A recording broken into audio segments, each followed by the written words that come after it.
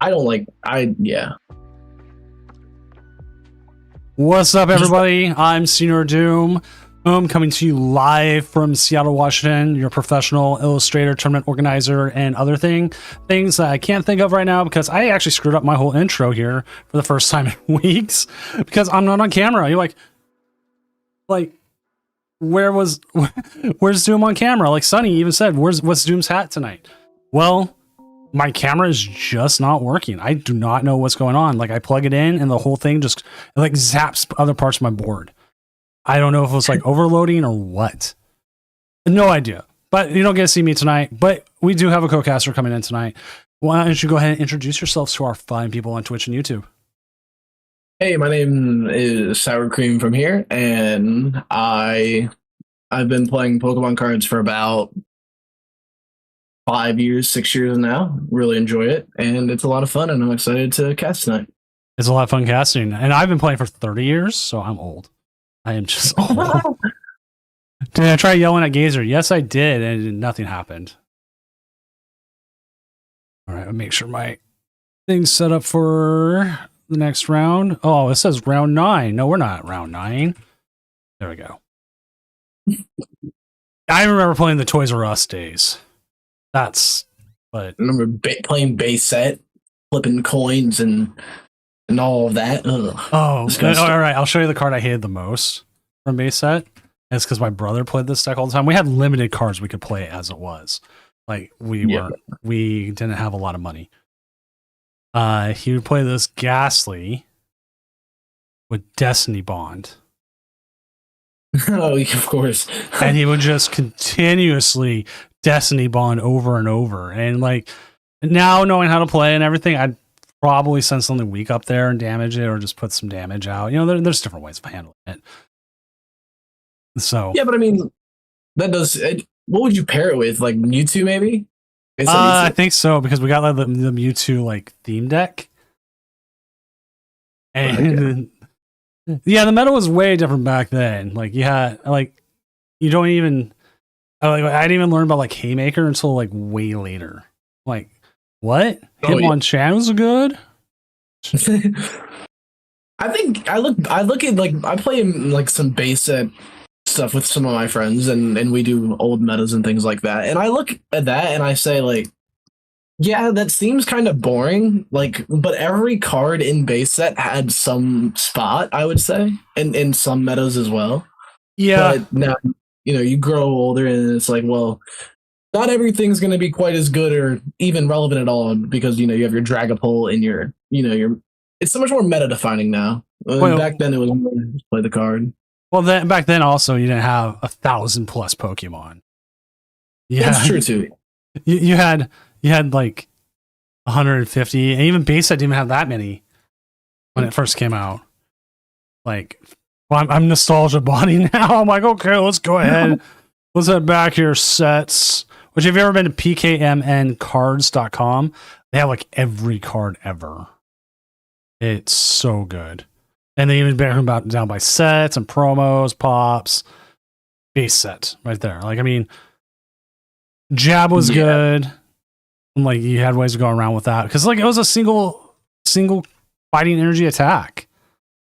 Yeah, single fighting 20. You didn't have to evolve. Yeah, you didn't. Haymaker was its own thing, and I think of that and like I wish single energy fighting 20 was good now, but no. I mean, you can knock out a Porygon for that. Classic Abra, but I mean, these cards. They also do look dated, but I mean, some of the styles of the people here have changed, or the old 3D stuff. Like, this is Arita, right? Yeah. And did you see Arita? Is looks like he's starting to call it a career. No, man. Yeah, he was tweeting about like he's starting to wind down Pokemon and other stuff. Like he's starting to call it a career. Well, I didn't know that. I didn't. Well, that's actually wild. What? Yeah. I mean, you can't think of a Pokemon set without him. But I don't know what his age is. But if he's been drawing for 30 years, say he was like in his 20s when it started, well, that'd put him like in his 50s. But like, I don't know how old he is. Old, but maybe not. I know artists who work until their 80s. Yeah. I mean, Well, I'm an artist. I mean, I won't lie. It's not that high of an impact of a job, but well, yeah, that's what I was thinking. Like, there's a lot of artists that can go on a long time. So I think that's interesting. I do think, if you don't like it anymore, then fair enough. right? Or like you're just like, you know what? I'm time. I'm done. He was born in 1970, so that puts him at 56. So you know what? Get in there. Yeah, it's a little young, but it's a little, yeah. That means he was first drawing these when he was in his early 20s. Which is kind of wild because that's original art. Like, there's nothing to like even. Yeah, like we're just waiting. Also, we're just waiting on one game right now.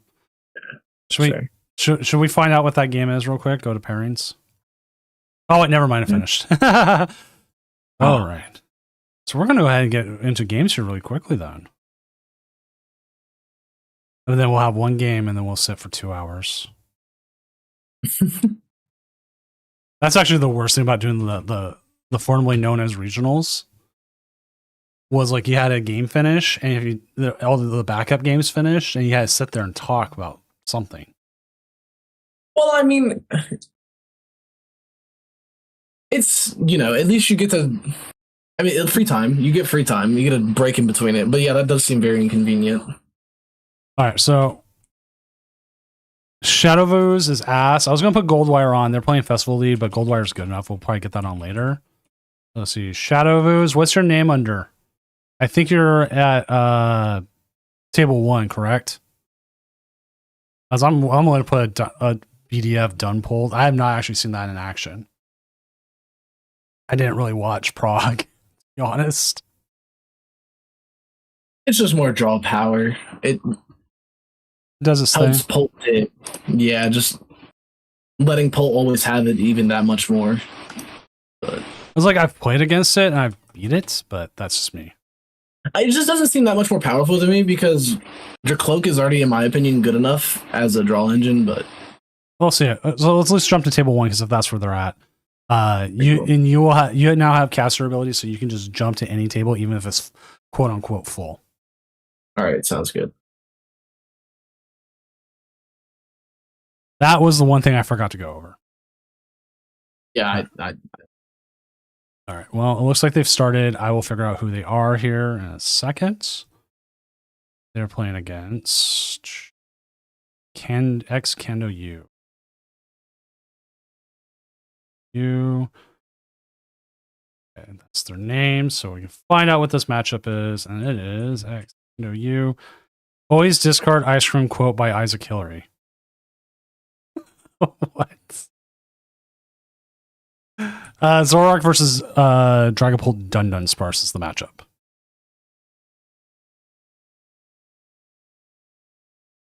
Which oh man, that means I have to make a Dragapult Dun Sparse here in the future. I never, that's kind of wild. I never thought Dun would ever be paired with Dragapult, but it's working for a lot of people, so I guess. I'm just going to use Shadowvoos' name instead of this long ass quote. I'm sorry. It's a good quote, don't get me wrong, but it's not going to fit the box.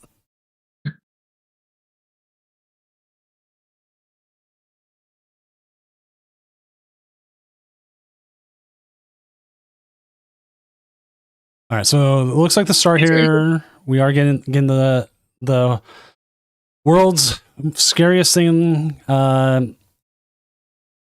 Badoo out. I actually okay. Well, he plays Acerola. That seems nifty, right? I broke down and bought the Illustrator Rare Badoos.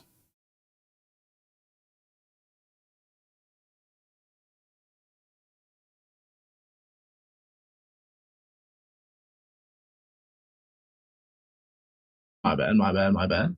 Oh, no worries. I was going on about how he plays Acerola, so that seems pretty relevant in this matchup.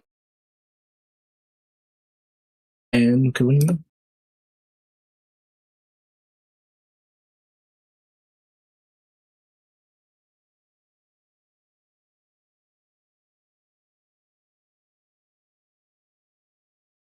Right?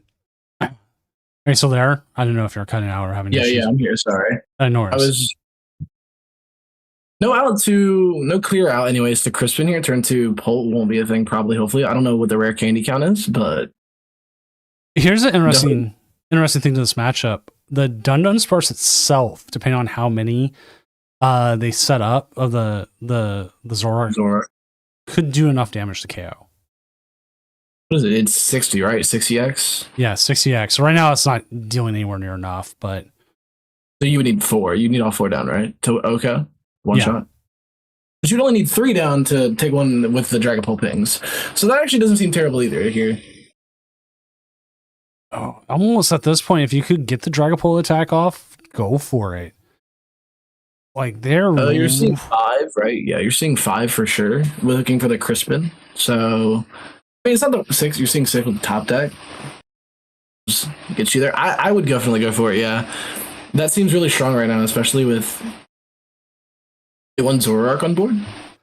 right, and then we have another Zorua back there, so you can definitely start putting damage counters on that. They can come out. We're going to do them. They could come back and like hit you with the Reshiram, not the Zekrom. Zekrom's capped at 290, right, with the poison package. But is this? I don't even know what this Zoroark list is. But 10 there. Oh, we don't. Oh, we're not gonna hit it. What's the Crispin count? That is what I'm looking for.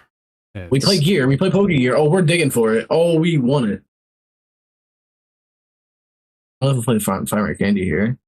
I had it. I had the list open. Okay, there it is. There it is. 3 Crispins. So, but there's actually 0 candies. Oh, so we're just not doing it. Okay, cool. No. This actually seems like a really good spot for the Zoroark player if you can find his Darmanitan. Because I assume we're just going to item lock again. All right. Here's a question for you: Shaman and most decks, yes or no? No, because well, it depends if you're playing a high Pokepad count. If you're playing a high pad count, then yes. But where Shaman's good, like into, for example, Starmie. A lot of Starmie decks are playing Dusknoir, and I just don't like it because every time I end up playing it, it's either down too early or it dies and it doesn't actually matter. It slows the numbers game down like maybe a turn, but the damage still ends up getting caught up, and it never matters to me personally. Like even in grass decks where you can find it with bug catching set, I don't even care for it.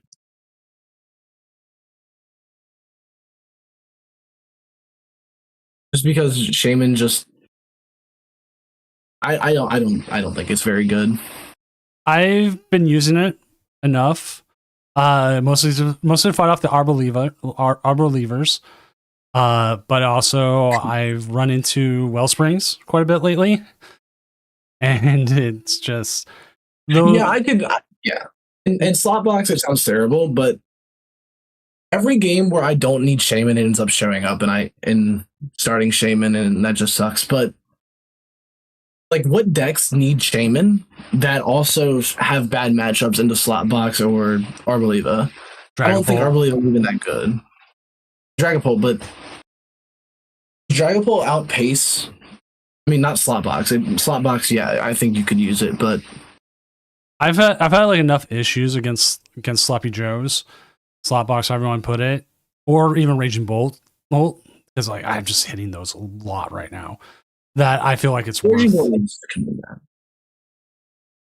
is definitely back, but yeah, we don't get the turn one or the Armaka, or sorry, the Darmanitan out here. So that's a win for the Pult player. I don't see a real angle though. I don't know if that monkey's online or not, but I assume it is, right? No damage out there right now, but you can put down the Risky Ruins and activate it. No energy. No, I meant energy. If it has energy on it. No. I couldn't see. Sorry. Zam absolutely needs it for Arbor-Leva. Yes, because I can't stop the Arb. The olives come in and it's like, stop me with Battle Cage? Ah! No. I just don't think that deck is even good, though. I don't think it's particularly... well, I mean, like, the idea of it seems good, but the Ogre Pond doesn't draw me enough for me to ever, like, actually, like, get, like, a crazy turn 2 Arbor-Leva play or something like that. But that's just my person. At our last... the last cup I went to last weekend, that I took my 7th straight second going into the finals. The last 7 finals I've made, I have taken second. It is the worst streak of my life. I mean, that's probably because you're playing Shaman. No, I'm just kidding. I was playing Slowpolt, and hot festival lead went through 1 against it. Hot read. Oh my Crispin. I don't know. I would probably hold your done here. I don't know what we would draw for, but sure, go for it, I guess. Unless we're just thinning, but Heroescape. What the what? Dragapults are starting to play Heroescape. I was playing a poultry, the Dragapult Blaziken with it, and it came in clutch a few games. It's actually kind of funny. It's really good against like the mirror, because you can throw it onto your Clefairy. If they're not playing Tool Jammer or Tool Scrapper, they can't KO your Clefairy back. Yeah, I mean, that does seem actually pretty good, but I just Neo Upper or Stamp, or I'm so used to that. I see a cape and I'm like, what?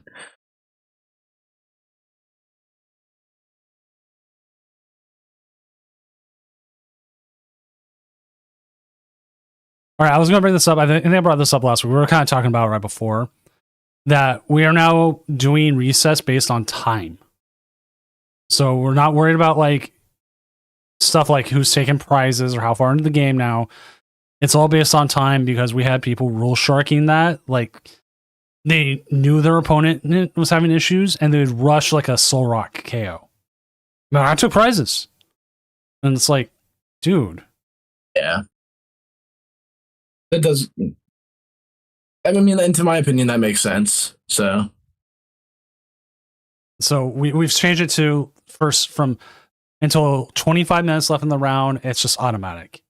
After 25 minutes until 20 minutes, both players need to agree.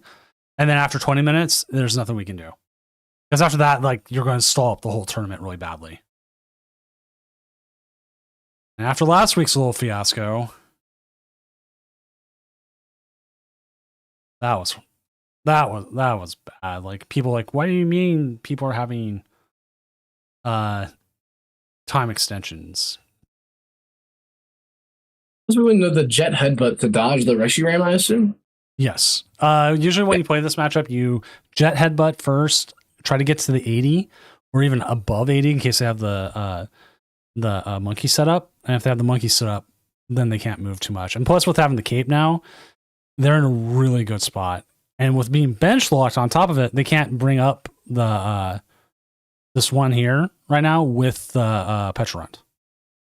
But we do see the 90-90, so they're going to take a prize here.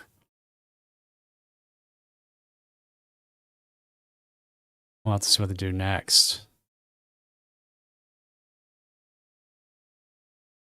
I was a Zoro believer. I got it all set up, and then like all the grass decks came out and just started taking over everything.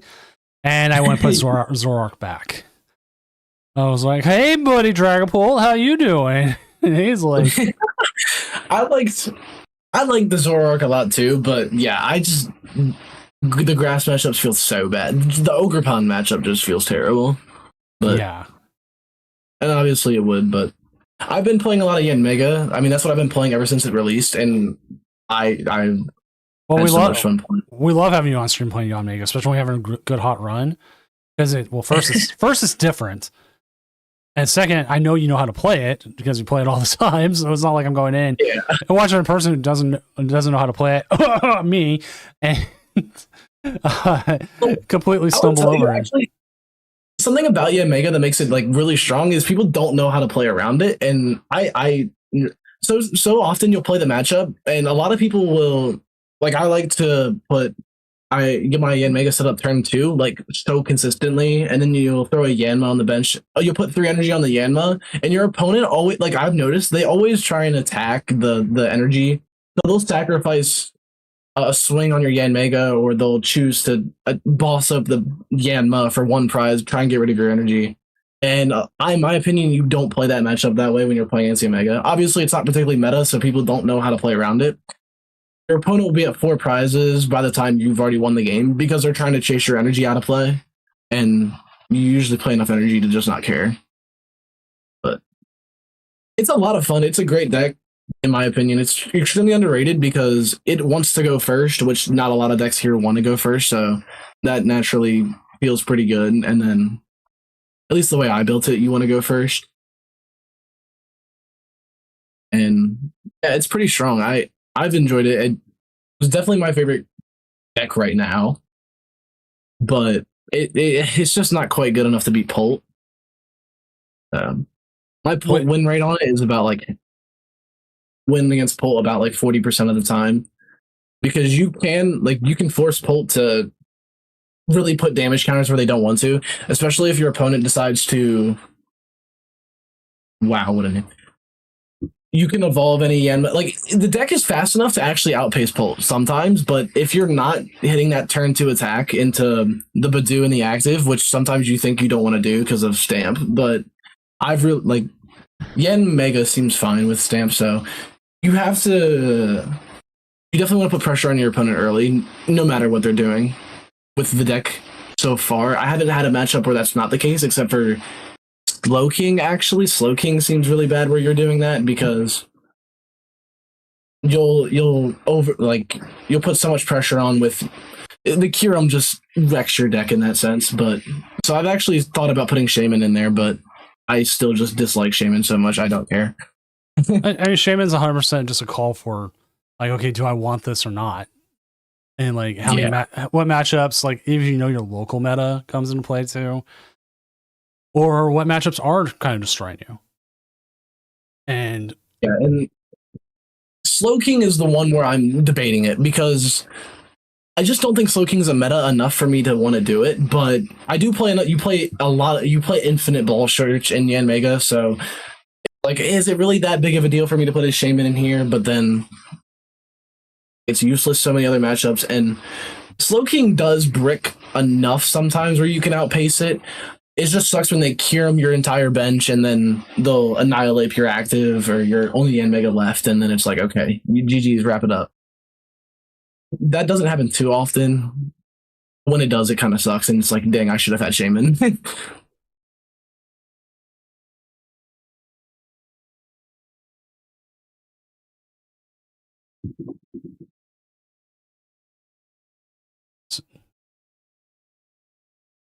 all right, I've hit so many.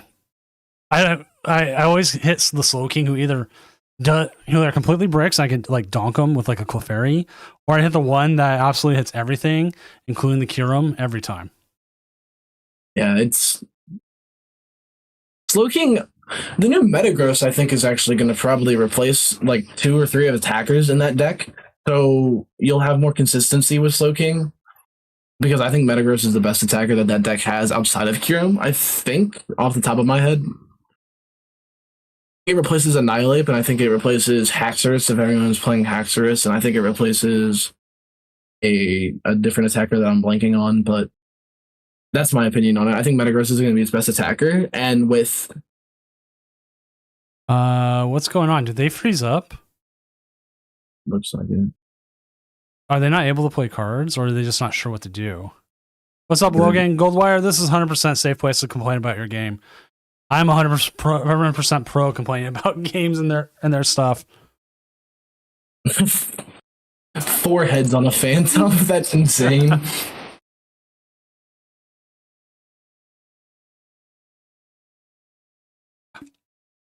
Maris tied it up, so I'm happy on that part, but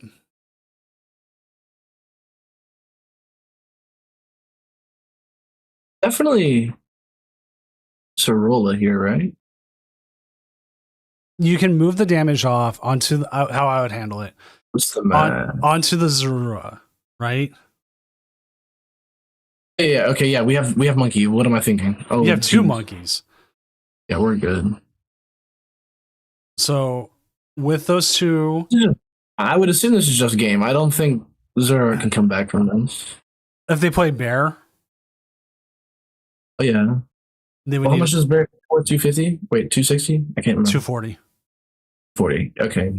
You would need to move like all the damage off as much damage as you could off the Dragapult. Because with the cape, it's even better, and they don't have any other way of taking 2 prizes this next. Yeah, the cape looks really strong, actually. Yeah, like a tanky pult. Yeah, I like the cape, and that seems pretty wicked. Logan, I'm kind of with you though. Those are like the 2 I play, and one of them I can't play because of all the grass. But hey, let's go back to the casting desk here in Seattle. Just go ahead and jump on up there, and we'll share my screen, and we'll talk about how this metagame, how this tournament is going.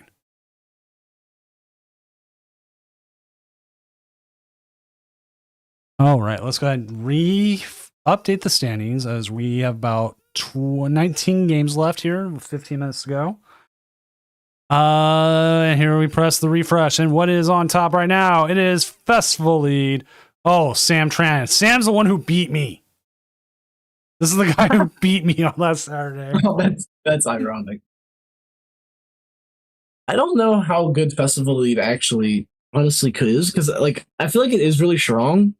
Again, you find anything you want whenever you want, but like so often you need so much. Like there's so many. I find myself wanting to need to boss and black belt training in the same turn or something of that sort. Yeah, it's a deck you need to get the reps in with. And yeah, Sam played the Secret Box, which took me off guard.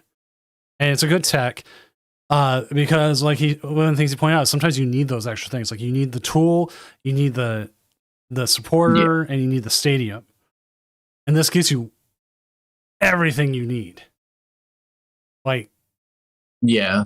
I mean, I was thinking earlier when I was messing around with it just a little bit, just because grass decks are strong right now, because whatnot. I was messing with Prime Catcher because so often again you want to find yourself boss KO or gusting and then black belt training or gusting and judging or whatnot like that. Yeah. But let's actually see how well it's doing in the metagame all over.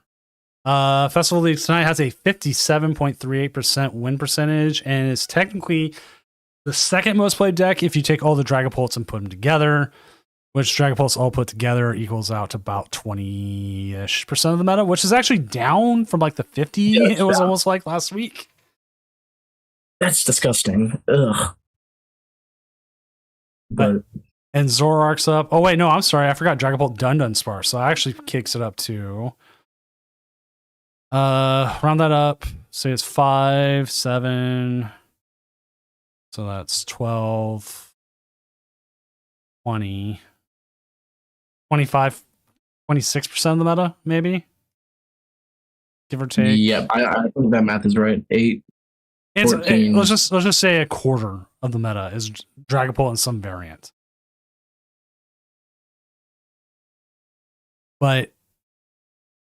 And Zoroark is a hard matchup for it. Yeah, and then Festival League, I think it's getting, I think it's getting better because like the Relor being like a must-have in the deck now, the Relor Rabska package, slows it down. But it definitely does, and like I think I do like.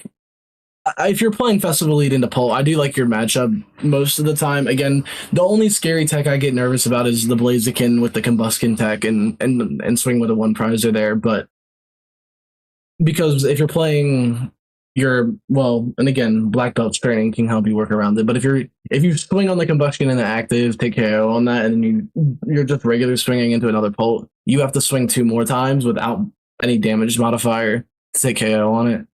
So its math is actually really strong in that sense, but you have to flip the heads to kill anything or knock anything out. So looking at their matchups right now, 100% against Rocket's Honchkrow.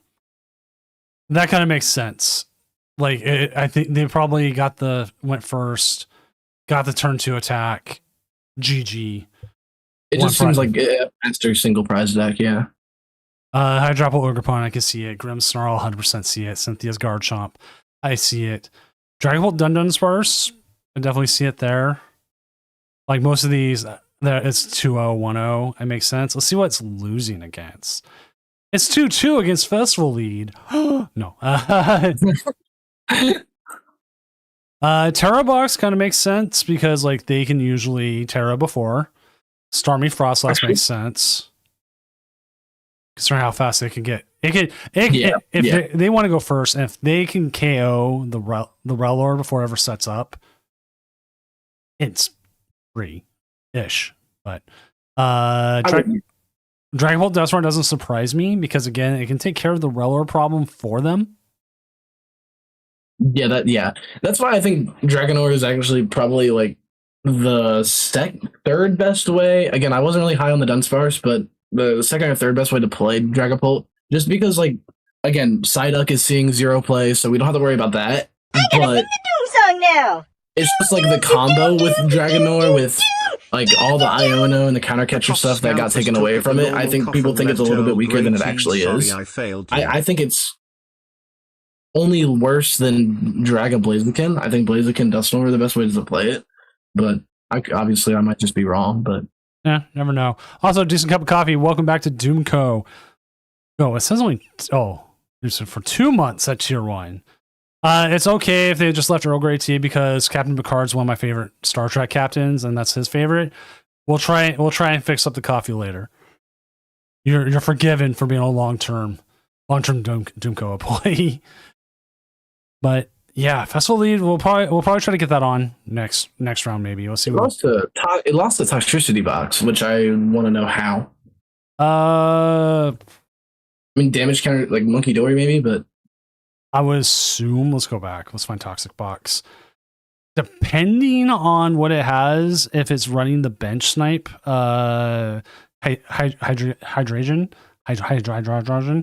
Yeah, probably got there. Also, Shadow, I think you ran that perfectly fine. It was a good play. You did everything you needed to. I think your opponent was a little bit afraid of benching some stuff, or they overbench, so you took advantage of that, and that was great. Joe Mamacaroni, 1-2 has a very off chance. Depends on how chaotic everyone gets. All right, let's see. Toxic Box. I'm trying to find it. Oh, at the bottom. It was one. It was a one. It was one. Well, it was one of the ones. Okay. Sharpedo. It's all the way at the bottom. No, that's not Sharpedo. It's all the way at the bottom. Wait. No. Am I wrong? Wait, I might just be lying to you.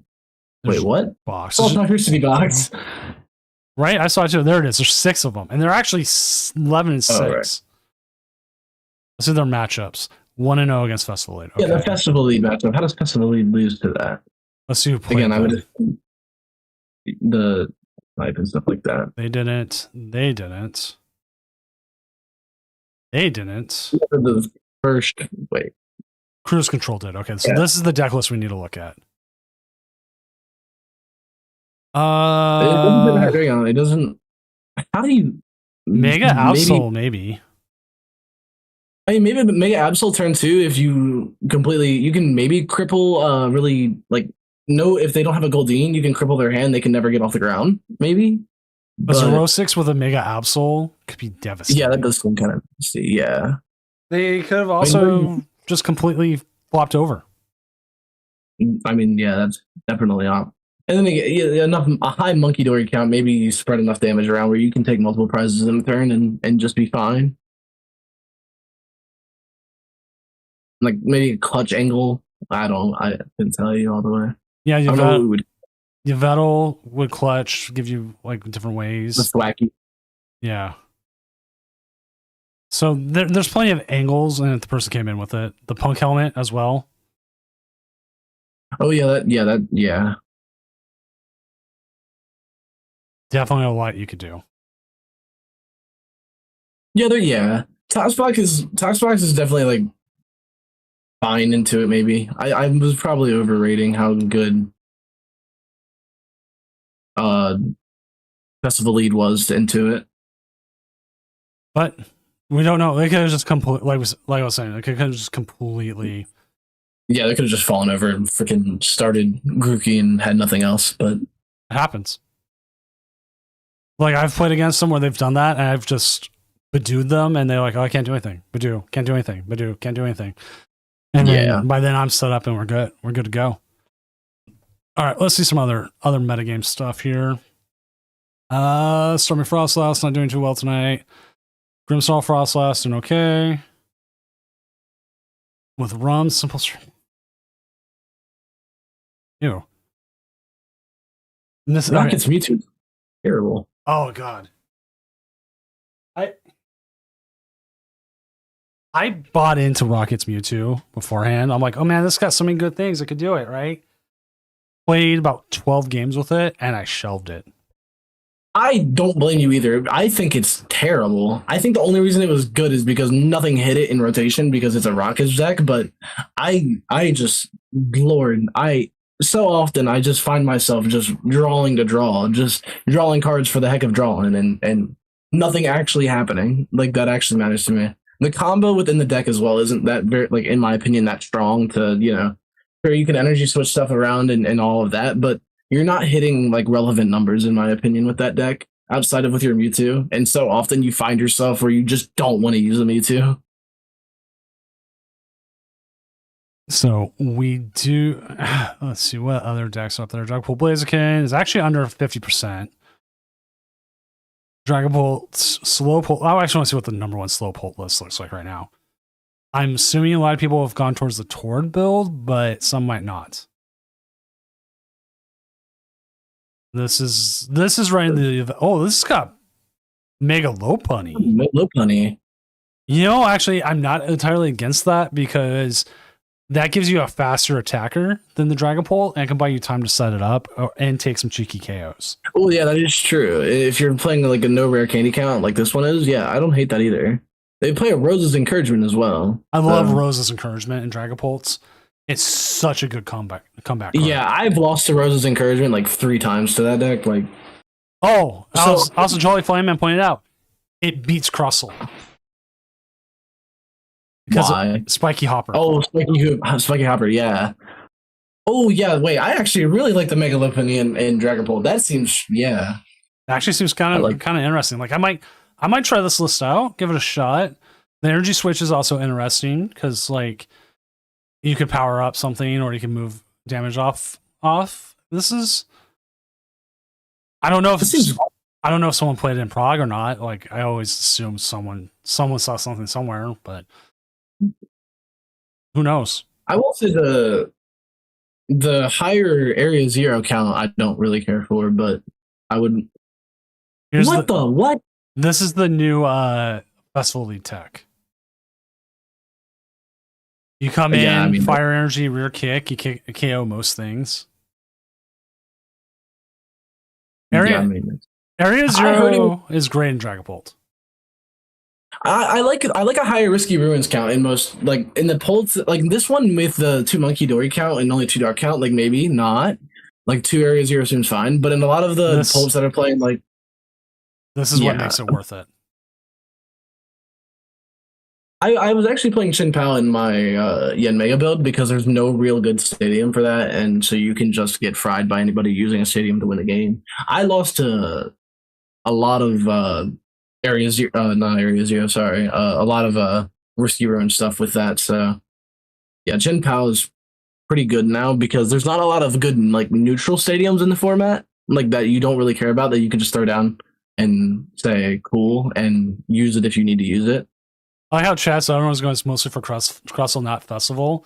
Trust me, it's being used by people for Festival also.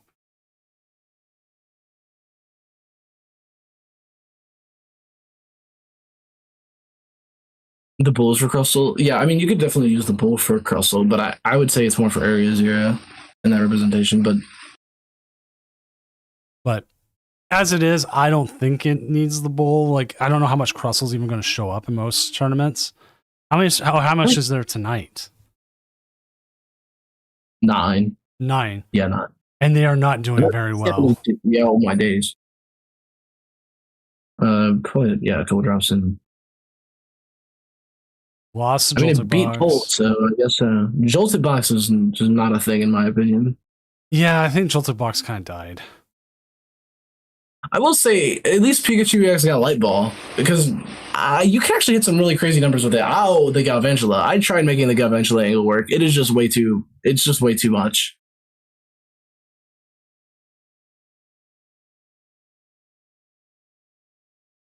Let's see what other decks we do have. A straight Rocket Spidops doing pretty good right now. That's what that list is running.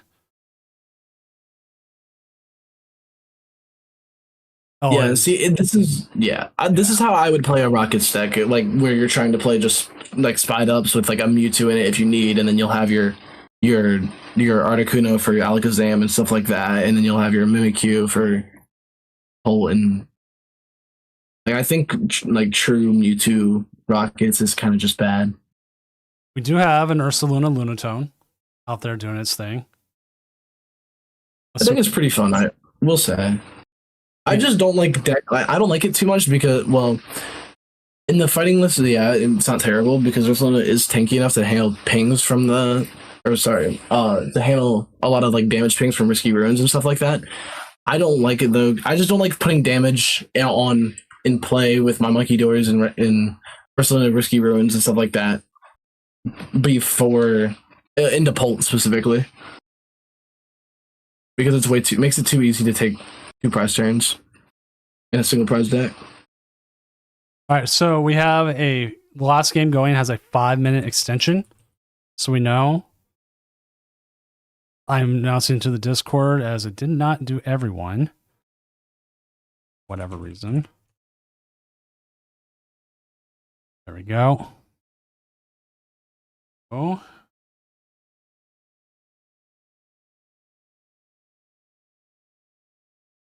They had a game bug like right off the bat, so they got 5 minutes. Okay. Which the matchup is Raging Bolt versus Hops Trevenant. I can see why that game's taking a little bit of time. Yeah. What's favored there? I would assume Trevenant, right? I'm kind of with the Trevenant as well. Let's take a look at the matchup as we're waiting here. Blue Zombie was on the Trevenant. Let's see. They do put the Clefairy. That could get a cheeky KO. That's 130. And what's can you hit Raging Bolt with that? It's 130, 160 with the 190, 220. So not quite. They'd hit 260, which would knock out a bolt. 260. Wait. Would knock out a bolt. It would not knock out. Yeah, you're good. You're good. Yeah. You need the Clefairy in play. Oh right, yeah. I wasn't. Oh, good man. Splashing Dodge can come into play if you hit a lot of heads. Most toxic attack in this format. Itchy Pollen is nothing compared to Splashing Dodge. So, get that card out of here. I'm getting my 70 HP basic is getting O-code in turn 2, and he's flipping heads, and I can't even do anything to that Phantom. Like, Lord, save me now. Any other interesting decks up there? Lucario, Hariyama, Okidogi Barbarical. We have like one do well every week. If it makes it top 8 one more time, it'll be 5 weeks straight. Yeah, it's definitely a real deck. It is a lot of fun. I played with it a little bit, and it's just good. Splashing Dodge does 200 damage to all the boosters in play. That is true as well. Some of the boosters get crazy. You're like, how did you hit that? Oh. Splashing Dodge for 200 damage is so nasty. Got another Toxic Box. We got the Tim Danklin coming in with Starmie Dusknoir. We got the Laney Dragonair here with the Dragapult Blaziken. Seeing people are streaming. We have a straight Clefairy, which I'm assuming is playing the Lily's Pearl. Yeah. Ooh, and the Evolution Germinated Bronzong. I like that card a lot. I I like it in the Festive Lily matchup, and I do like it against Polt because Polt usually is slow enough for you to take a real advantage of the Evolution Jammer. All right, they have finished up with time left to spare. So end round. And the next round is up. We need to find ourselves a game. Let's see who we got. Blazy, William. There's a 1-2. What is Blazy on? So the only deck he has cards for. Hey, talking about Okie Dokie, and there we go. Oh, that's good. Against Garchomp. Actually, I think I've seen this beat Garchomp. I wouldn't. I mean, yeah, it seems fine in Garchomp, especially with the Blood Moon. So, all right, let's go ahead and do the Garchomp. I lost to a Garchomp today who I reset stamped into the top, and where they top decked, they top decked, like I swear Pokegear, and they used the Pokegear to find the boss to KO my only Meowth on the bench. Otherwise, if I don't have the Meowth on the bench, which I had to use, the reason why I was even out there, I win. There was like, they weren't coming back. Is Zhao the guy who got top 4 at Prague? Possibly.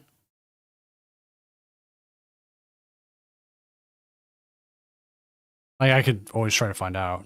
But, all right, let's jump to table number 3.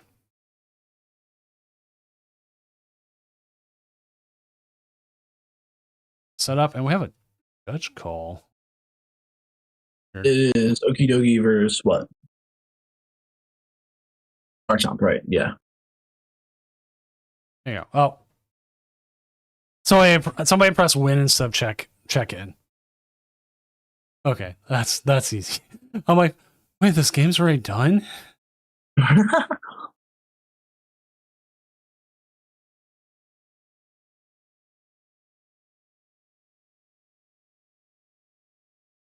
All right, it looks like the game is a go. Now, Blazy's a longtime Doom player. He's been here forever.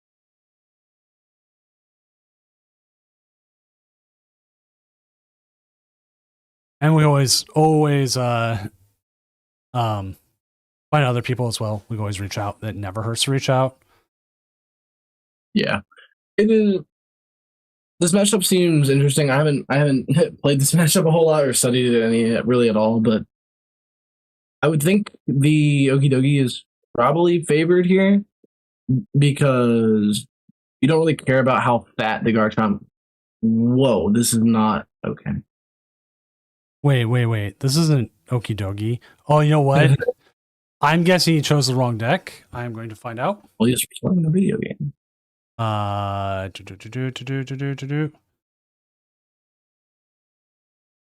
he conceded. Okay, yeah, cool. That's rough. I would be lying if I said I was never guilty for that. Okay, so this is always a good lesson time for anybody who has never watched or been here before. What happens here is that they still play, but now Blazy has lost the coin flip automatically. Which makes sense, yeah. PvP God gets to choose first or second. And if they hate their opening hand, they can restart the game. That's nasty. Yeah, but it has to be their opening hand. They cannot take the top deck. That is fair enough. So I have not seen if they want to go first or second. If the game, if they, my ruling is if they accept a game and they don't say, then just keep playing. You just play only one coin flip, anyways.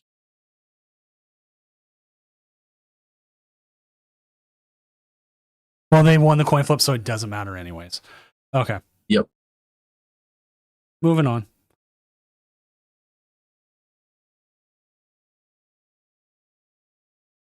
I'm not against the Moltres here, because you can kind of. Yeah, it's not a bad. Yeah, I would have hated to swing into the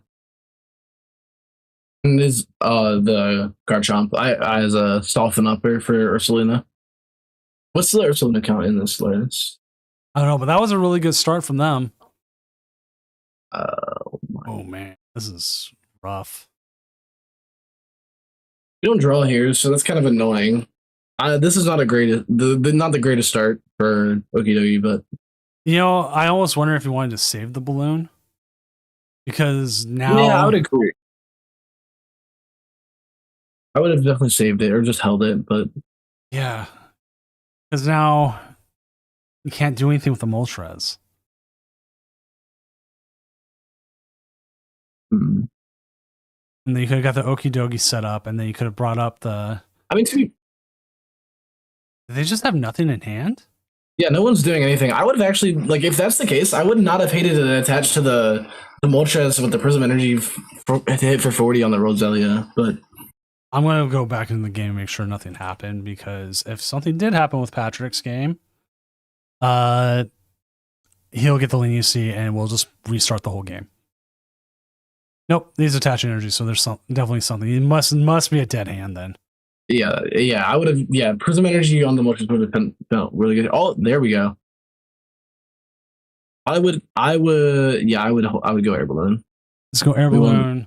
Take the KO here. Bring up one. Yeah, 100% bring up one of the Gabites. Gibbles, sorry. Gabite is its evolution into Garchomp. The thing is, I love Gibble. I love Garchomp. I always forget about Gabite. Yeah, and rightfully so. Well, okay. Here's the thing about Gabite. It 100% looks like what a middle evolution should. It looks like the awkward teenage phase of a Garchomp. Like, it should have acne on it somewhere. Yeah, I do like. I don't think it's. I think it's a fine middle stage. I think pseudo legendaries. I mean, like, I think it's probably one of the better middle stages off the top of my head. I like it more than. It's not a bad middle stage. I just think it's what a middle stage should look like. Like, I would even say, we hold this hand.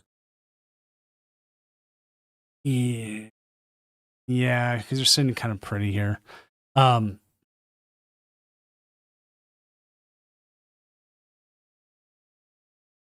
That's kind of nasty if they don't KO you here. Well, they have KO. Okay, cool.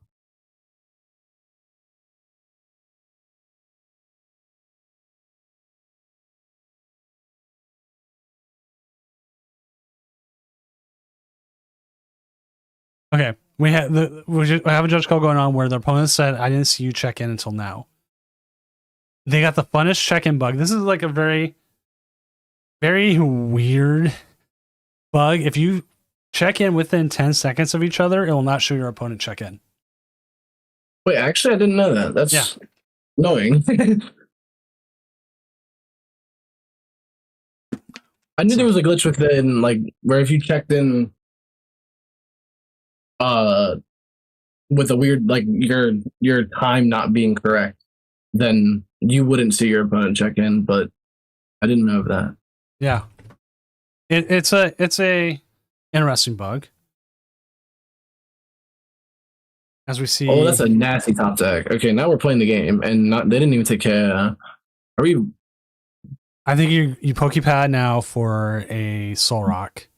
Yeah, for the squad, and then I don't know boss count, but I think we just swing, right, no matter what. And then the legacy is just not fair. I actually wouldn't hate a Cypher Maniac angle here for next turn. Unless you feel like, because I don't think you have to lilies anymore, but maybe I'm. Here we go. Okay, yeah, we're gonna do it again.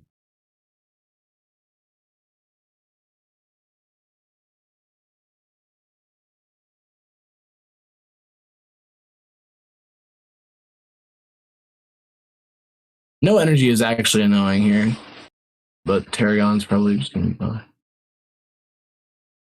That game should be going.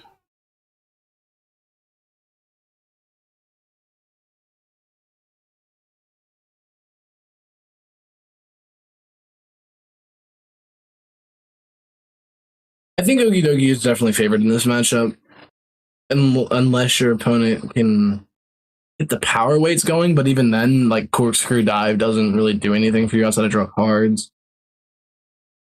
and having to keep attackers up is hard, I guess, obviously. Unless you have a high premium power pro count. I don't think Corkscrew Dive ever does anything for me. Yes, please trial by combat. It is fraudulent.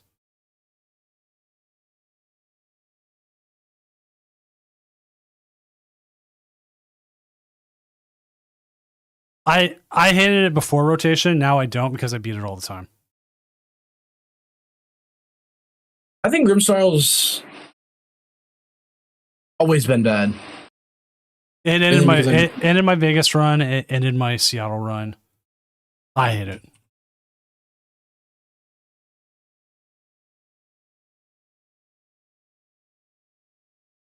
Energy off the top? Energy off the top one time? Yes, sir. There we go. I wouldn't even ponder that, to be honest, because, well, maybe.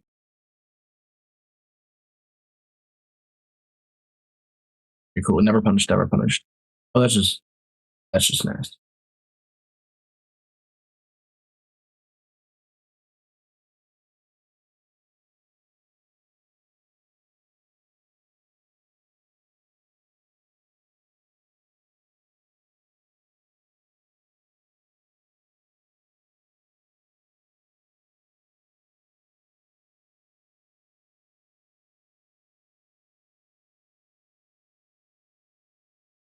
Please look away. I'm not playing it this weekend. What Vortex, really?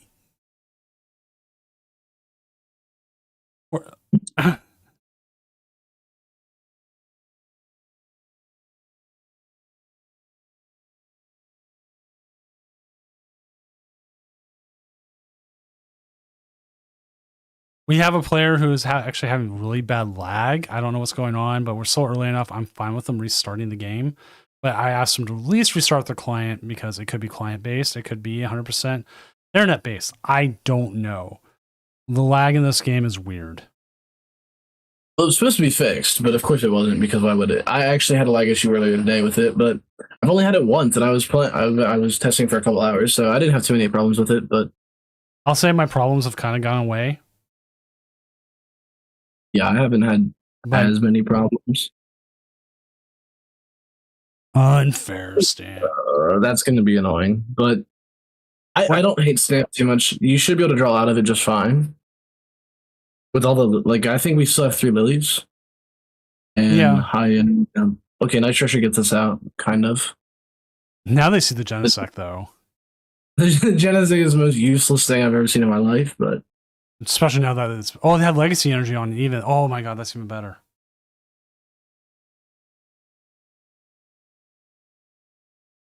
I think... oh, that's not bad, actually. Double Stretcher? I don't think I wouldn't even hate a Soul Rock angle here. I don't know the math. 170 would obviously get you there, but I don't know if you're going to find Prism. Prism one time? Not quite. Okay. Yeah, I would have gone with the Soul Rock angle just because, again, you're not guaranteed to find Prism. I think you're down 2 Prism already anyways.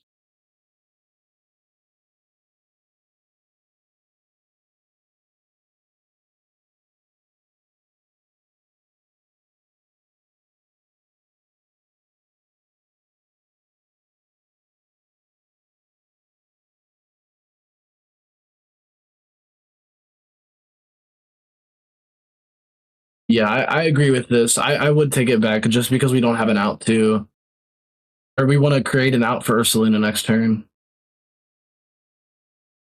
7 times 3 is 210, plus 100 is 310. You're still not taking KO with Ursulina, but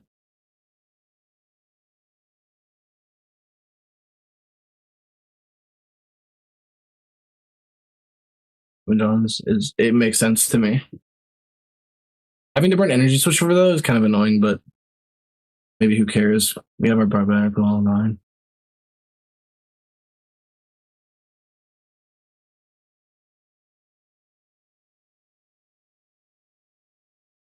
At least that's good news. From honest.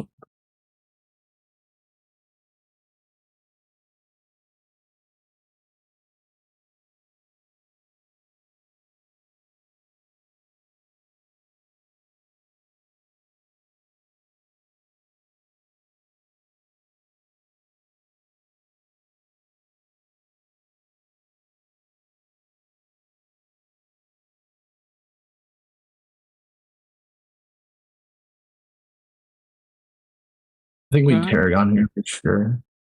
Paragon, and then maybe pray. We definitely thin with fighting on. We pray for Prism Energy again, but yeah, I wouldn't even hit another soul. Like you just swing with Soul Rock again, and then you have game next turn, unless they judge you.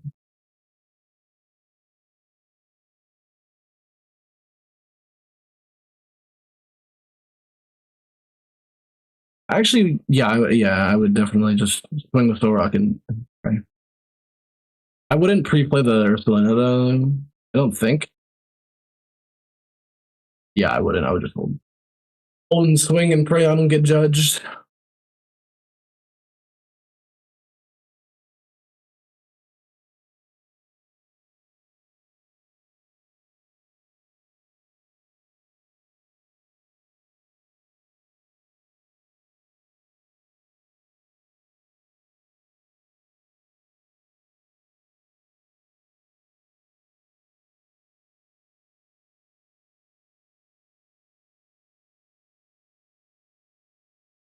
Oh, that's cool to know. I didn't know that.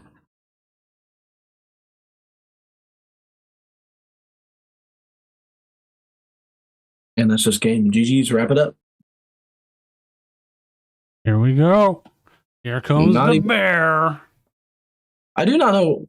Well, I mean, again, you have Boston Head. It didn't ever matter, but why they didn't try and attack with a different Garchomp there, but whatnot.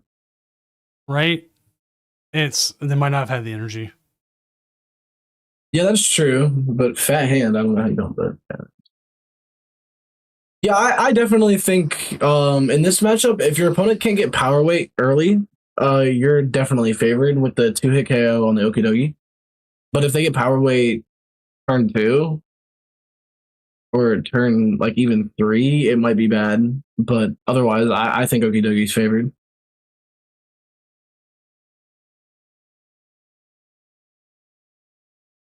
Alrighty, let's go ahead and go back to the casting desk in Seattle.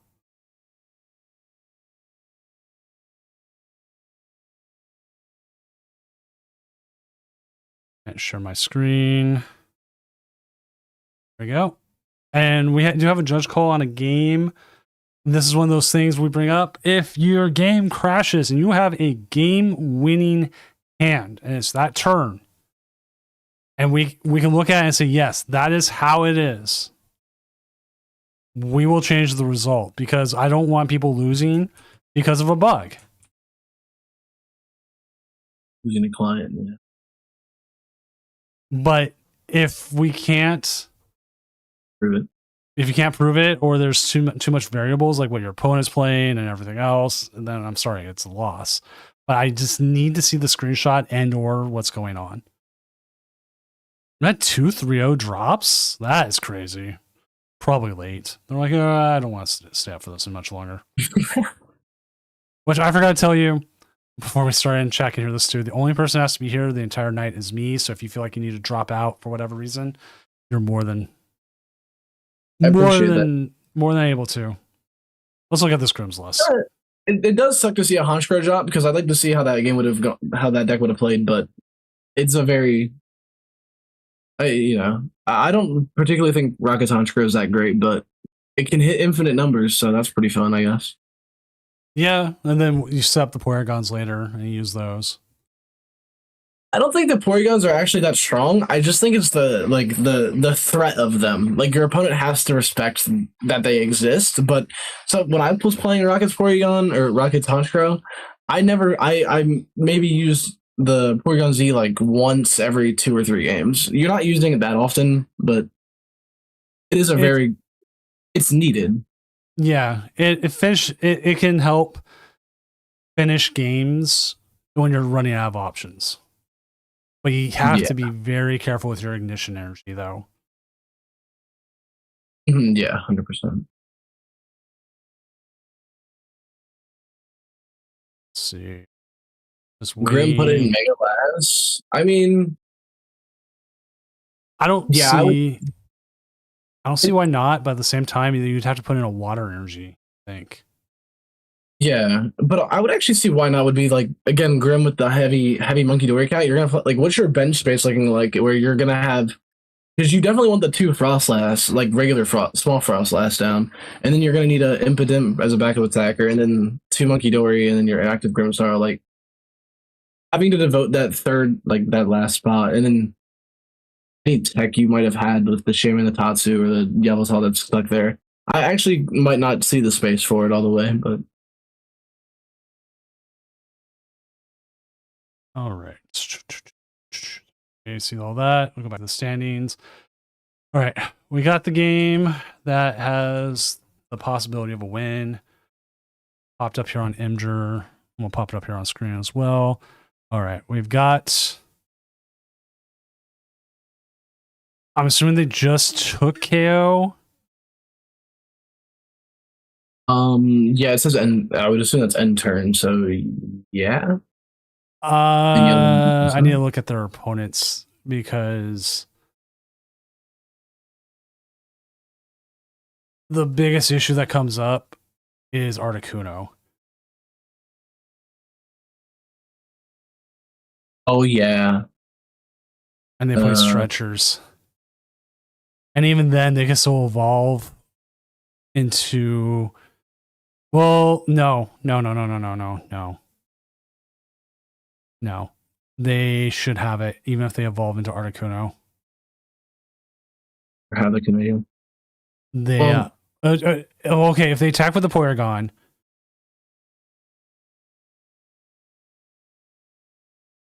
if they KO the Porygon, you swing back, you take the yeah. you put down the Articuno, you leave these as basics.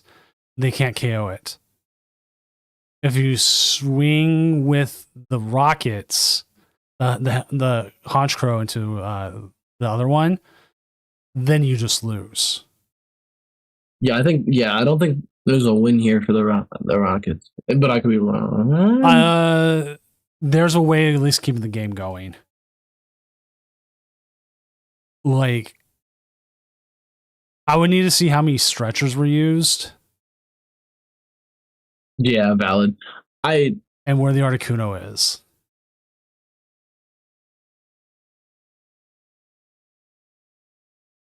I mean, I would assume Articuno is in discard pile just because it's late game, but right, where they haven't been able to find it. Oh, this is a hard call. Chat, what do you think? This is a pair of 3-0s. If he gets Crispin, he could double Monkey. But again, I don't know how, if he has what they have, like what's in the discard and everything else.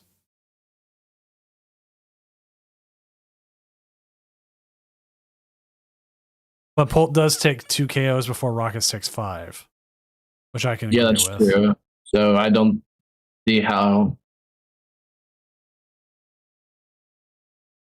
Yeah, I don't think there's anything. I think Polt wins.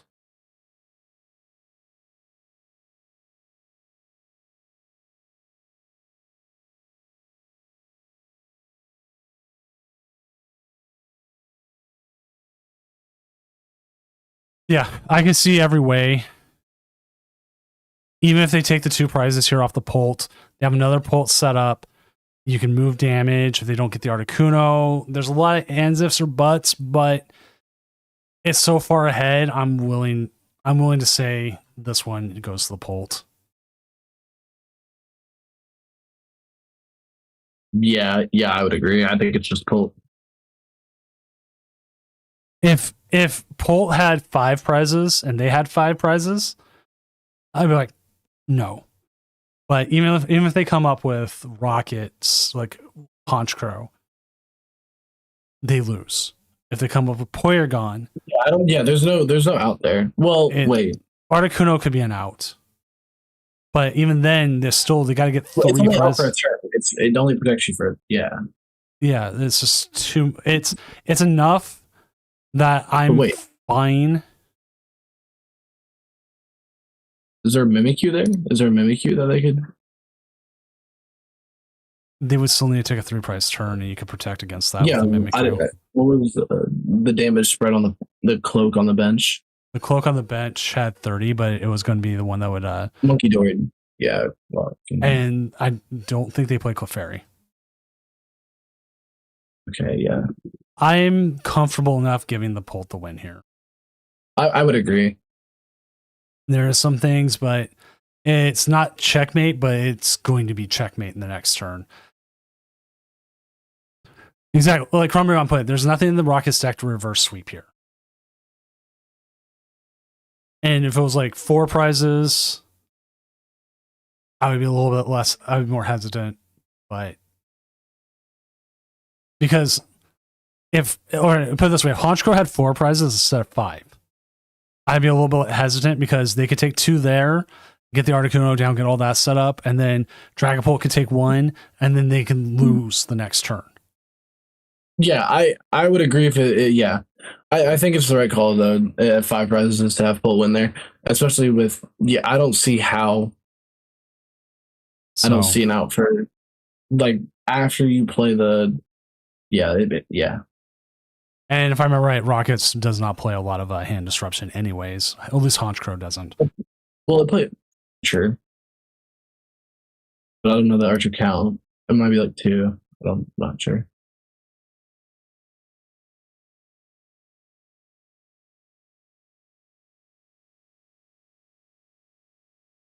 But that's the hard thing. Like with live is like we try to negate live deciding games for the players as much as we can, and that means like having to figure out games like this or being like, okay, the most likely probability, and it's just hard because again, it's technically like we could just be not seeing something, but I don't see any way where that Honchkrow list wins.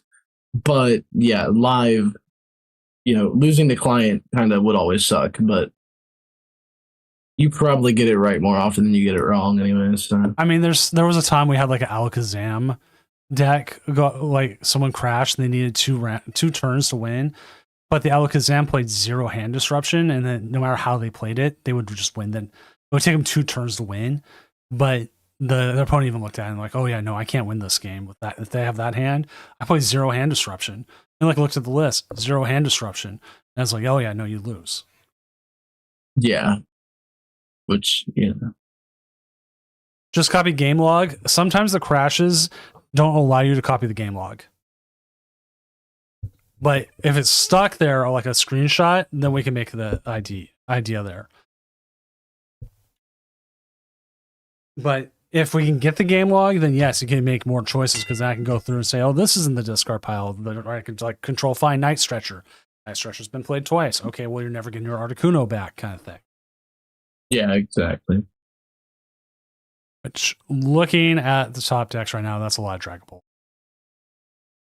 Which is to be expected. But actually, what's kind of wild to me is not seeing slot box up until... Here it is. Well, yeah, not a whole lot of slot box, but... Which I've seen they're now playing the Enamorous. And I think that's actually a really good tech because you're forcing a boss KO on the Clefairy. I never like swinging with Clefairy. I think Enamorous is well, so, I've also seen Heart Sign is good because it's a single prizer that can take a quick KO on a Badoo. Yeah, I mean that is a nice extra. But well, the Passimian's new too. Passimian, yeah, that card's fun. I like that a lot as well.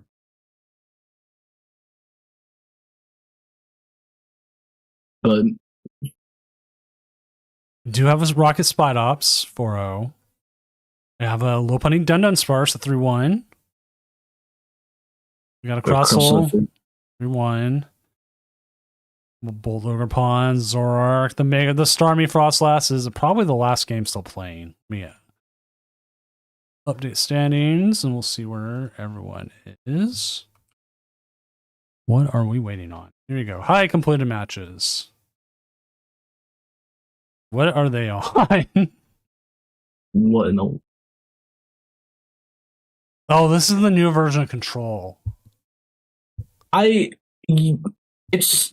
But where is the other Turtonator? I thought the other Turtonator was just definitely in here, and it's not here. It's the EX one, the one that takes energy out of the EX is here, but if your opponent swings into it, they discard an energy. I thought that one would definitely be in here.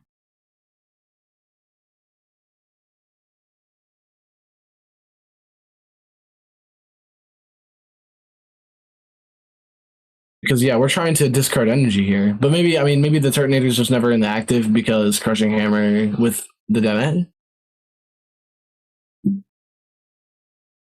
Yeah, I don't know. This game could be a whole reason why things are taking time because like Joltik Box.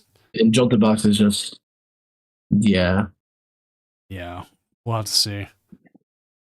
I would assume Jolted Box just wins, but again, I don't play Control, so. You would assume so, but make sure I mean, all right. So they don't have an extension. So once that time is up, time is up.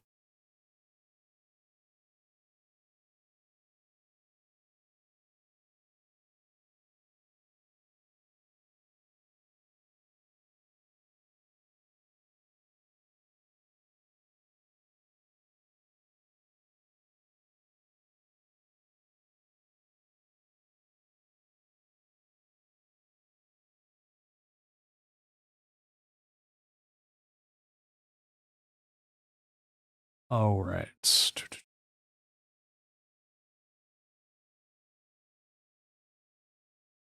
I also don't like decks that just play purely through Trolley. Yeah, the 4 Petrol Trolley and then like high Pokegear count, which is that Jolted Box is doing. That never seems fun because so often, again, obviously specifically in 1 in 6 games, you're just prizing your Trolley, and it's like, okay. I guess I just 100% love Trolley, and I wish it would. I wish they had more use, but it's a fun card. I think it's a good gimmick card. I just don't think it in any real meta deck. I don't think Trolley you're ever using. Because for one, you don't get to use Stamp or anything else, and then it's like cool. I'm set up faster if I do get it out, but I wouldn't have mind like 2 Buddy Coffin or Buddy Coffin Pad or any of that sort. Yeah. Also, everyone coming in from Triple B TCG, welcome to the Doom stream. I'm Senior Doom, professional illustrator, tournament organizer, and overall really tall guy. We are currently waiting here for to get into round 5.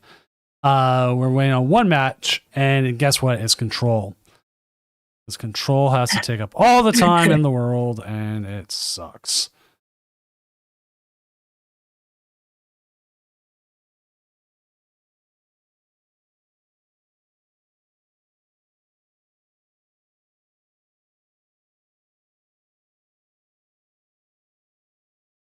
Let's see what we are make sure nothing's going on in chat. Just waiting. Anything else, chat? You missed Block Lax? Please no. Please no. I did buy Block Laxes and then I never played them. But I mean, they were. Yeah, Block's like that was annoying. I had so many judge calls based because of Block Lax that I got tired of it. We had to make up rules to deal with Block Lax.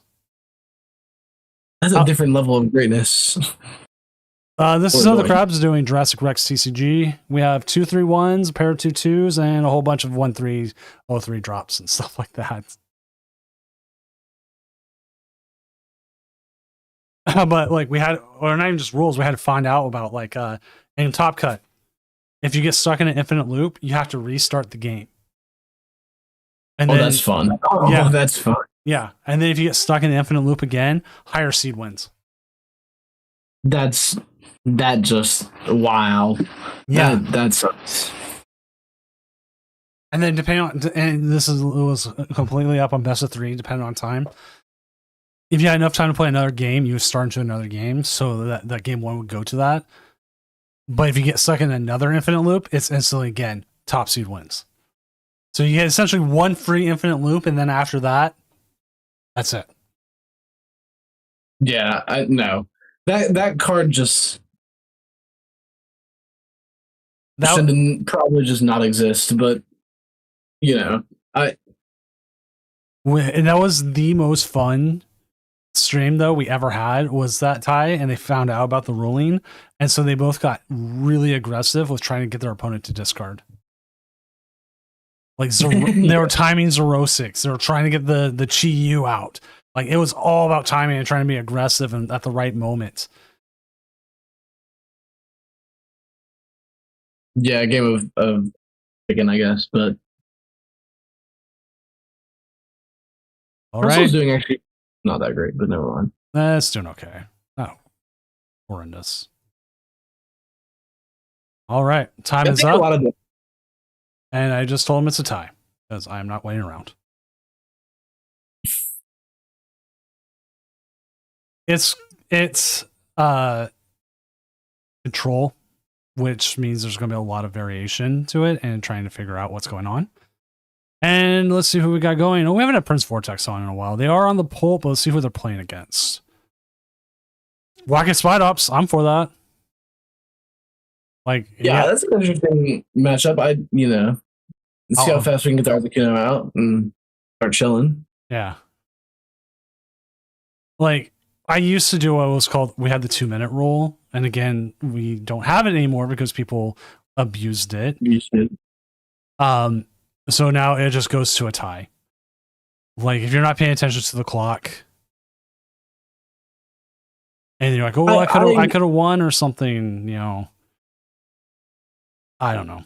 It's just I would agree because it's just like having a tie is always lame, but again, the way too many too many ways to manipulate the rules in your favor that don't make sense to me. Yeah. Let's go ahead and jump to table 4.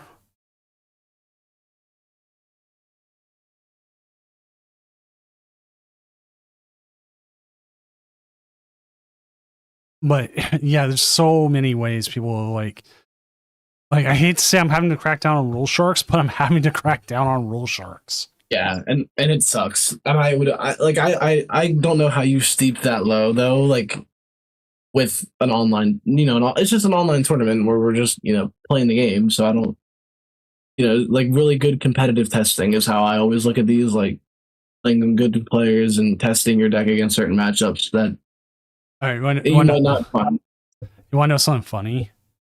Yeah, go for it. I totally forget to deal out the pricing sometimes for like 2 or 3 weeks, and nobody ever complains. Yeah, well, PTCGL just, you can progress pretty easily in the game, so that is something I will give it. Like, you can play any deck you want whenever you want, really. Yeah, and that is something that I'll also put them out there. I don't hold on to them. I just I'll sit there, do. Oh, really? Yeah, I gotta go do this. I'm more for the pricing of the regional, which I still have to ship. I'm waiting on some stuff from Dual Spec before I ship to our winner, but they got their money right off the bat. That is easy. I'm like, if there's money involved, I get it to you as quick as I can. But I'm waiting for sleeves. I got the gift box from Matoba that has a whole bunch of items in it. I got the playmat, and I'm waiting on the sleeves. I might ship it without, and maybe ship it again separately, or just find some and give it to them. I'll figure it out.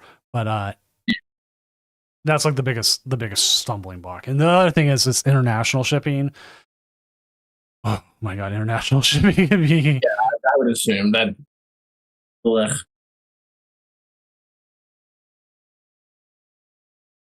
Yeah, I've always looked at these tournaments as like especially yours, because yours are really popular and you have a lot of good players within your community. It's just great testing online, seeing how my deck would fare otherwise against true competitive play.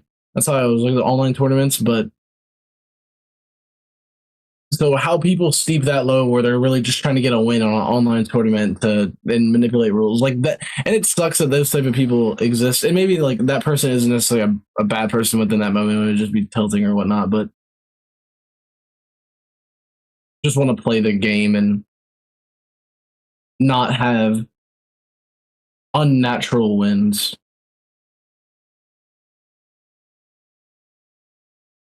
Also, we immediately have the Articuno, so that's not going to be a problem. Check that out, though. We have the Shuppet. Yeah, I don't know what that's about at all. No, I'm looking it up right now. We are playing the Banette, and the Banette does. Yeah, choose 3 cards from their hand and shuffle those cards into the deck. I tried making a control deck with that. Didn't work too well because I'm not very good at control. But yeah, that just seems weird. What? Also, talking about this tournament in general, we are at 6:30 my time. I looked at the players who had submitted deck lists. We were at like 107, and I was like, "Oh yeah, maybe we'll have an easy night or something, right? Maybe we'll only average like 240 players." 374 was the final number tonight. Yeah, they're all yeah. I was like, "Come on, why did I have to do this?" But you know what? Having the amount of players we have is a good thing. It definitely shows to Pokemon themselves that there's a want for it, a want and a I wouldn't almost say a need, but like kind of a need for this. Like you need to hopefully take it seriously. When we saw that TCG competitor job that everyone was posting about like connecting live to like championship points, I would not expect that for not the next season, but the season after.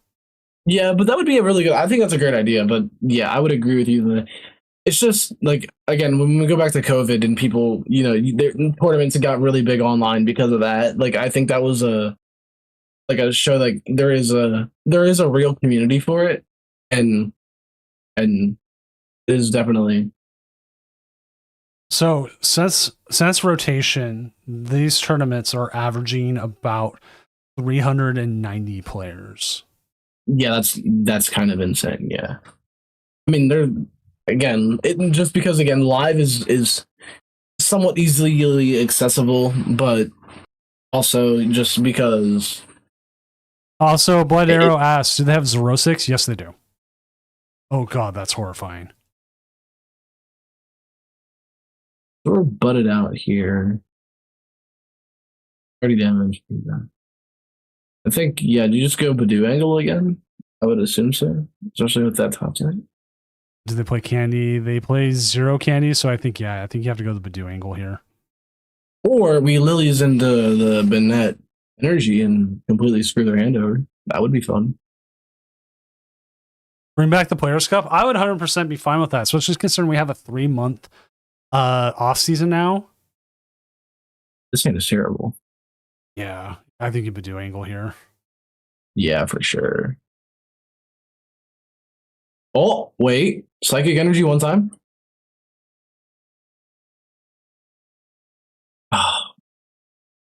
You need the Psychic Energy. Rough. Also, I'm all for the Players' Cup because I did well in Players' Cup 1. And then I stupidly for 2, 3, and 4 streamed all my matches and got stream stopped a whole bunch. Which I learned. Really, it took me 3 times to learn it, but you know what? I did.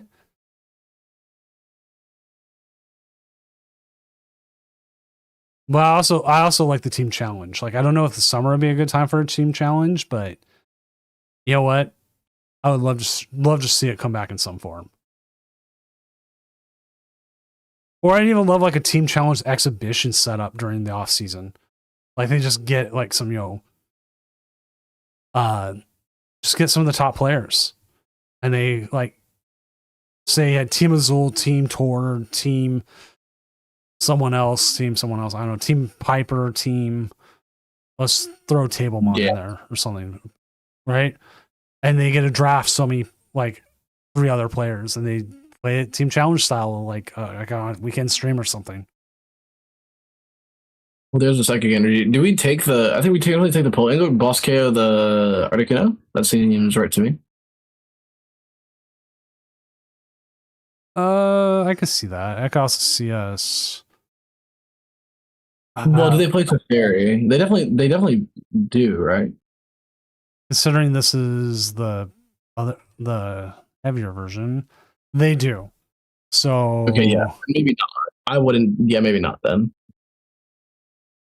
Because you could KO the active, put 6 onto the Spide Ops.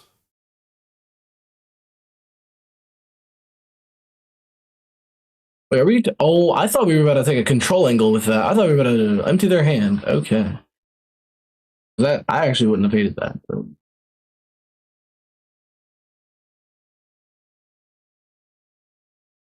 I don't hate the bayonet, but I feel like Salazzle's just better. Like, I actually like the tech idea. Like, Zerosic plus Salazzle would be stronger, in my opinion. In Pult. Saw like a whole bunch of games were already done, and I'm like, oh, how many people didn't show up this round? Actually, not that many. Actually, fine. There's more Pults. I mean, you could knock off your area 0 here and get rid of some stuff. Get rid of the Meow. I would also get rid of the Shuppet.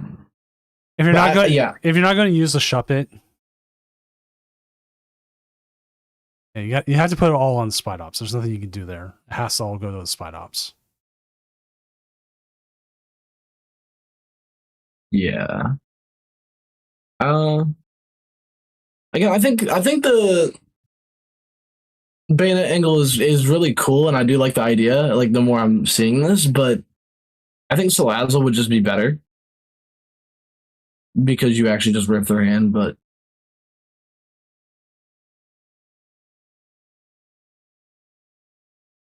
please don't Rocket Energy right now. Actually, please do. I don't want Pult to win, but Rocket Energy vary one time off this Ariana that he's about to rip.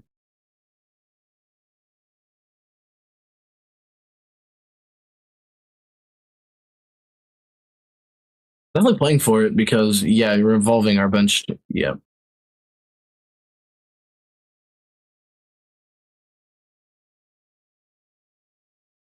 One time?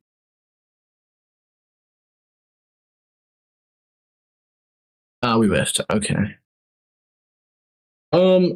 With that whiff, I think I would assume you just lose.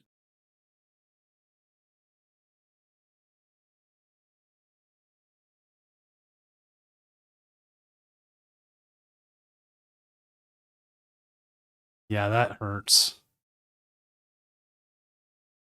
I think that just determined the game, to be honest. I think if you find it, you win, but if you didn't there, you're still gonna put damage out, but we're also sending on a boss's orders, maybe some monkeys.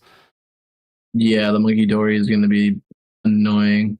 And even honestly, like, if you really want to be No, don't put the energy down yet. No. Okay. There. Okay. We find Dark. That's nice. That's nice. Nasty. If you can find Crispin, like put it on there. If you have another Meowth, you could definitely find a Crispin, and you could KO the Rocket's Mimikyu. Oh yeah, that would. Oh, I like that. Yeah. Mind you, you need that in the deck. The Meow. We play 2 Meow. Most Pults do. Yeah, we do. Yep. Oh, we're not doing it though. Okay, cool. Probably don't want it out there as a liability. Yeah, but you have Watchtower next turn anyways. Or you have Watchtower now.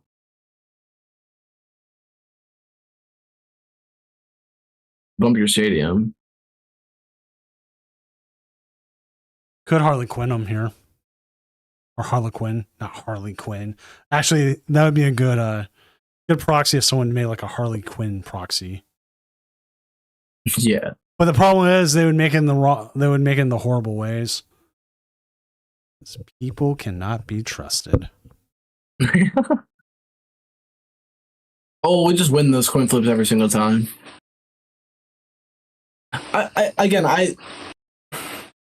I don't see why we don't play this Salazzle yet, but maybe at some point I will. I would have definitely taken the Crispin angle too. Like again, I don't like your liability.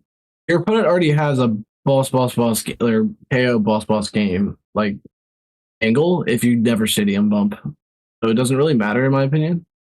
But you can also hope they stadium bump you. Yeah, that's true. They definitely, yeah.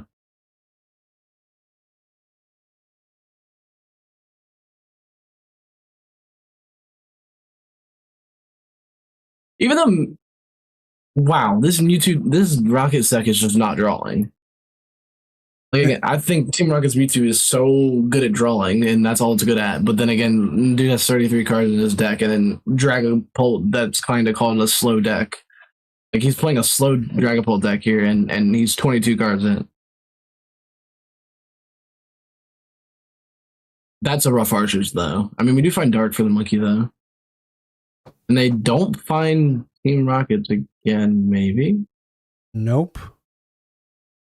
Have they played any? I don't think I think they've only played Zero. They haven't played any. I have not seen any either. I've seen Grass. We can see this Bengal. We could possibly see this Bengold take a KO here. But our big issue next becomes how do you power up the Dragapult? Yeah, but I mean you have to have Cloak to get out of it. And again, I don't actually hate the Bennett angle again. If your opponent has to, yeah.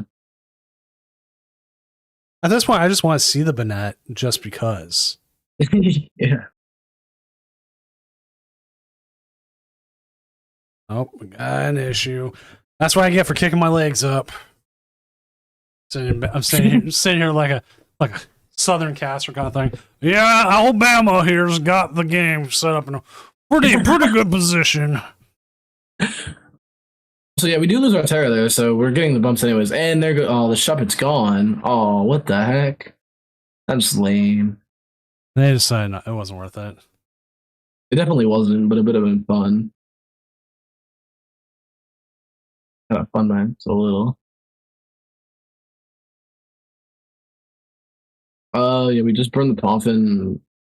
Nothing there. Stamp could be annoying here. I really actually like the Bayonet here. Like, oh, there we go. Nice. I don't know our energy count, though.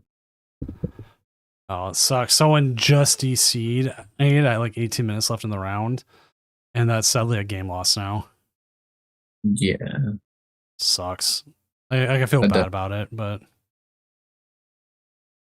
Yeah, again, losing the game client is so annoying, and it's no one's fault except for the client. Oh my, the stamp! Oh, that's and not the stamp. Oh my. Hole always has it. Always has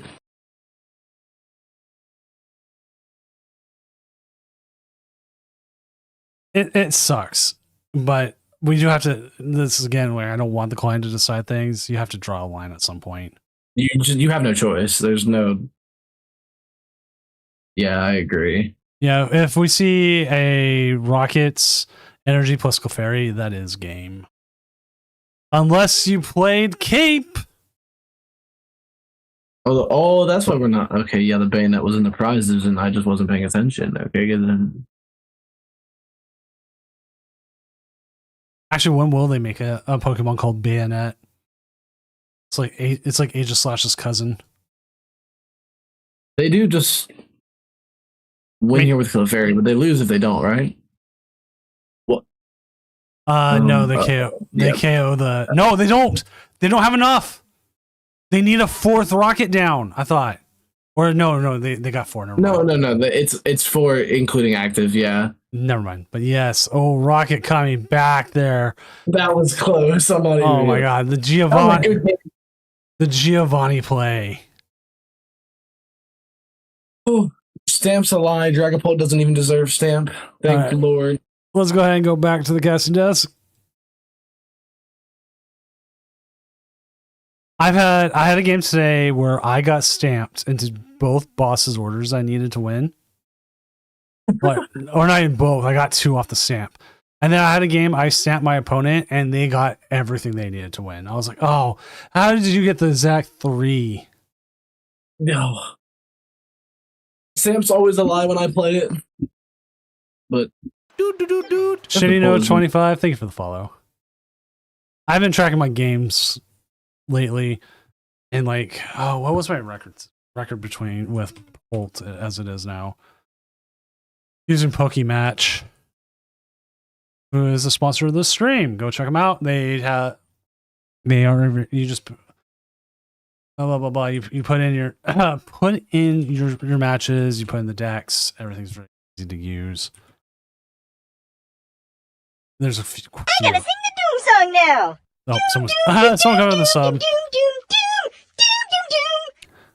Hockey Dude 1645, thank you for the tier 1 sub as our CEO of hockey. How's the Stanley Cup going? I was trying to watch a game while I was at a restaurant recently, but it was like in between periods, and they kept playing ads. I was like, I can't watch this. But yeah, Prince of X. I love the bayonet idea, but why the bayonet over Salazzle? Because again, you're holding it until you evolve it, so like, I feel like Salazzle's just better. Oh wait, no, I'm lying to you, because Salazzle takes 2 energy. Wait, I'm just completely lying to you. No, we definitely play the bayonet. Yeah.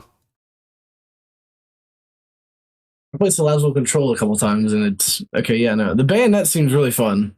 I don't know if you came up with that tech on your own or not, but that does seem fun. All right. Checking my logs right now. What has been my record here with the chicken? Blaziken chicken, I am currently 9-4.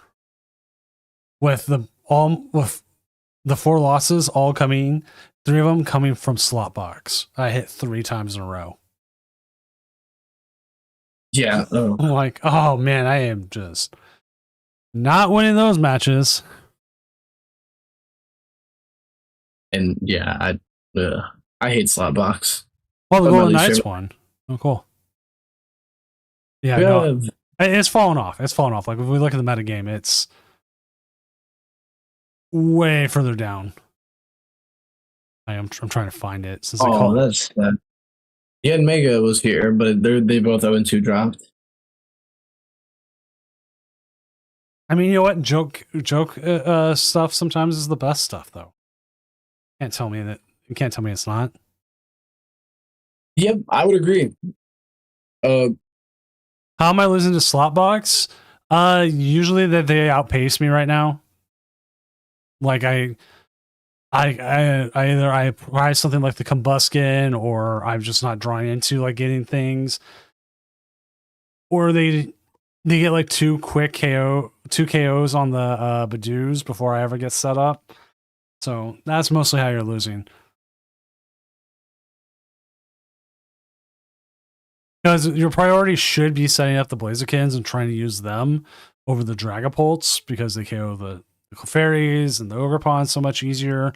But if you're not able to set them up, you can't find your cards, it just happens. And then the Garchomp's the one I lost to, where I stamped them into like the boss energy they needed for game. Cool.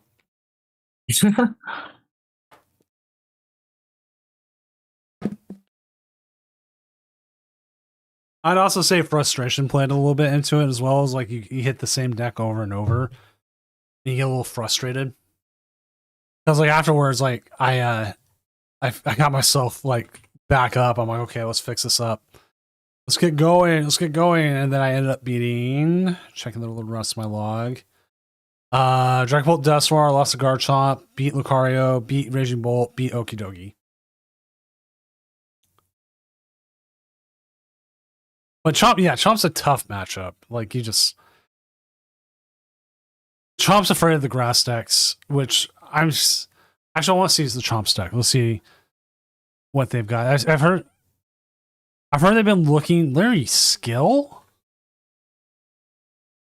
That card is terrible. I do not think Larry Skill is any good, but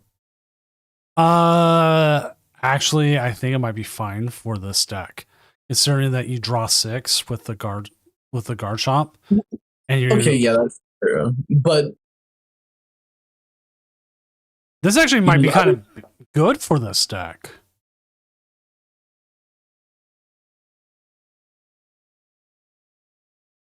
yeah, I mean, okay, yeah, no, I can see it now, definitely. But Because you could get like something you get need. your like a Roserade or your Gibble, or if you need more Gabite, yeah, get your Gabite out, and then Energy and a supporter for the next turn. I'm assuming you're playing two of those 3 cards. You can't play the supporter. yeah, no, that's not actually. Yeah, I can get behind that. Yeah, I can get behind this one. Draw to 6, and then you're chilling. And I don't think it works without corkscrew dive. Yeah, I would agree. But I think otherwise, yeah, it's actually, it does seem pretty good because, I mean, you grab your boss or whatnot, and then corkscrew dive to 6. I like how Again, I like Day Can't put it as a less good secret box, but it's still powerful. And both the bosses saying is better without Iono because you can set up better. Yeah. Yeah. Like I kind of want to play a guard shop. I just don't want. I don't know if I want to pay for the deck because I've already bought so many cards. And Mrs. Doom hasn't looked at my bank statement for the month yet.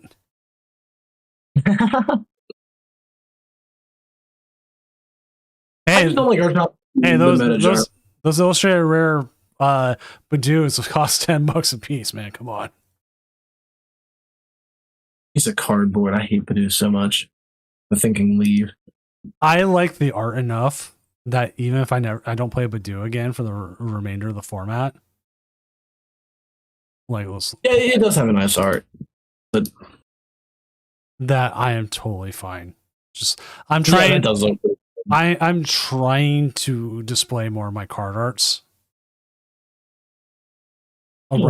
around. So this would be one of them. And I got like my Giovanni collection. It's the problem is like frames you can get for them are kind of expensive.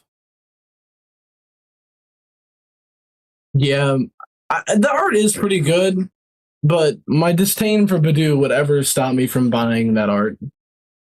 Actually, $25 for that frame? I was looking at Michael's. This right here. I'll pop it up. Even though Michael's like has a horrible site and like slows down everyone's computers. It's actually might crash my Firefox here.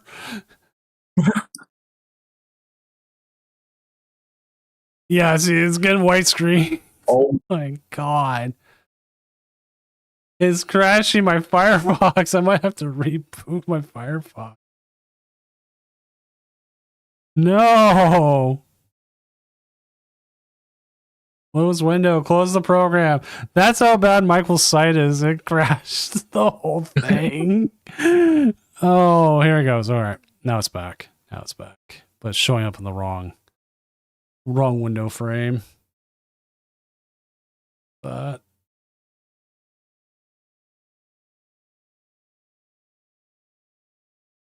there it is.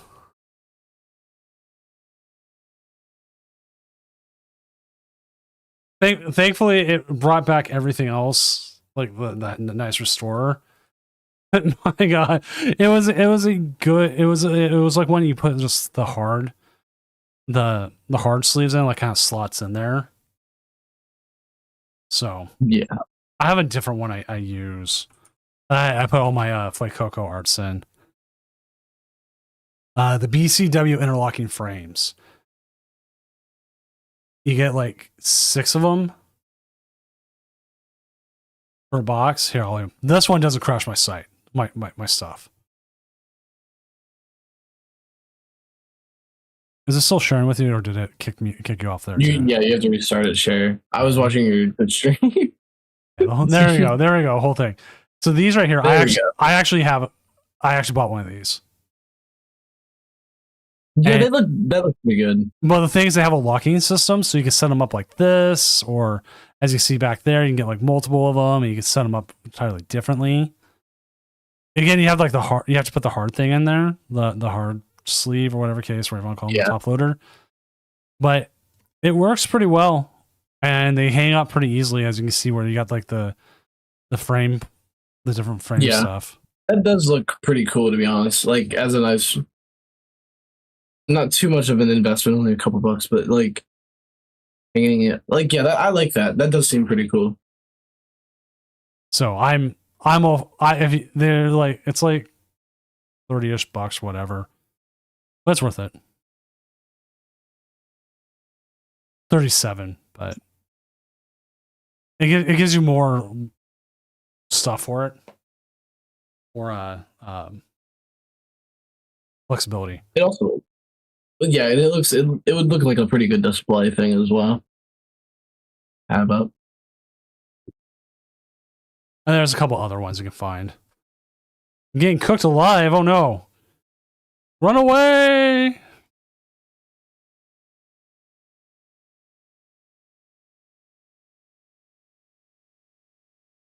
As we are currently waiting on 2 matches. Let's find out what those matches are. If they're control, I am going to be... Oh, it's not control. Oh, it's Microphage versus Johan. Johan Neto. Oh, it's the Dragapult Mirror. That's fun. Yay. Dragapult Mirrors are so weird. Like, you could be down 4 prizes and still win. I think the Dunsparce is favored, right? Because you're not reliant on the... Well, actually, maybe not, because you can swing with the Dunsparce. Yeah, the Dunsparce can swing. Pretty high damage if they're overbenching or overplaying.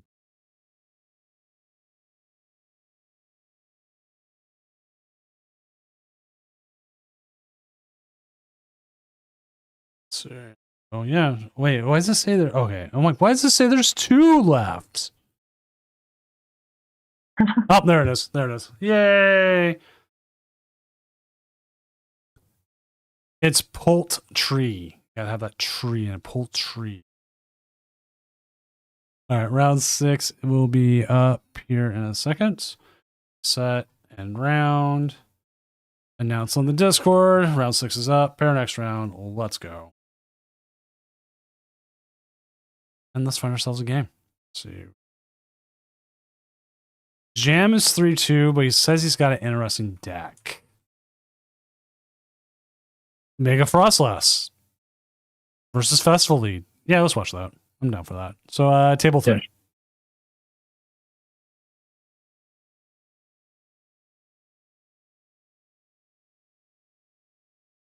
I think I have a Mega Frostlass card.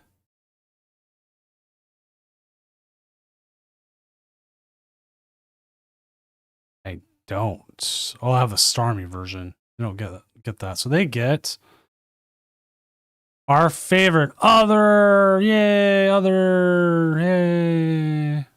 All right. Yay. All right. So get going. There they are.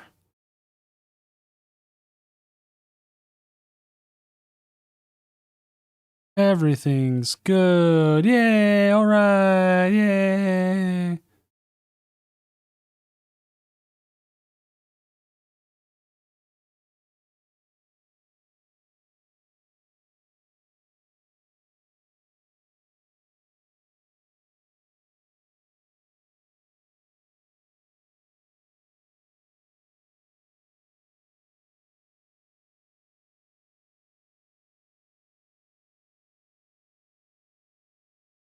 Just waiting. I did drop players last round. Yes, I did. Okay. Mega. I assume the Festival League's favored. I think, yeah. Yeah, let's look at Jam's list altogether. Yeah, I guess I use the Bills favorite. I don't know. Cape can help. Lack of weakness. Wally's compassion. Oh yeah, Wally's is always great in Mega Labs.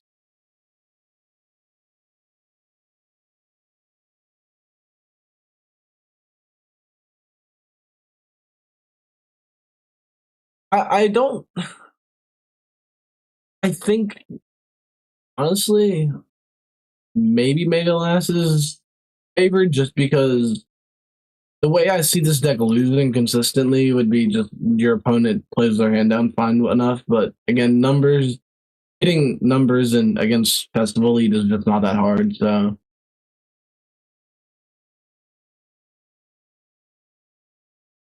I think you're just fine.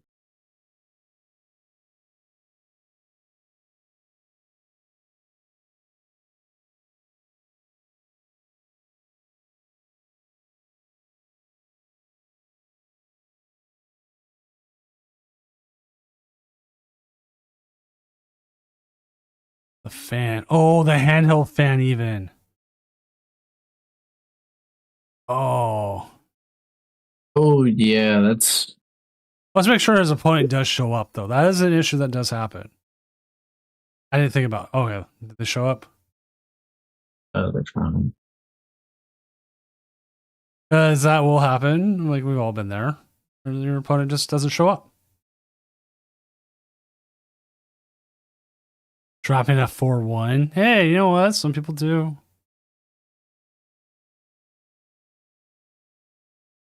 5-0 drop. Now, there's...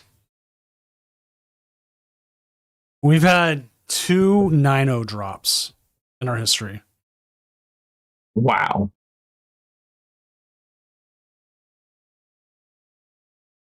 If there wasn't Doom Championship points involved in it, I would have disqualified him and let someone else come in. Because that's the only way I can get someone else to get in, is I have to disqualify the player. Or alternatively, I have to like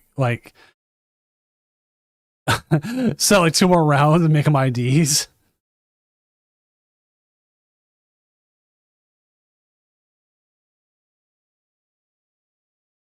Here we go. All right.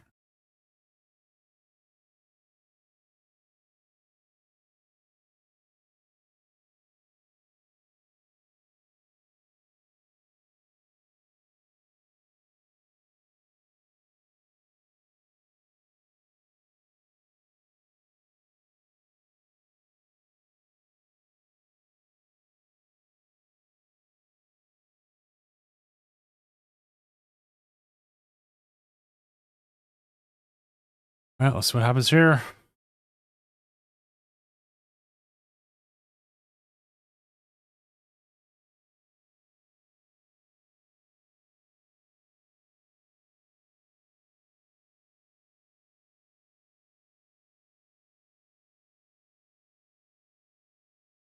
Yeah, again, I think Megalast is just favored here. I don't see an out for the Diplin.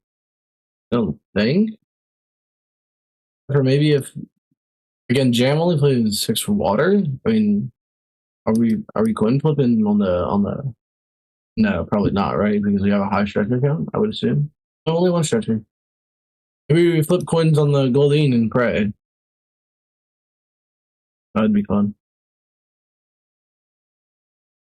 We're not taking the Goldine angle, so.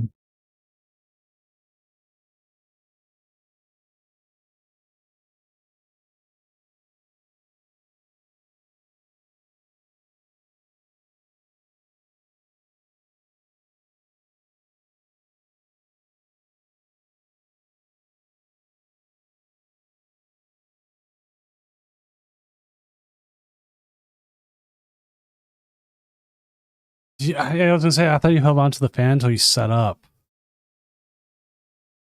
I would actually I don't hate the cape to that axe at all. All right, so What do we you're seeing here an interesting tech that's starting to show up in some festival leads is the Lilligant. It does extra 20 damage from your grass Pokemon. That makes it a little bit easier to sit through and do what you need. Okay, yeah, I haven't seen that card at all in my entire life, so that's cool to know. It's a sunny day one, 20 damage with yeah, okay. 20 damage from grass Pokemon. Okay.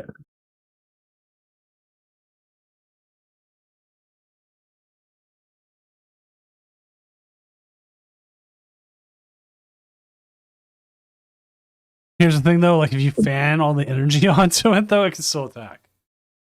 Just not as well as it probably wants to.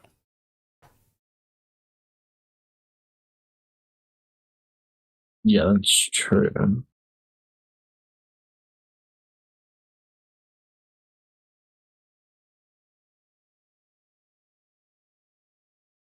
But yeah, it boosts fire Pokemon, but like, it doesn't matter too much in this matchup. We're looking at one symbol. The other symbol could go like, eh.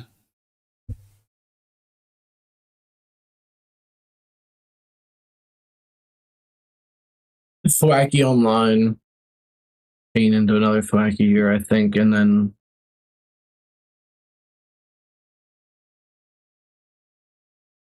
do we ever? I don't even think even if they take KO here, I don't think you care too much. Actually, I think you want them to take KO. You don't have a clear out to Dunsparce. I mean, obviously, assuming you draw into it from Judge, but I mean, it doesn't hurt.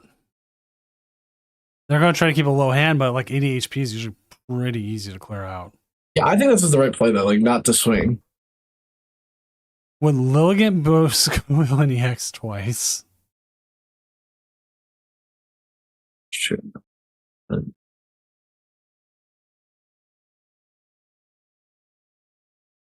I was originally like super hyped for Scovillain as a Pokemon design at first. And then I kind of just fell off on it. I was just, Yeah, it's cool, but it's like okay, it's Mega's also kind of boring in my opinion. Scovillain doesn't have a Mega. Yeah, ZA. Does Scovillain has a Mega?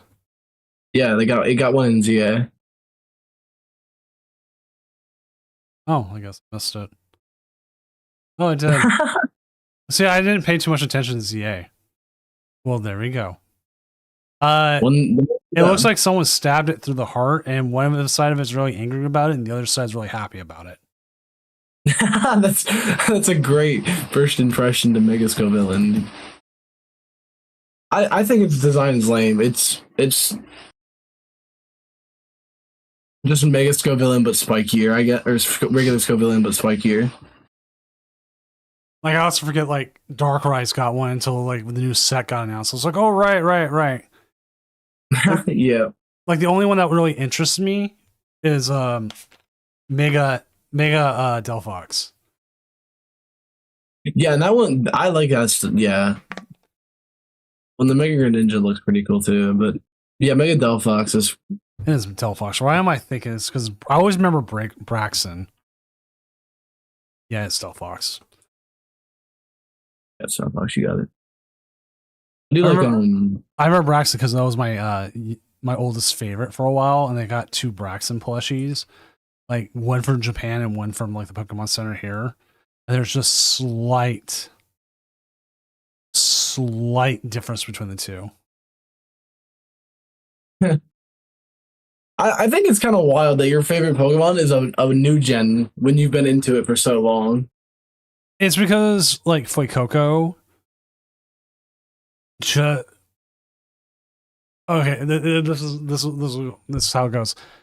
Fuecoco hit me at a time in my life where I was suffering a lot of depression and stuff, and just the look and people going like, "Oh, he bite," and stuff like that. It was just so much. I was like, "This is so cool," and like he made me happy. Yeah, and that's a fair point. I think that's really cool that you have such a connection with the Pokemon, like a thing like that. And it's what they're there for, obviously. And so I think it's not like it got me through a hard time in my life. It was just like he came into the time of my life at the right point. Like it was like Haunter was like my favorite, and Haunter's still up there. But like Fuecoco just like showed up and was like, "Here I am." I'm like, "Yes, you are, and you're perfect in every way." Yeah. We do want the retreating Dunsparce here.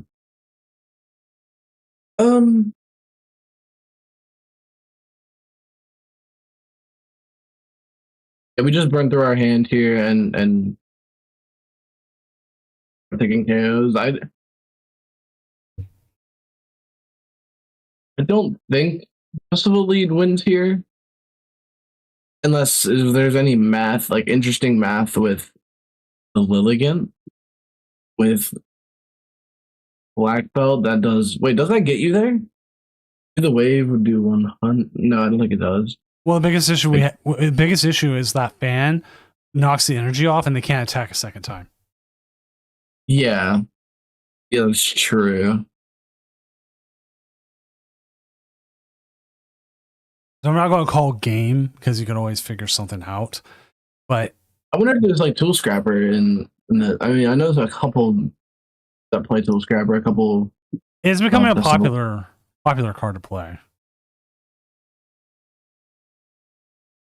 No, that's Jam's list. So I'm like, wow, this is playing this festival is playing hammers. No. Wow. They play belt.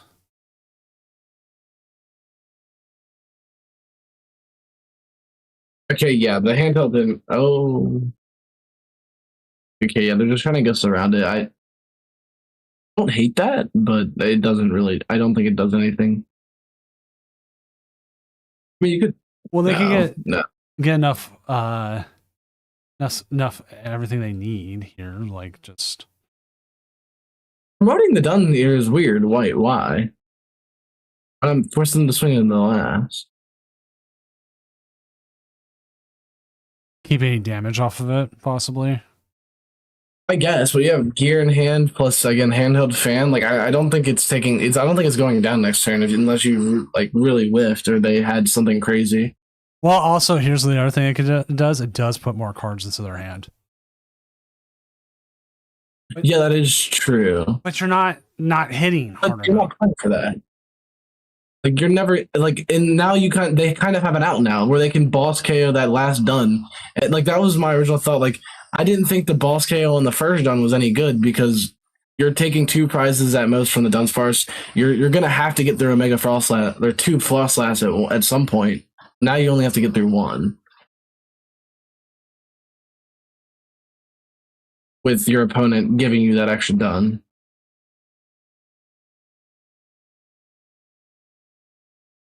Just one the moment. Crushing Hammer.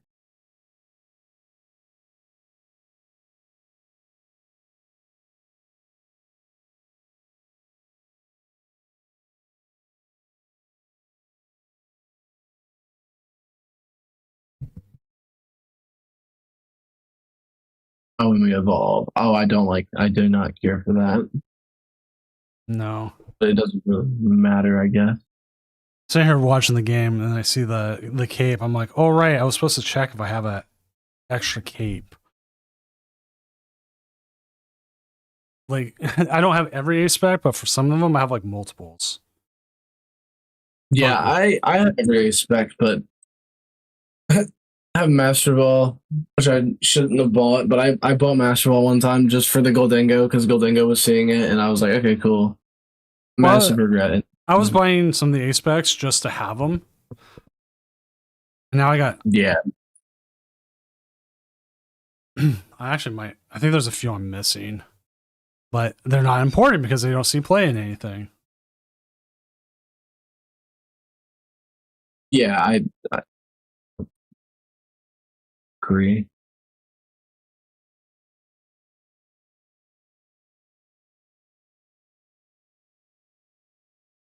Sadly, we never got computer search. We got secret box though. Yeah, which is I guess something, but yeah, computer search would have been better. I don't like I just don't like playing secret box as much as I like, because again, I don't like the setup ace specs. I like the ace specs that allow you to do something different within the game, like adding a Gus with Prime Catcher. Like I think Prime Catcher is really strong. I think it's extremely underrated right now. I like Stamp, even though I don't like Stamp, but I like Stamp. I think again, you can Stamp boss in the same turn. You can't do that with any other way right now. I don't think. You're not going to change with the next set, but All right.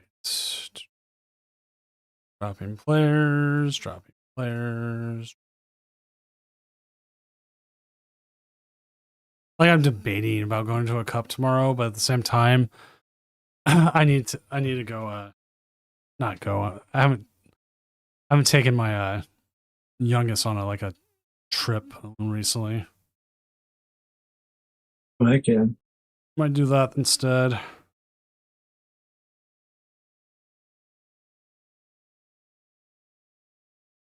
I think I bought another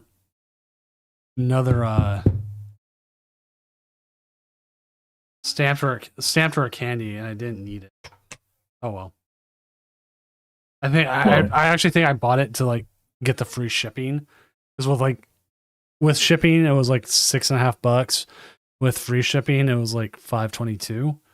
I was like, you know what? I'll save the money. Yeah, fair enough.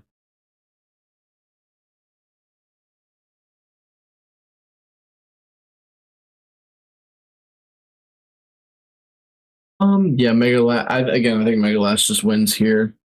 Yeah, at this point it's just a slow and steady, but they weren't able to get the damage off this time. At least not yet. I would not poffin for Duns here, though. I would definitely not do. I wouldn't do that either. I wouldn't go for the run. There's no reason. You're not looking for ping damage at all. You don't need it. Yeah. Okay. Yeah, I agree with this angle. Just chill. Yeah. Because their only real out, right, is. Yeah, I can't believe they're not playing Tool Scrapper. I definitely thought there would be Tool Scrapper here, but. I did have someone ask me why Tool Scrapper over Jamming Tower and Festival Lead. I'm like, because you want Festival Grounds out. Festival Ground. Yeah.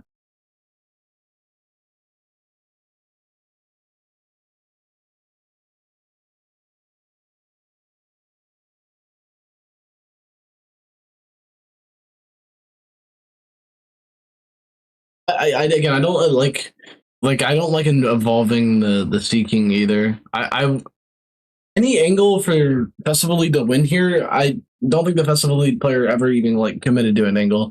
We're just swinging at things at that point. Maybe the Goldine was I don't think Goldine was realistically an out, but they only play 7 energy, I guess. 6 basic water. So and only 1 stretcher. Maybe trying to remove their energy from play was just the best angle.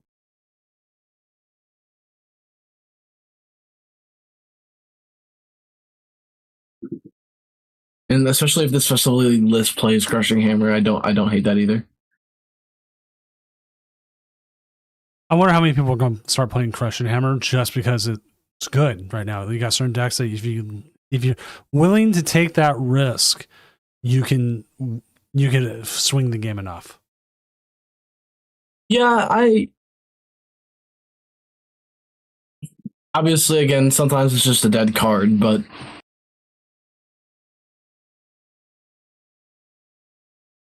I don't think it's good enough because meta decks don't really care. I think Dragapult doesn't really care.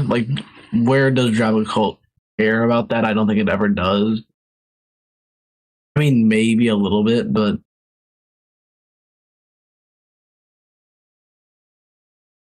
2 losses means I can go to bed. Yeah, pretty much.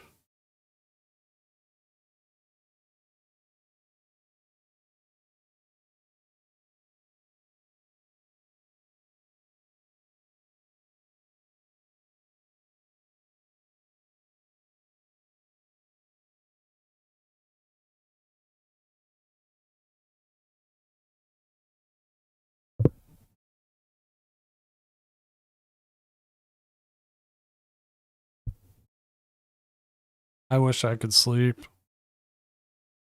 I did this to myself. I meant to have a challenge last Monday, but I was doing solo parenting. Mrs. Doom went on a vacation, went off on our own because we can't vacation together, sadly, because of my youngest and his issues. So, like, I've gone to regionals, and there's the game. So she went off on her own, which is great and fine. I solo dad. But I'm like, oh, I've got to put kids to bed, and I don't want to be up all night. Or listen to like 1 again, kind of thing. So I moved it back a week.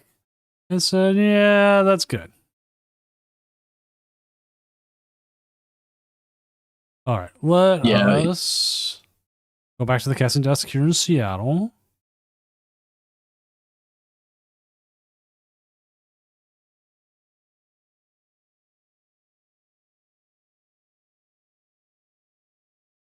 I just stare at him like this. I stroke my beard and going, yes, yes. I wish my youngest was a toddler, but he's a toddler in a 12-year-old's body.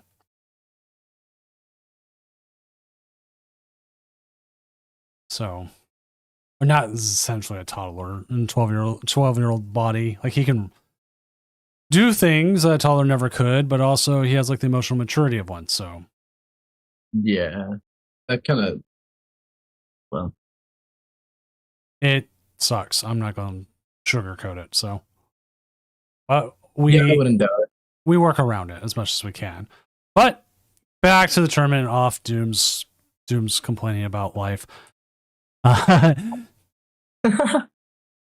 You've heard that 4 years from me about how much life sucks. I'm 40 now, and I'm like, boo. It does suck we can't vacation together, but we'll work on it. We do other things together, like we do take long day trips. You know who also likes long day trips? Festival Lead. It's got 2 of them right up there on top. Yeah, I do like.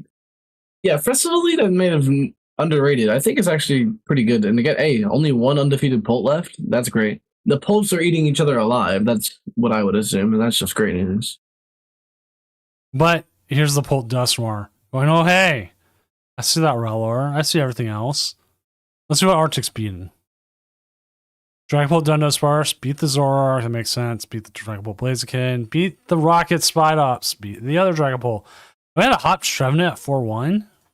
I was right. I told you. Dragonor is the second best way to play Dragapult. It beat all the other ones, so it has to be the best one, right? Right. It can only have to be. I mean, there's another 5-1, a couple 4-2s, like 4-2 there. Festival Lead up there. Festival Lead hype is real, I guess, now. So get ready for that next week in LA. Yep. I think Dragonor is just good because no one's playing Damp and really cares. And Psyduck's not seeing any play. Exactly. All right, let's see what's our highest win percentage tonight. It is Okie Dokie Barbecue. Okie Dokie Barbecue. But that's a 5. If we look at a higher percentage than that, Raging Bolt Ogre Pawn is at 59% tonight. Almost. And Festival Lead's at 58. Lucario-san, I cannot let anyone register at this point because it doesn't let me. I mean, I guess I could like have you take over someone and be like, here. Alakazam Dunsparce has fallen off a lot. I thought it was a lot better now. I thought it was easily the second best archetype in format after Holt. But I guess just no. No. See, Hoots Gabe gets it. _Gabe gets it. So keep that Psyduck in there. You never know when that Dragapult Dusknoir is going to show up again. It's just how metas evolve. Like right now, Festival Lead's looking better, and then like all of a sudden, Dragapult Dusknoir comes out and like starts destroying it, and they have to adapt to it. And then, yeah, it's just some people say some people call it a rock paper scissors format, but I personally wouldn't really call it that necessarily as much as just like you have to tech so much. If you're playing a single prize deck, you have to tech so much for Polt, like all the different types of Polts, and then like Polt has its own answers to your tech, so it doesn't even really care.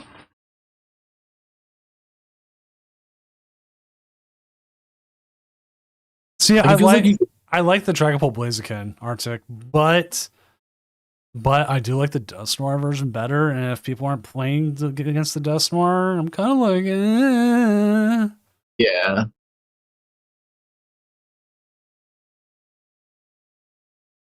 Damp and 1/1. We got the roses again. I really do like the roses. That's a lot of fun.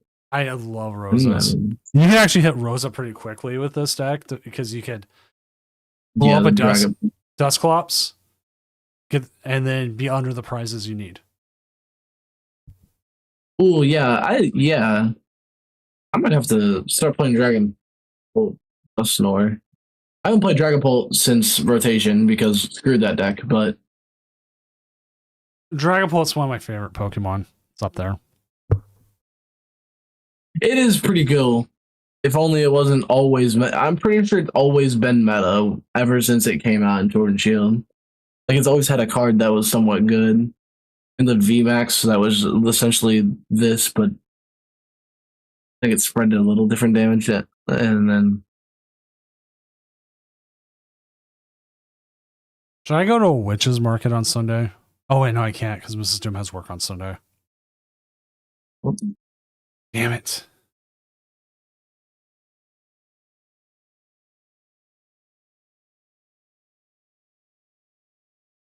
the deck I would love to see exist would be the new Superior with Rosas. It's not real, but I tried making that work in any way possible. I tried pairing it with the Decidueye even when the Decidueye was seeing a little bit of play.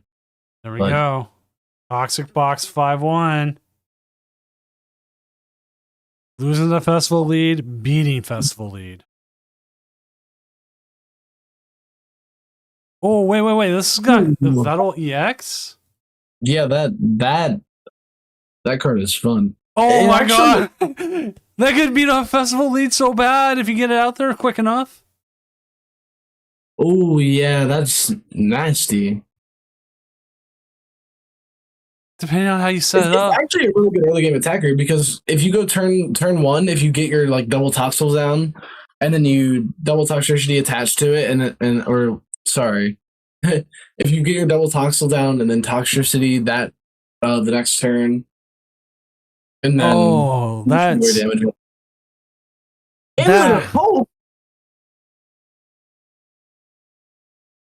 That is filthy.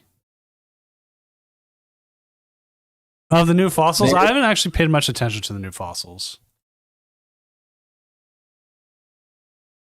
Oh, the new Rampardos is fun. It's about an energy denial, I believe. They added like a Bastion and Rampardos that synergize pretty well together. I'm pulling them up right now. I'm pulling them up for right now for anyone who hasn't seen them, like me. Oh, and the Relicanth is pretty strong. Oh, it's a crushing hammer in the active. Yeah.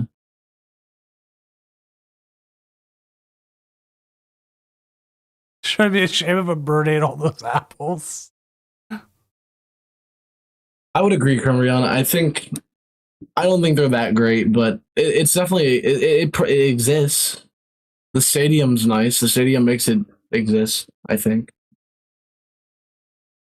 This Bastion would be better if it blocked damage counters as well, not just damage. Yeah. This helps though. The excavation site, it helps find them. Yeah, it's definitely like you definitely need some certain like form of straight fossil search in formats forever, like to ever have fossils be good. And so yeah, I agree. But like I just don't think it doesn't there's not enough there for fossils to actually like do anything. All right, so round 7 is up, and we have someone who is streaming Brandon on the Lucario Hariyama, and they're up against Microphage, is a local of mine, with Dragapult, Dunsparce. I'm down for this. We haven't had Lucario on tonight. We're going to see Dragapult a lot. I mean, when it's quarter of the meta, it's just is what it is, and I will need to update my graphic stuff later, but let's go ahead and jump to table 5. Now, the thing is, I do believe Mega Lucario has a good matchup to this deck if they don't run Clefairy. Yeah, I was gonna say Clefairy completely walls you, but Let's see if Microphage does. They do not. But they do have the clutch move. okay. So we'll have to see here. Clefairy would have been great, but there's a lot of Dragapult decks that are just dropping Clefairy.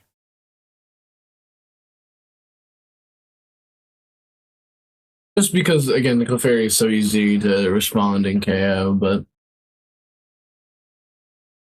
I personally would still probably run it.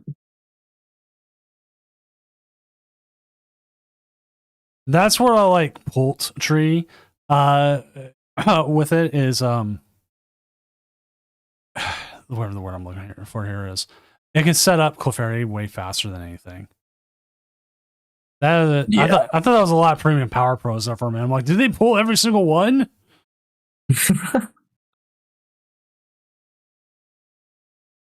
Not too much happening here, but you can't afford to wait a turn. You have the Hariyama. Wow, that's a lot of Riolu. Holy.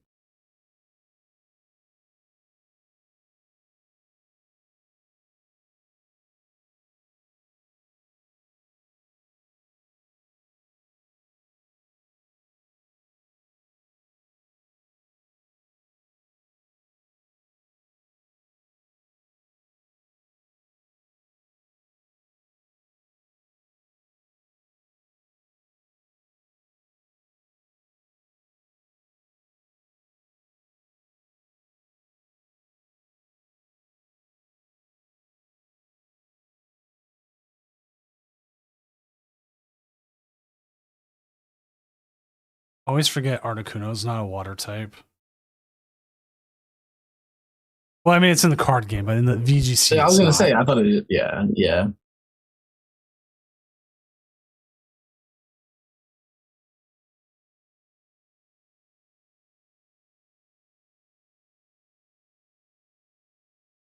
Top deck premium power pro. We Hariyama the bench Dreepy and just taste the heck out of that thing.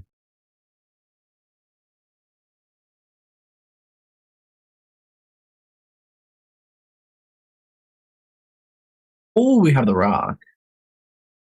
Do it. Oh well, we don't have the limits on that.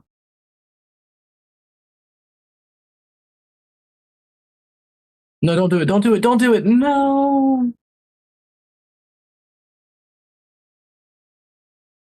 This is not actually no. No, please. Okay. I trust. We don't have the limits and we can't do it. Okay, yep. All right, cool. We do not attach here. Okay, cool.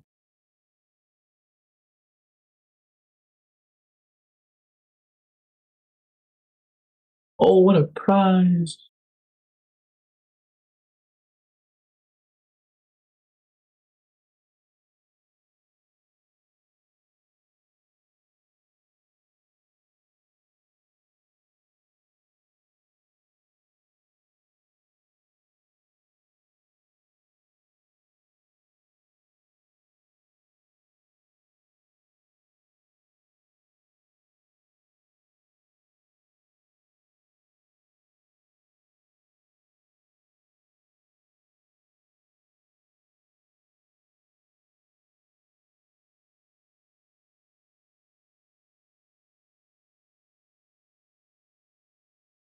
All right. Just waiting. Always fun. I was just doing one of those things where it's like, choose your favorite Pokemon from like each generation.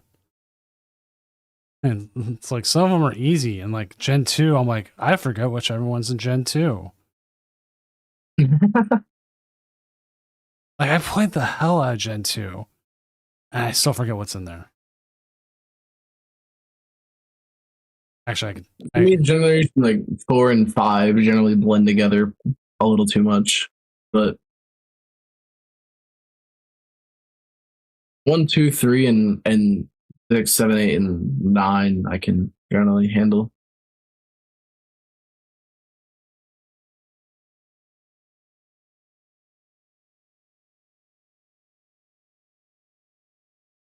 like some of them I know like straight up, like Gen 4, I'm like Garchomp. Like, Yeah. I'm like just there.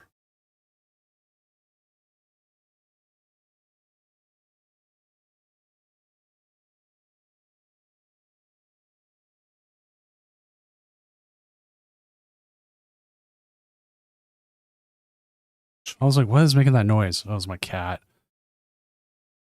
I'd be horrified if she turned the stream off again.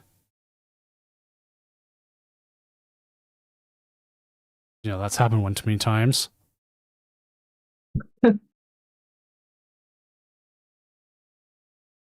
My cat's asleep right now. She's laying on my lap. She's knocked out. The energy here, that's definitely the right play.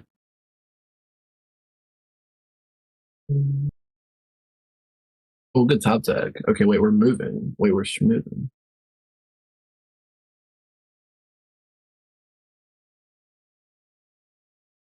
I think we lunar cycle after we lilies, right? I mean, maybe not, but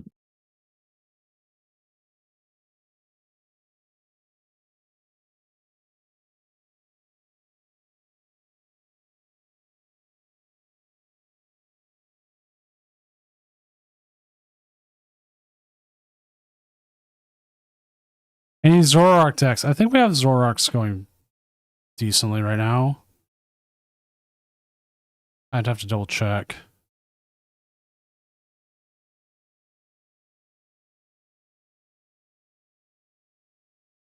Because we had one on earlier, but that one lost.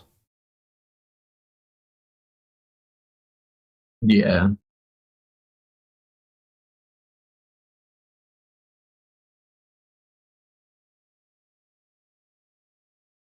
Should have benched Riolu.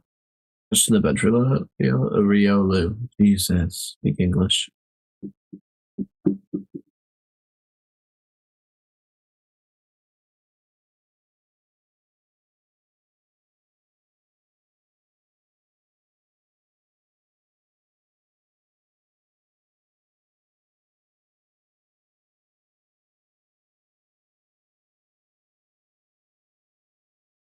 Cool, we found our.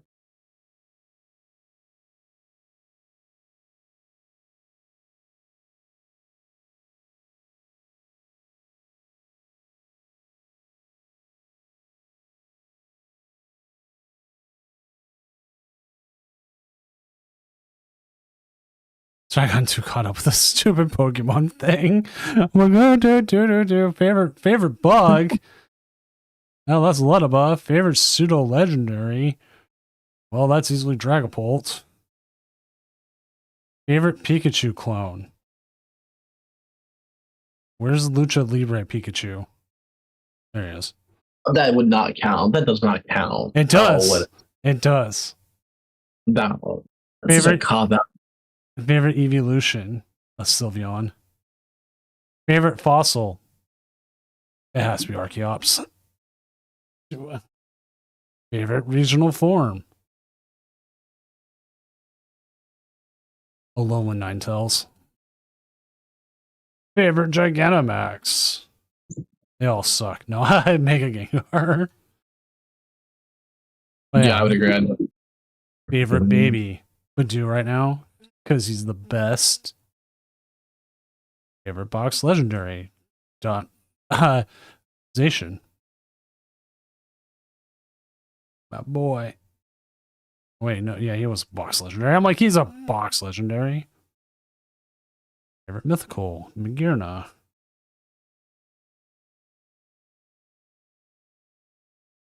Magearna's an interesting take for that. I would. Magearna was one of the ones that when I came back into the game, I got her card early, and then she was distributed as a mythical at the same time. And so I was like, oh, that's so cool. Yeah,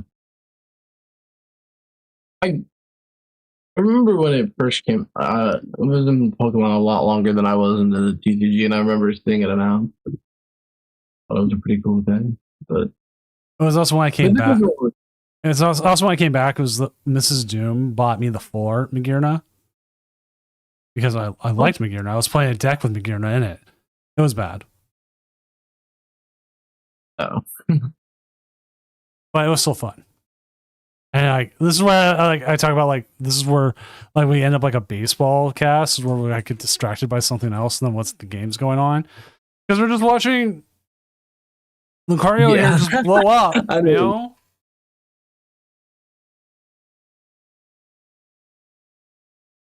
Like there was a tweet, someone said like a baseball cast will be them talking about their favorite hot dog brands. And I go, and there's strike 3. Hey, next batter's up, and then they go right back to talking about hot dogs.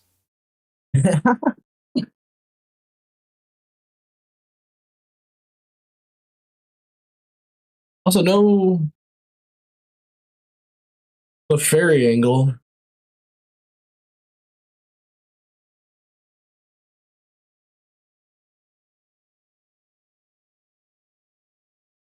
Oh no, it's the Gravity Mountain, the worst thing you want to see. And the Switch. If they wanted to. I'm gonna double check I'm gonna update the standings to see where like the Zoroark's at. We had a few games where we finished up early. Obviously the Dragon Ball Dusknoir did.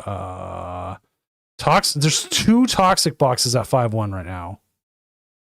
Oh wow. There's also 2 Zoroarks at 5-1. Both from Brazil. Hmm.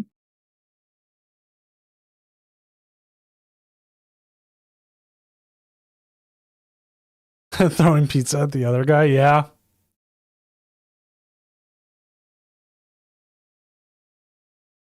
Have you seen the clip where their notes got blown out of the broadcast booth and landed on like on the netting? So one of the camera guys zoomed in on it for them, and they got their notes from that. No, I did not. Yeah, I don't remember who it was. It was like the Brewers or something like the broadcast. That-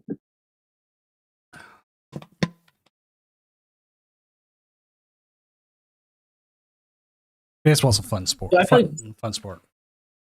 yeah, I've watched a little bit of every sport, but the sport I watch the most of is football, American football. Okay, the American football is something you have to like watch the whole time because like it moves at a decent pace and like the plays take so much to get going. Baseball is a game you can turn on and walk away and just listen to. Yeah, that's definitely true, and that might be my like. I don't really watch too much baseball, but yeah, in that sense, I would agree. And that's why I get with like CCG. I'll turn on the official stream, or usually I'll actually turn on Zul's stream of the official stream, because and I walk away, or I have it on. I come in, I can hear them hear. I don't even have to like, hear the commentary. They can be talking about whatever, and I can look over, and I know the game enough that I can just look over and know what's going on. Like I can look at this right now, and they're going to take the KO here, and they're going to get a 4 prize off that Makuhita, and remove the chance of the Hariyama ever coming into play and KOing something else. But the biggest issue they do run into now, though, is even though the Gravity Mountain's out, like Premium Power Pro could come into play, take a KO. We know they don't really have anything in hand outside the Fighting Gong, but their opponent doesn't. I would think your only angle here for Lucario is to go for it, though, right? I mean, just in case of the Clefairy, or maybe not. Well, it's open deck list. They know there's no Clefairy. Oh, there is no Clefairy. Okay, I thought there was a Clefairy. That's my bad. At least there was Clefairy. You can't put that. You can't put the Meowth down. That's a liability. Judge, I think, would almost be the proper move here. Yeah, I would agree. Judge. For sure. Yeah, we do put down the Riella, though, right? I would think so. We have 2 premium power. We do. Oh, maximum belt. We do have maximum belt. Maximum Bell just gets us there. If we ripped it off the Judge. Judge or Ukuleles. Like thin your you don't have that much to get thin out of your deck.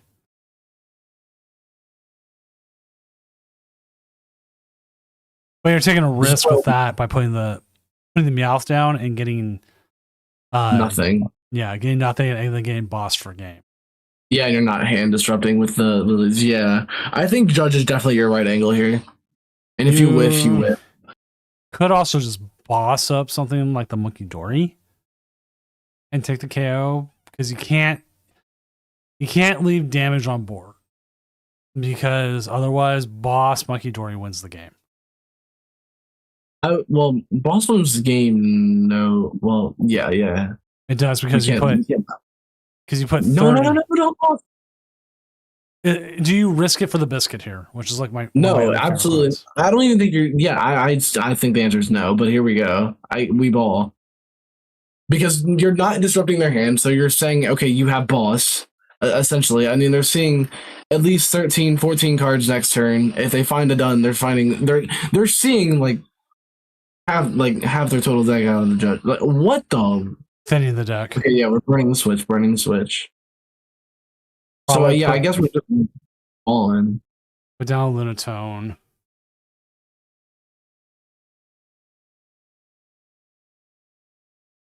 Maximo one time. No. Power's close though.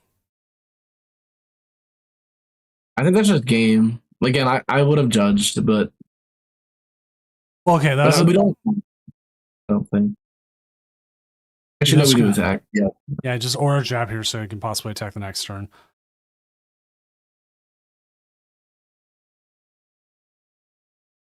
But now boss just wins the game off that. Yeah, and then they're just seeing way too many cards here for me to assume they're not finding boss. I think Judge was your only right angle there. Yeah.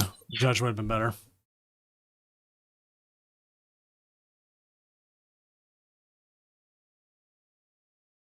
I mean, you even had another outing there because you had the 2 damage. You could have moved 3. There was so many ways. Yeah. Judge definitely felt like it was the better move. All right, let's go ahead and go back to the casting desk here in Seattle. From on top of the Space Needle. No. Just like Dr. Evil and Austin Powers, the spy who shagged me. All right, let's update our standings, see where things are. Currently, number 1, Arctic with the 7-0 with the Dragapult Dusknoir. We've got Prince Vortex and Alex T at 2 and 3 with Festival Lead and Dragapult. We have a Garchomp here at 6-1. Here's the surprise. Low Punny Dun Sparse. 6-1. I believe this was a... Okay, yeah, it's played with the Mega Lass as well. I don't hate that. I think Low Punny did kind of fall under the radar with, like, Wally's Yeah, the Wally's lineup. I'm surprised to not see, like, a 2 gear, though. Well, maybe not, because you play the done line, so you're drawing a lot, but this does seem like a pretty strong list. I think the worst thing it's missing right now is Jet Energy. Jet Energy, yeah. Yeah, Yanmega felt the burn of that one, too. But hey, let's see what's played against. 6-1. Let's beat the Mirror. Beat Okidogi. Lost the Toxic Box. Beat Ursaluna Lunatone. I'm assuming they're beating that with like the Frostlass line. Yeah, I would just, yeah. Beat the Okidogi. Beat Stroll Edge. Beat Festival Lead. No Dragapult, which would be an interesting matchup to me. There's a possibility. I mean, there's quite a few Dragapults, but they're as we do see pull up on a kid. I don't know about that name. I'll think about it. Toxic Box F61. Double Cynthia's Garchomps. Double and Zoroark here at 10-11. 6-1s. Got another 6-1 here, Dragapult. Festival Lead at 6-0, possibly 7-0. It's the Toxic Box. That would have been one to see. It's the Top Box, yeah. Got a Grimmsnarl making its way up. Like, well, Dusknoir, another Grims, more Zoros. Man, there's quite a few Zoros up there. Looks like Poultry is not going to repeat this week. No, it's pretty much. Yeah.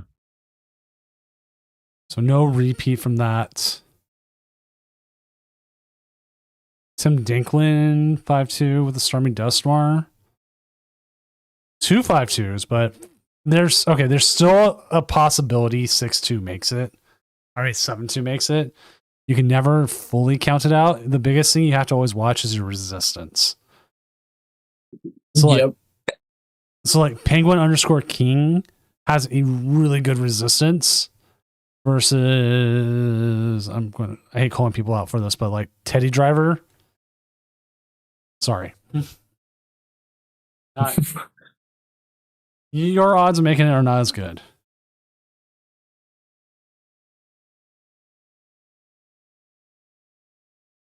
Yeah, if you can dodge the grass types with Zoroark, you're doing pretty well. I would say so too. I'm trying to figure out if there's like, again, Ogerpon isn't as prevalent as I thought it would be, but Festival Lead, I would like to think there's some type like Darmanitan can win you that matchup if there's not a Shaman there, but otherwise I can't think of a real out to beat it. I see. Okay, this was when the Shaman Rapska. Yeah. It's not playing the Goldeen, so you're not too stressed about the. You force yourself to find a Diplin, which again is like saying, I mean, it's not hard to find a Diplin, but if your opponent can whiff a Diplin for a turn, then you can Darmanitan pretty easily and just board wipe them, unless they get the Shaman down, which again, if they do, they do.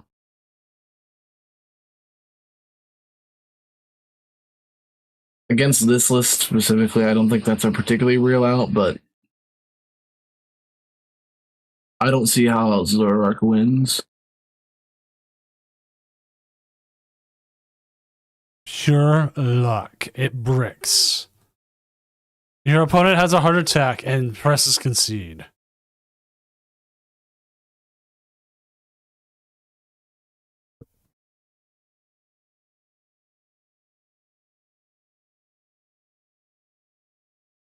Rocket's Haunch Crow's out. Yep. Nothing coming from there. Let's just metagame here, see what decks are doing really well. Okie dokie barbecue. Oh, okay, they have 1/6/1. Sadly, Blazy's 5-2.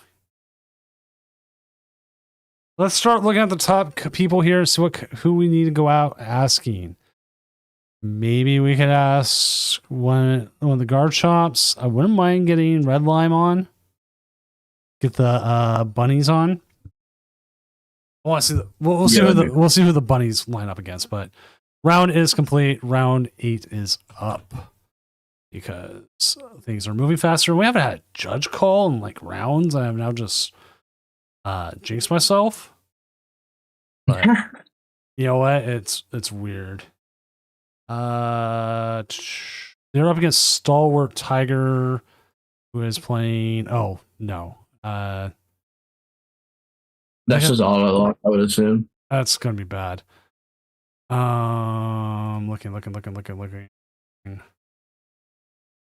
Angel up against Imster. Is anyone still streaming? Prince Vortex is streaming. Like, we could grab him. He's 6-1 Dragapult versus Zoro. You know what? I'm going to take the quick match here, and we'll go this. It's essentially a win and in. We know we have it, and it's a lot quicker. Get the game up instead of waiting.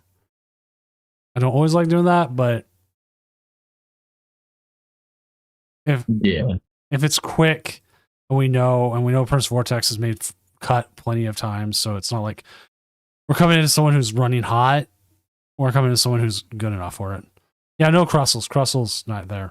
Table 4. Russell's not having a good night. Yeah, Crystal isn't very good at, in my opinion, just because their decks have enough tech around it, anyways. But I'm at this point, like I'm like might play some more Dragon Ball Dust Noir. I know how to play it from before rotation and everything, but I still like yeah, maybe it is time. Maybe it is time.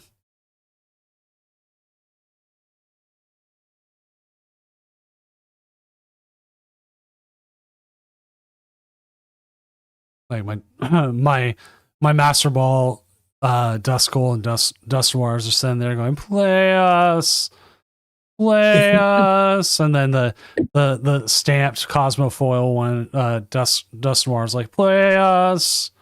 Why don't you have me in Master Ball version? I go, because I have the Cosmic Hollow. I do think Dust Pull is just seeing more play because of the the future red card.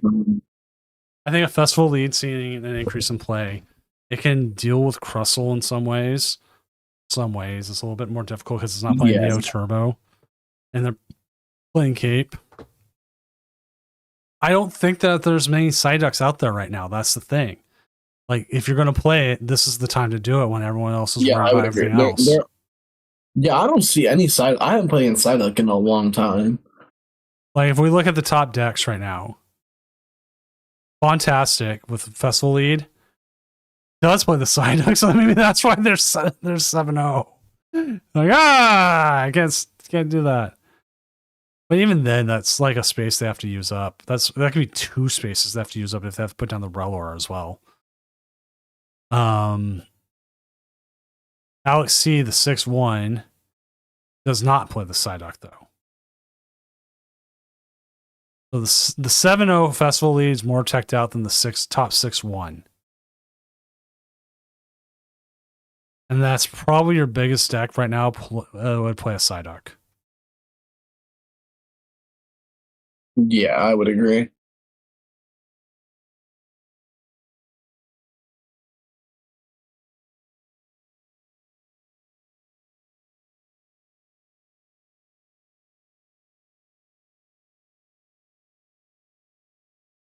We're popping off a little bit. They have seeing them rip the NCPV up on the same one, I would assume they have Zoroark in hand. So, maybe we get to see a Bayonet. Oh, that would be fun. Oh, right. He's playing the Bayonet. The Bayonet, not Bayonet, Bayonets. I keep saying, I think it's Bayonet too. Well, Mega Starmie is like what people are keeping, like definitely keeping Shaman in a lot of decks right now. Yeah. I do think Dragon Ball should be seen less play, if only because we're seeing it take up a quarter of everything, right? And it's still not performing. But that's because, the heavy tech for it, like, again, like cards that are literally just printed to counter it, and like that's kind of what scares me about it, is that they're still, like, it's still so prevalent. Like, again, Lily's Capillary is everywhere to just completely wall it. Damp, we have to deal with the Dusknoir, we have Relor, the Relor line seeing play now. I've seen people play the Relor line with the Forest, so they can get that out quickly. Yeah, I've seen Festival play like one Forest. I've seen that a little bit. I played against one last weekend. Only one of the 4 played it though. So I mean, it's there, but it's not there. It's an interesting tech because you're using it to get it out faster, but then you need the Festival lead. So like, yeah.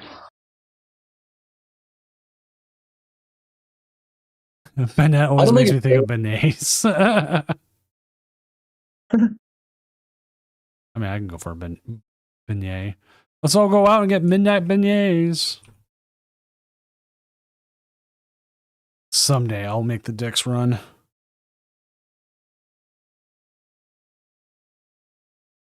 Just not yet. Is this hand? No, I don't think this is hand disruption angle. I think we item lock again.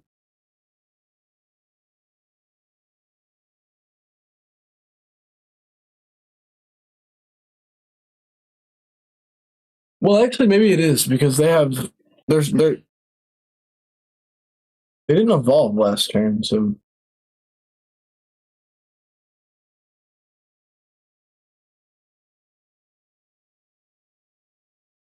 we have it if we want it.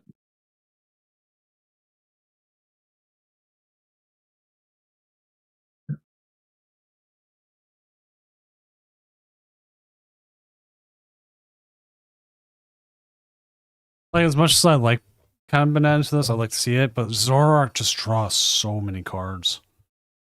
Yeah, but see, they're not evolving. But yeah, I mean, from this perspective, the item lock was definitely the better play.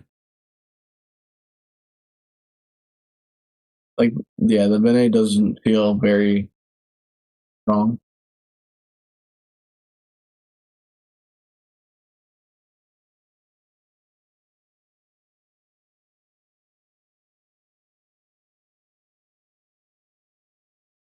All right, here's a question for chat and everything. Should I take my Ralts and Curlias from this current set and put them into the expanded box? Or even maybe even kind of playable bulk?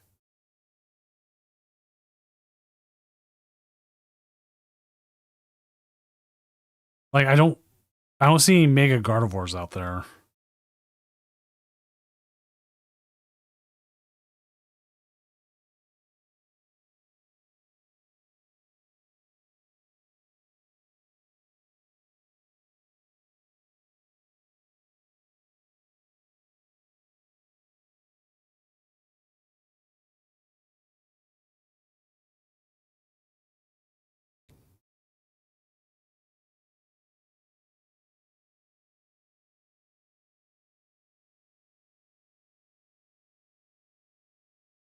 Is Prince Vortex playing Shaman? I don't remember. Is it in the list? I'm not sure.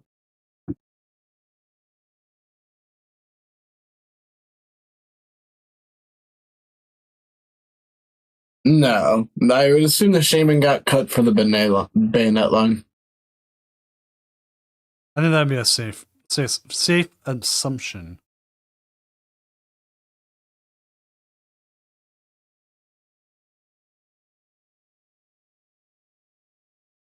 Is that what we're doing here?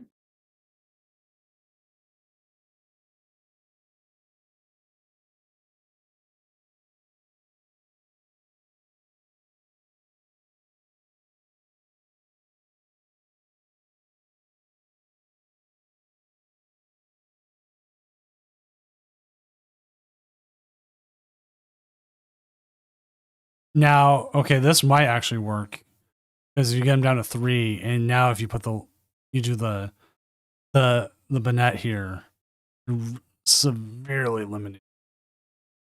Oh, but we're not going to. Okay, cool. Yeah, I think I would have bayonet here because, like, I mean, maybe out of opportunity, like, when are you ever gonna bayonet again in this game? Because at this point, they're gonna probably get their Zoroarks rolling. So the bayonet's kind of useless, but like I would have definitely done it this turn. But I'm not even sure if it's the right thing to do. Might not be.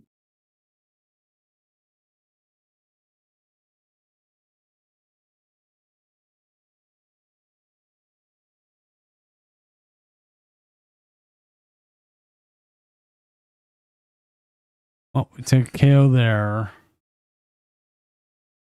Kind of taking that out though kind of forces them now to be like, okay, what can I do? They don't have an attacker outside of the Darmanitan. I would. Okay, see, that's just annoying, but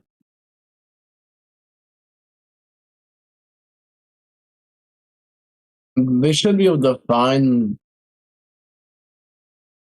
Zekrom here, but I don't think they take. Let's say play Gravity Mountain.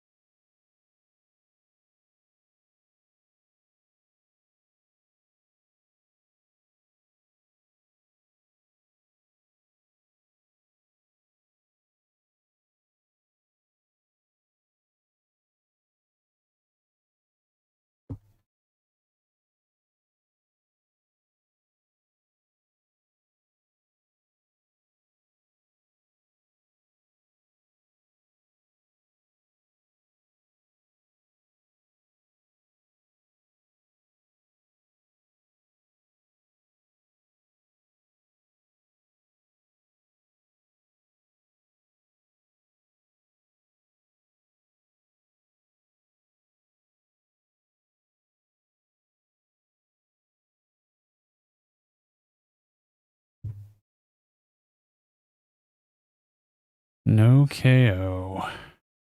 KO.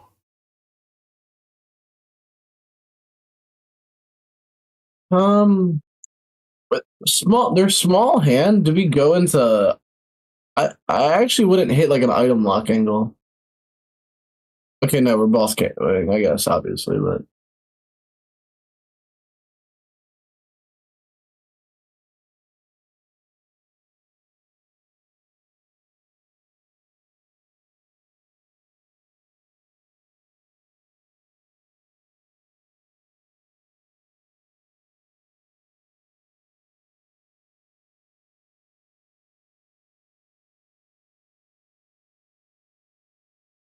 we also didn't attach return. That's always feels horrible when you don't attach return, especially playing Dragapult.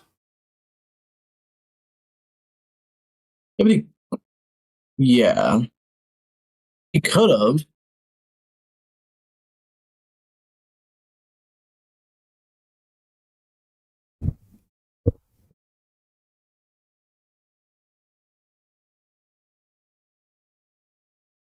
Find another Zekrom. I don't think that matters too much in this one. They're gonna 90 spread to the cloak, I think, and get a good 3 price turn, and then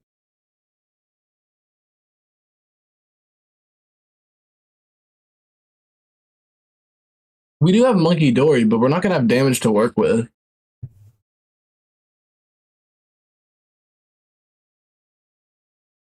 And they're gonna have their own monkey. Yeah, so they're winning when it comes to the Monkey Dory thing. 90-90, 3-price turn.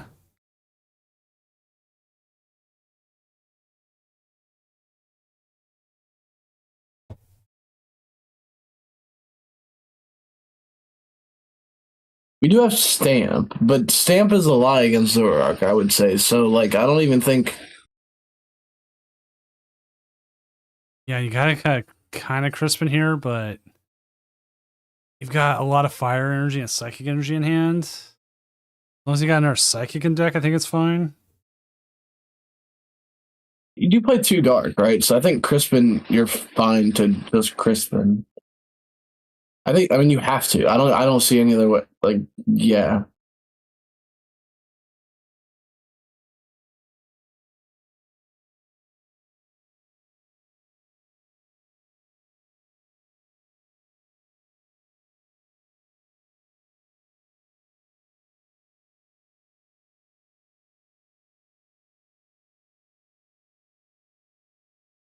I think I would bench everything here because it doesn't matter anymore, and we need to thin. Gotta hit him with the stamp. You can hit 200 into this, move some damage around. As long as you don't KO anything, they can't put down. Yeah, for sure. Our hand is dead. I would play the Dreepy. No. Oh no, I wouldn't. Never mind. I lied. Oh, I mean, you could because you already got the Badoo. Yeah, no, I would because Badoo, but yeah, I would because we need to draw next turn, and the cloak gives us a chance to draw into something at all. Yeah, because it's not even boss energy is game for Zoro. It's just boss is game for Zoro. Yeah, it feels bad, but I don't see another.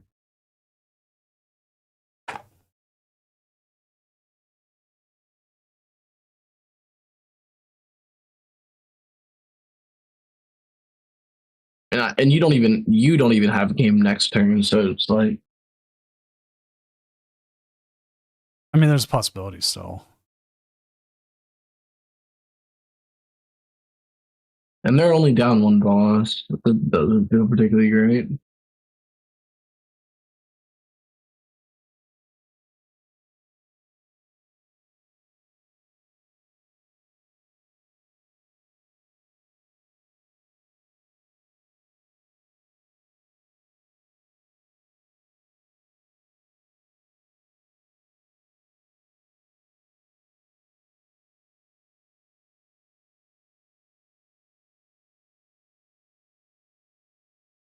They do have one trade left.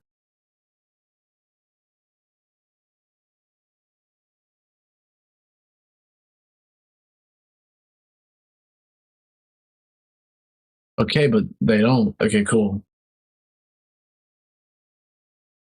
But now they're gonna have game next turn for sure. You just have to hope you find it off this cloak. If they don't just KO the cloak. Oh yeah. Then you're just looking for a darkness energy though. Yeah, then and that would just be game. Scoop up Cyclone. Okay. That hurts. And someone just asked in YouTube chat, is Zero playing Scoop Up Cyclone? Yes, they are.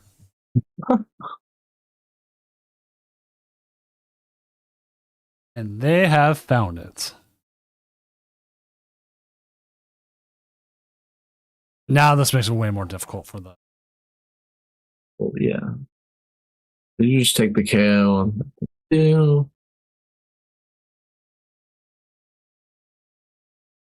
and then boss is just game next turn. I think you're just sniping the Dreepy to stop drop. Oh no, maybe not. Okay. We find dark, but it doesn't matter.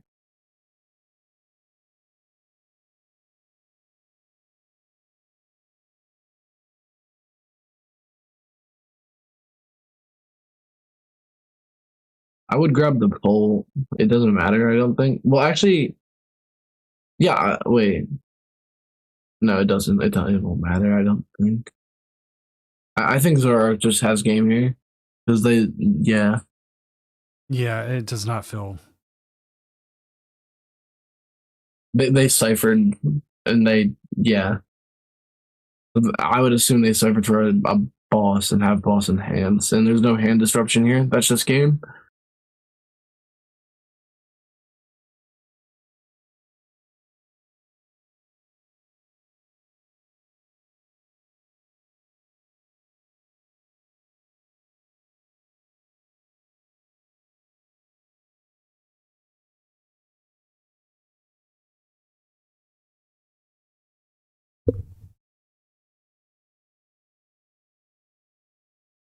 This is one of those games where it feels like the lack of disruption is just too much. Yeah, I would agree. But then again, like that's what makes Zoro somewhat strong. It's hard to disrupt it when they're already set up. All right, let's go ahead and go back to the casting desk here in Seattle. And we will definitely need to find a game next round as we are still waiting. Cursed!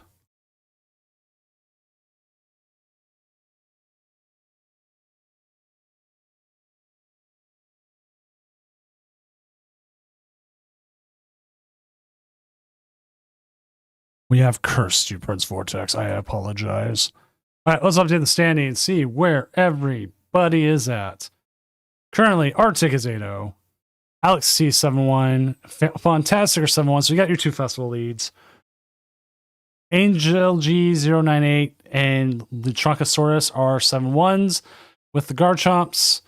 Stalwart Tiger, we saw that one coming from a very easy distance.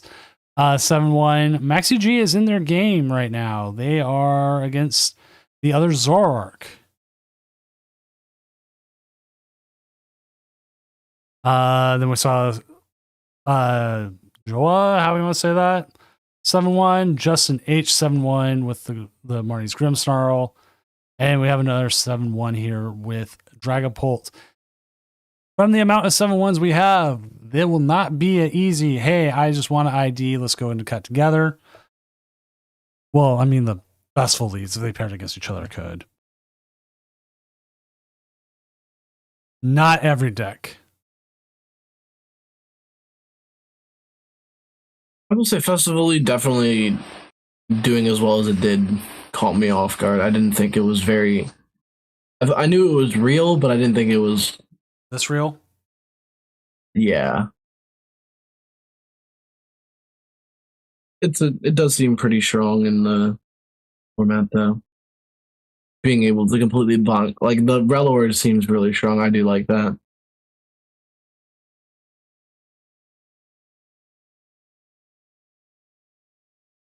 You know what's a card I forgot exists? It was a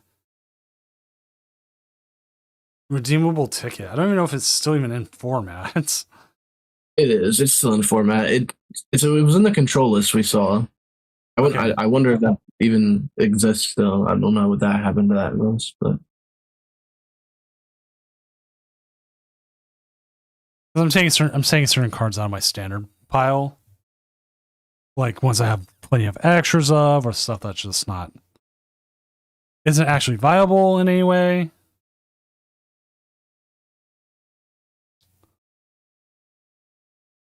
yeah, redeemable ticket.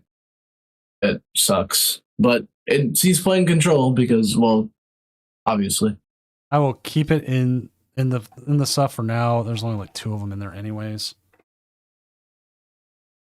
Just gotta start going through all of it and seeing all the whatever it's called, rocket stuff I'll never use.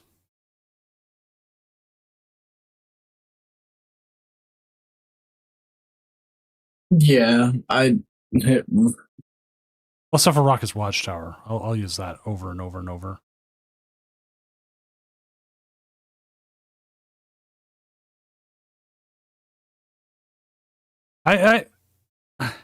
What's Typhlosion even played tonight? Did anybody even play it? I've not seen it. I don't remember the last time I saw a Typhlosion. Oh yeah, it's just not there. Like it just didn't fall off the edge of the map. It like fell off and exploded on the way. Erica's victory bell is seeing before Ethan's Typhlosion. It's kind of funny. I was like, ah! Before it even finished just falling. Mega camera for Rigorath. Is it the stage 1 for Rigorath that does 40 damage for each stage 1 you haven't played? The Abomasnow? We had someone bring the Mega Abomasnow to a the cup this weekend. It won like 1 game and then like lost the rest. Which makes total sense, and if Mega Abomasnow is ever meta, then you better believe I'll be taking a break. It's like, nope. King Gambit, I didn't even know that was a thing.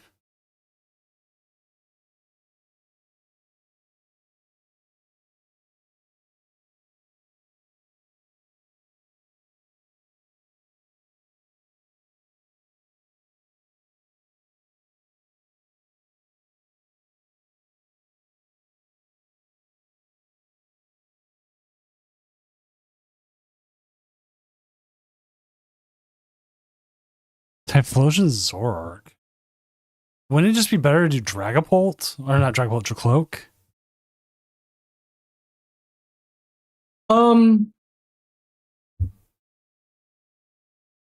I personally haven't played a lot of Ethan's Typhlosion in any sort of way. Like even with all the grass decks out there. I would think so.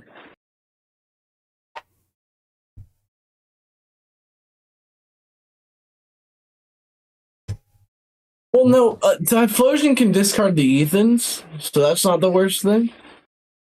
Yeah. But otherwise, I would say, yeah, Cloak is better. Because you're usually using the Ethans anyways to grab like the Typhlosions and everything. Yeah, exactly. So I don't see it all the way, but I would agree. I think the Cloak is better, but I guess if you have to get 2 Ethans in the discard pile and you don't have Ultra Ball for some reason, like, then yeah. Let's find out what this last game that's holding us up is. Wasn't MetaMan streaming? Yeah, let's go check him out.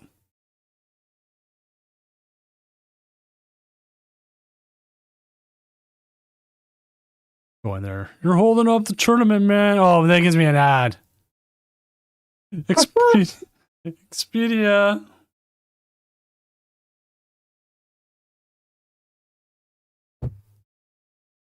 I'm not a big fan of like pre-roll ads. I prefer them like during the stream, which I never realized they run anymore because the multi-streamer never shows it. Oh, that's annoying. Yeah. So like it runs and like I don't skip them because I don't realize it. If any of my mods were on and they were able to skip it, I'd be fine with that. You only get like 3 skips a night. I also have like a thing now where I can be like, hey, everybody, it's like 30% off gifted subs. Like they give me like 3 of those a month. Like I never push hard on subs. Yeah. That's what I mean. You never have. I prefer like people getting some. I don't stream enough for me to like make me feel like people would want subs versus like that's what I'm looking for here. Buying playmats and stuff. Yeah. I suffered the ads. I let the ads run.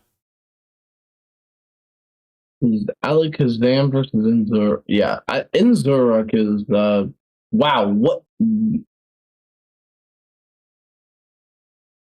they have it like that already?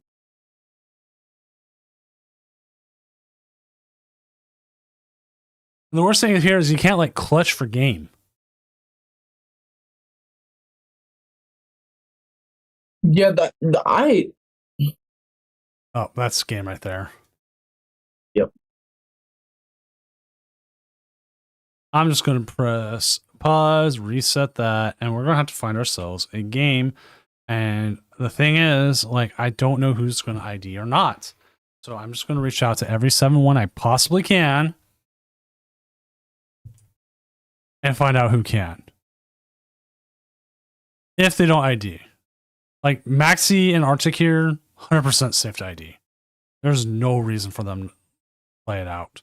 I mean, they could play out, try to have 9-0 and 8-1, but they're like pretty safe. Yeah, I would ID. There's no reason not to ID there.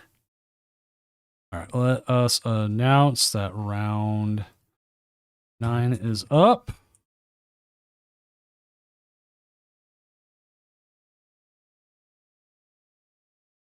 I want to see Festival Lead. The thing is, like, we need like Festival Lead to be able to stream. Yeah. If they play. Let's double check here. Stallworth versus Tiger versus Caleb. Chonkosaurus is up against Zhao. I want to see if they can play or not.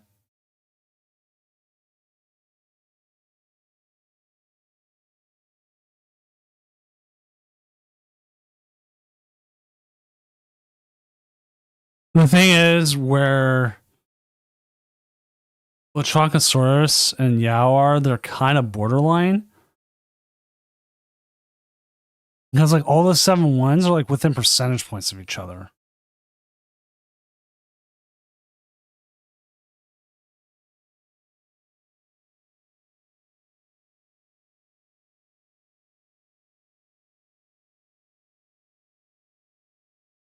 Funny enough, the festival leads did pair into each other. Yeah. Yeah, I would figure.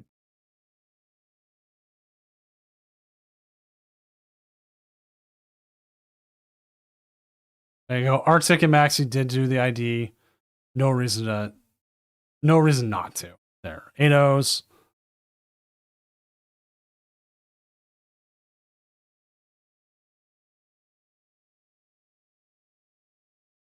I'm trying to think who else we could try and grab out of these pairings.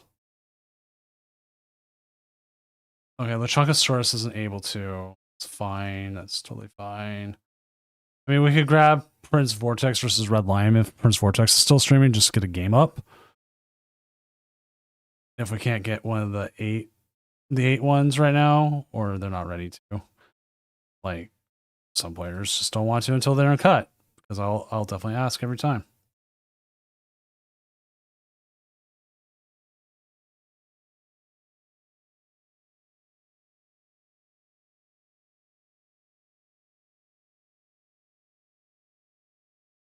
Oh, Jawa is already streaming? Where is it? Oh. Oh, that's cool. I didn't know. It doesn't have on the stream thing. You can see everyone here. Yeah.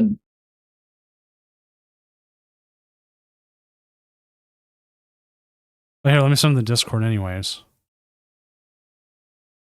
But I'm trying to see if there's one ID before I do anything.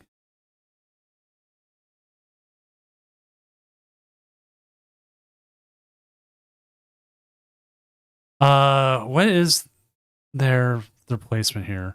Oh yeah, they're right on the towards the bottom.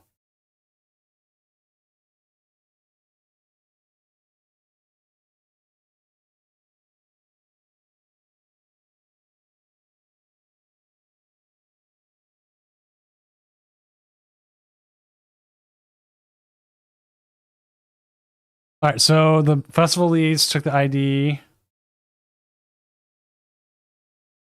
Lechonkosaurus says they are playing it out, so they want to get the reps in. I will also update the standings as they come in so players can see where they're at and if anything's happening to them. I believe everyone else is playing.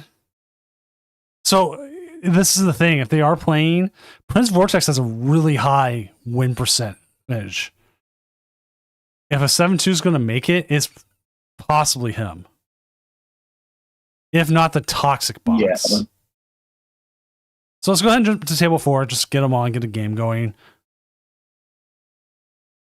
Sorry, I just dragged you. And if the other game, the 7-1s do stream, we'll jump to that. Okay. So we'll just keep an eye on it. But this has a possibility with the amount of people who are playing.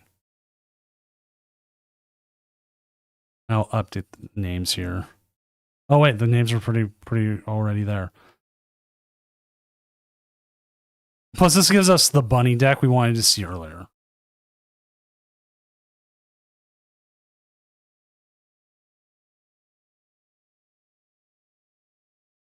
Oh.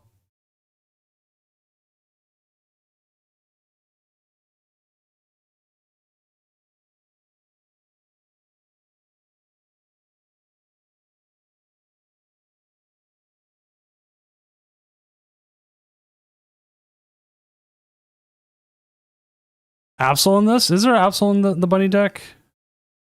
No, but we do have a Toxic Box Absol. It's 11th right now.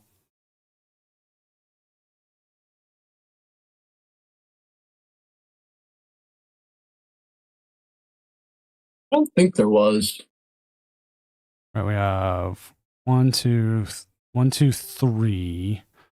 I think a 7-2's making it tonight because we have at least 3 making it. It's weird because some people are talking if they want to ID or not. We know Lechonkosaurus is playing. Justin H and Angel are playing. Nobody's asked for an ID. So that's at least 2 games. So if anybody else IDs, that would mean 272s make it, I believe. Oh, if the Absol player can stream, I could always reach out to them.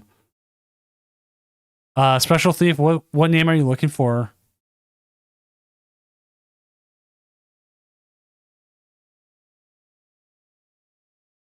Okay. Oh, that's my alarm to go to sleep. Get through this and get the top cut because I do want to see what top cut is. Well, totally makes sense.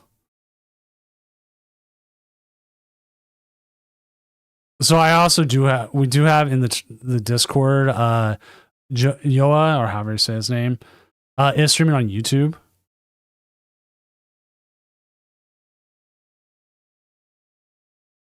And I'm checking it out so I can keep an eye on that game as well.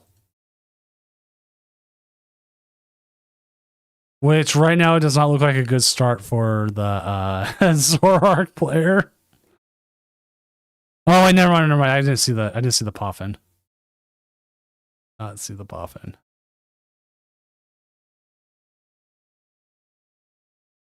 I'll pull up on a kid. I can reach out after the round if they make it. At this point, I'm not going to ask any other players to jump on stream because we're just in the middle of their games now. Like personally, I could do it, but not everybody is able to set up in the middle of a game or a stream. Again, that's because I can do it. Not everyone's able to.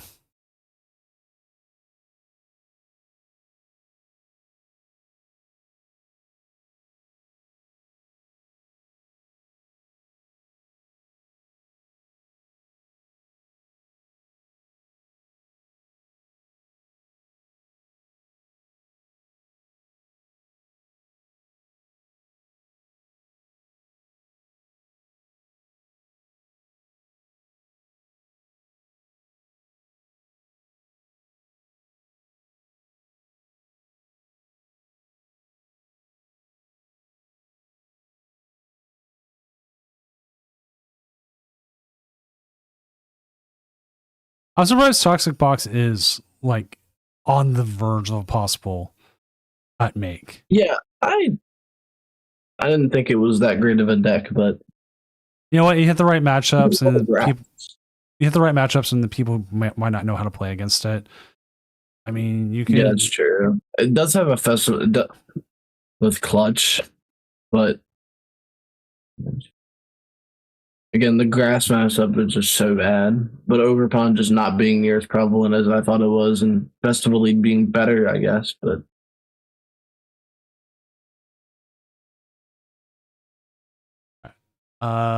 so 12 of 34 matches are done. Updating the standings as they go. Couple no shows. I don't see. Yeah, this is just game for pull. I don't see any. This is the deadest hand I've ever seen. Oh, and the dark the double. Oh no, you can't crispin it, but you still got it though. Yeah, I think it's still this game.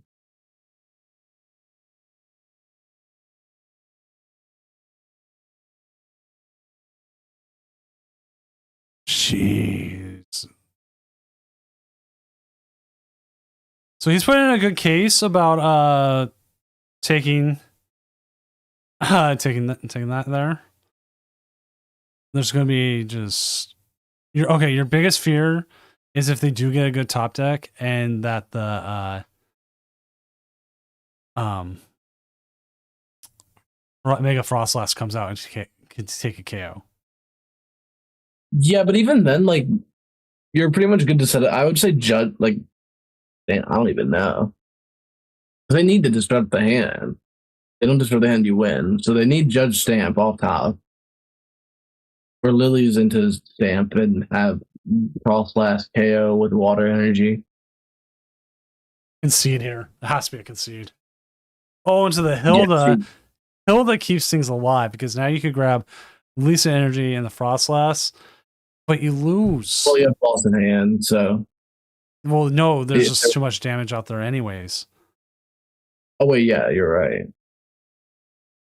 You put more damage. You KO that. Yeah, yeah, it doesn't even. That's Again, 2. boss KO does far as plays damage on the bench. That's what. Yeah.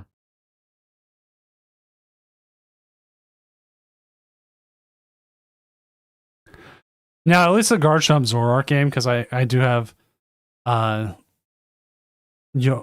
I cannot say his name. We'll call him Joe. Joe stream on.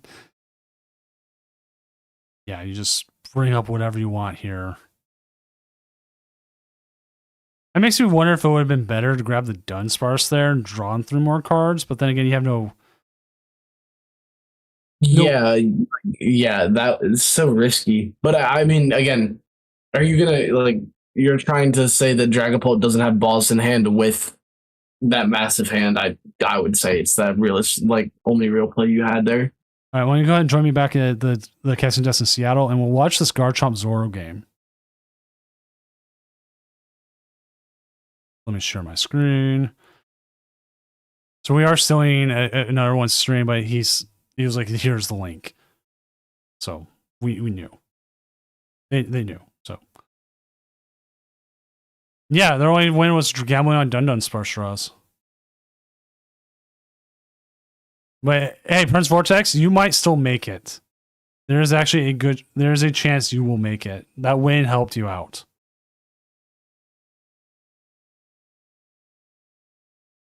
Also, for $50, I'll turn it into a top 16.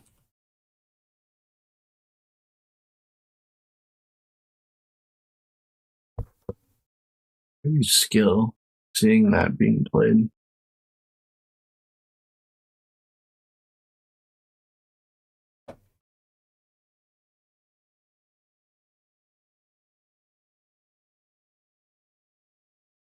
What's the weather supposed to be like tomorrow?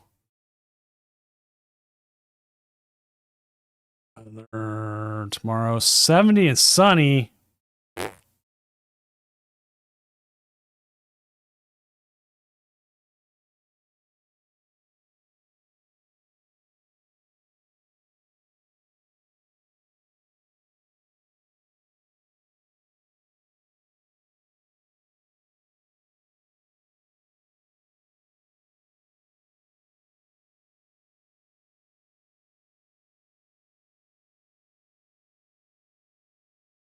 I mean, you could Darmanitan here and pick up 2 prizes.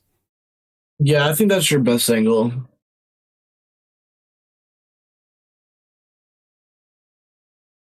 Yeah, I would definitely think. Because if you Darmanitan here and you get KO, you're gonna you're expected to be KO next turn. I would go into the fresh Zoroark though, because force them to have more. Yeah. And you can have because you could go after one of the Roselias and whatever the baby one's called. And the Gabite, that gets you 2 prizes. So you don't want to trade here. No way, right? We definitely don't trade. We 100% boss. No way. No way. Oh, they traded. Do you have a comfort TV show that you rewatch every now and then? I have more comfort movies.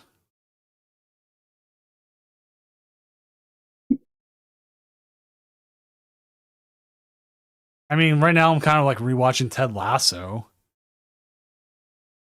Simpsons is always a good rewatch. Bob's Burgers.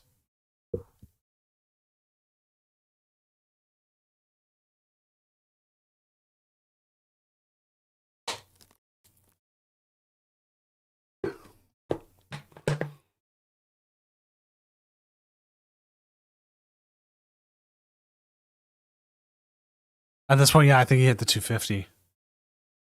Yeah, I would agree. I just don't know why we didn't boss there, because like that's honestly the only thing we wanted, but Well, we'll see what happens here because they should have enough. If they have enough energy here, they will get the KO, but it will be down in energy. They'll be behind in energy. So if you're Garchomp here, if you have the boss and energy, you play the boss, you play the energy on one of your benched ones. KO the weekend. Yeah.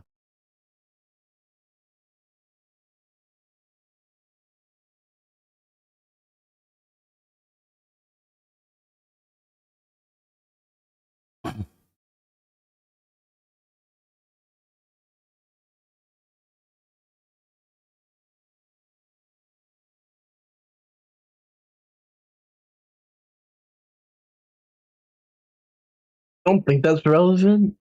Well, no, it is if you want to, but you're gonna be. Well, no, it's not. Are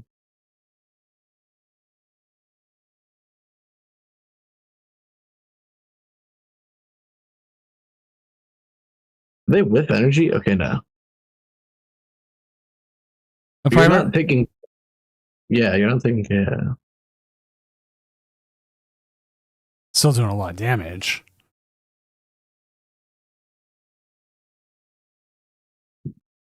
I think we trade those Zoroark away. I don't think we need that. Yeah, they're always going to kind of like draw out of it anyways. Yeah.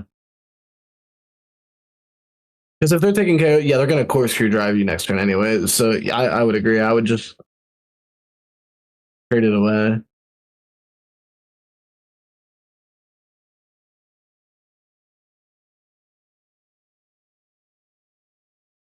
I wouldn't. All right.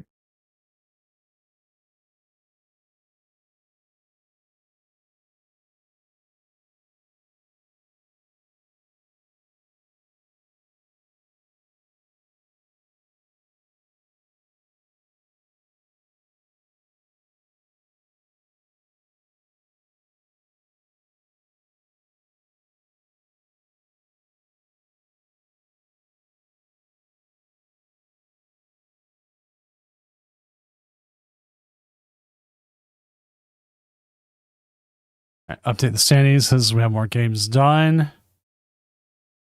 If we have energy in discard pile, we definitely want to grab it. It's nice treasure because 250 more. We want to be able to attack with the fresh. We want to attack with the fresh in the next turn. Because now that you're not, you're gonna have to find TV up or. I feel like this was very winnable, and we just kind of made a couple misplays because.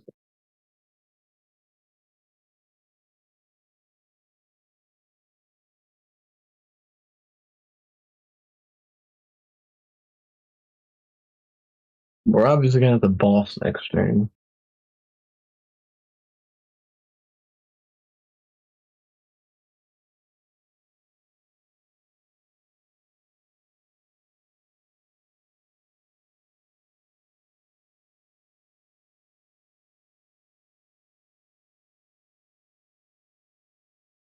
I gotta sing the doom song now. Doom, doom, doom, doom, doom, doom, doom, doom, doom, doom, doom.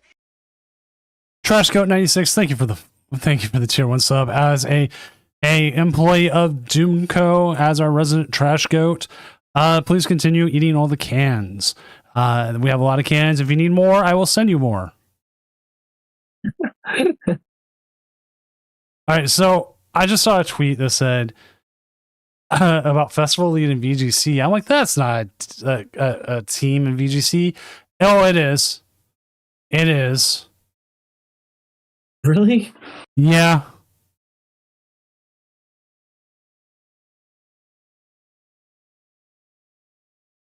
Oh, interesting. I didn't know that. I don't keep up with VGC that well. I do a little bit, but not that well. So we definitely trade away the Brox here. We definitely Night Stretcher for energy. If we don't find energy off of the trade. Gotta make a move here. We gotta play the game. Yeah. I feel like what you have to do is kind of. Oh, we get rid of lilies instead. Okay, we do find energy. We could have actually had Monkey Dory if we attached last turn, but see, now we're not gonna get attacked with the fresh.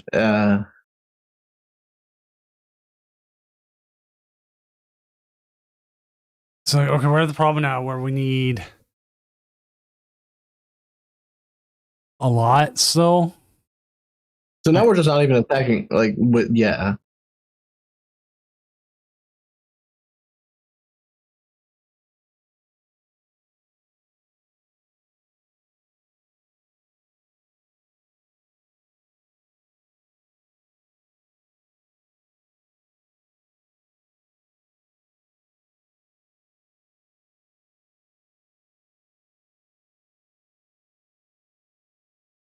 I actually don't hate this angle where they're. Yeah, I wouldn't hate this angle if you're going with the Darmanitan here.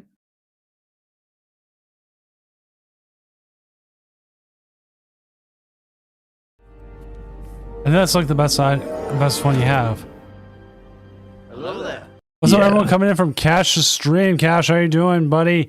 We're currently here trying to watch if the 7-1s fight it out and seeing who will end up winning. They are running out of Zoroarks, and there's a lot of energy on the bench. We will see one of those Garchomps get KO'd. That's 2. Oh man, this is rough. 4 and 5. Oh man, I could have played it a lot differently. Yeah.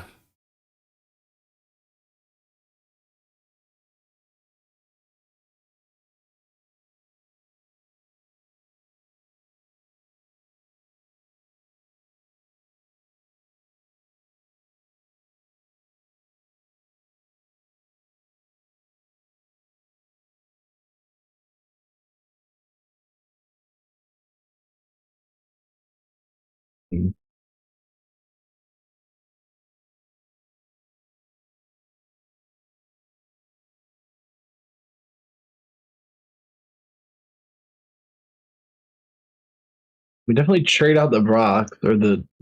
Yeah.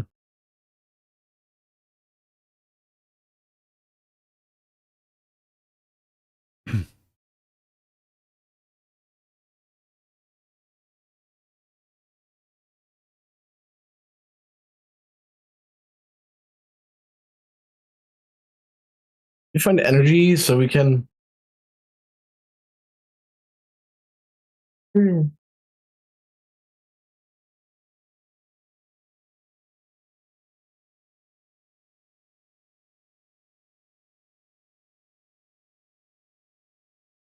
I think that's just game. We have to boss this turn, and yeah, we need to find boss off trade, or just pray that the Garchomp just doesn't play boss. But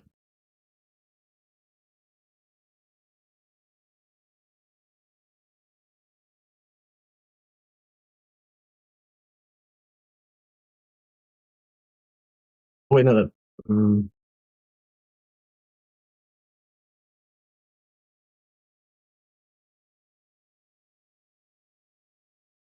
Like you gotta pick up 3 prizes here.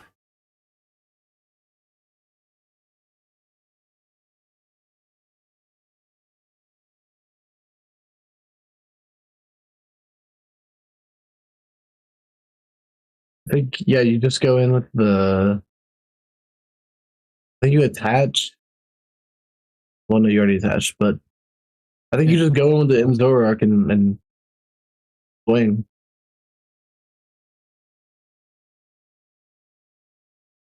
Oh, wow, huh?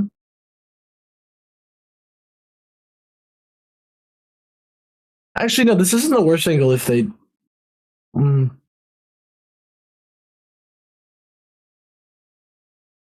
They play another.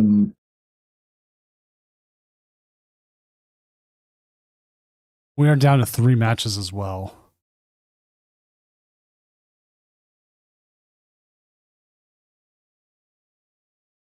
Oh, that's just game. What? Okay.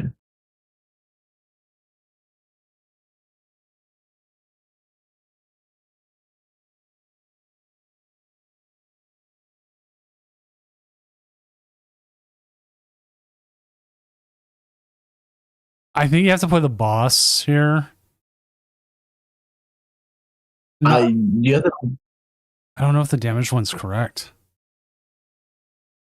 I don't think it is. I think you bring up a fresh one actually, and literally just try and like chill Oh, we're going because you don't look like. I mean, it makes it wow.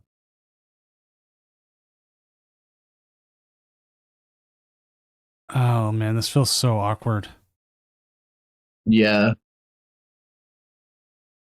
It's like you don't KO that. Oh, this one with the 90. If they have energy, it's game. yeah, or Or boss. boss, yeah, boss just wins it too.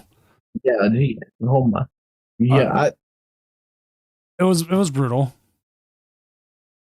So as it is right now, Toxic Box is making it into cut. And Prince Vortex made it as well. That's a lot of pults tonight. yeah, that's 4. Lord. But every match is done. So we're going to press set up next phase. Confirmed. Here we go. Here is your chart. We've got Maxi G with the Dragapult going up against Toxic Box. We've got Cynthia's Garchomp Angel here going up against Dragapult. Caleb's Dragapult. We've got Arctic with the Dragapult Dusknoir going up against Fantastic in the festival lead. And we've got Lechonkosaurus going up against Alex with their Garchomp against Alex T in festival lead, which is probably like their very worst. I do ask every match up if possible to stream, so we'll try and get who we can on. I'm going to head and get the next round started. If you and Sour Cream, you're getting ready to possibly call it a night. Yep, I do have to work in a few hours, but it was an absolute joy. Yeah, it was a pleasure having you on. We had some really interesting games. A lot of Dragapult tonight, but I mean, when a quarter of the metagame being pulled. Yeah, you can't do much about that. So I will say the festival lead, I will definitely be taking that and choosing to hope that one wins. I think that's a lot of fun, and it's gonna looks like it'll definitely be Garchomp, assuming that game goes right for festival lead, and anything but Dragapult, I hope. Oh wait, we go back. Prince Vortex got knocked off. I was like, hey, we'll at least have this game. I didn't realize that. So Toxic Box did make it. And for the first time. Oh, yeah. For the first time, like, in weeks, we don't have, whatever it is. Okidogi making cut. So. Oh, yeah, there was an Okidogi that ended up falling off. Well, I appreciate you having me. It was a lot of fun, and do it again soon. All right. And anybody who might be in cut who is in stream, if you're able to stream, please tell me yes or no, or jump onto a table. I will jump to you. Just trying to see if anybody is able to. Have a good night. Have a good night.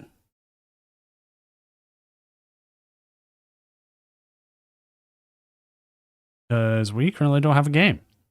And we've almost always had a game. At least a top 8 game.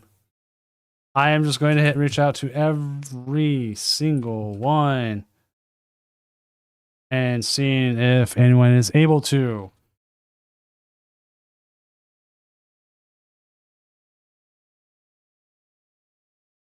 Because again, it is rare for us not to. But if we can, great. If not, cool. Okay.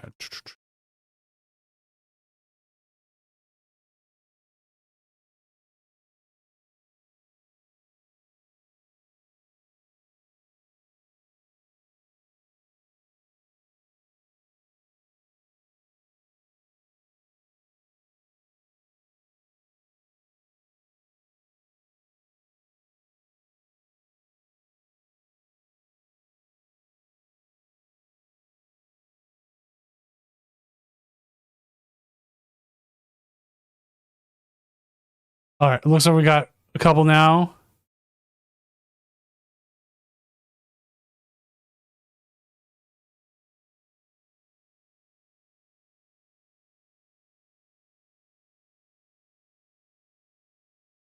right, so I'm going to jump to one of them. It looks like we got one. Go. We also got Fantastic.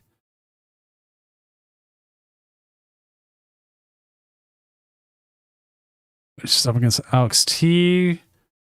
So that would be Lechonkosaurus, I think. It looks like Pull Up on a Kid might be able to. I'll wait and see. This is against Garchomp. We would definitely have Arctic versus Fantastic, I think might be the better one. Because Dragon is up against Festival League against Garchomp, and that's just like worse. So I'm going to jump to see how Fantastics looks. And they are going. So we will get that game up. Definitely feel like Garchomp is going to lose to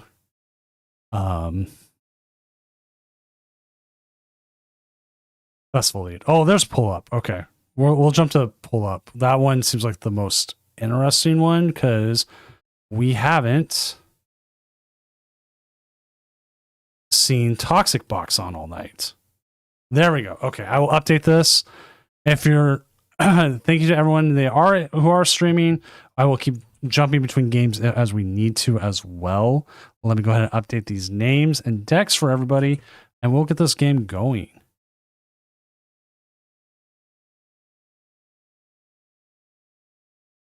Sorry, I've got the wrong one side here. Make sure also I'm not talking into the ears of our players because that would be absolutely horrible. As I would give them all the worst stuff.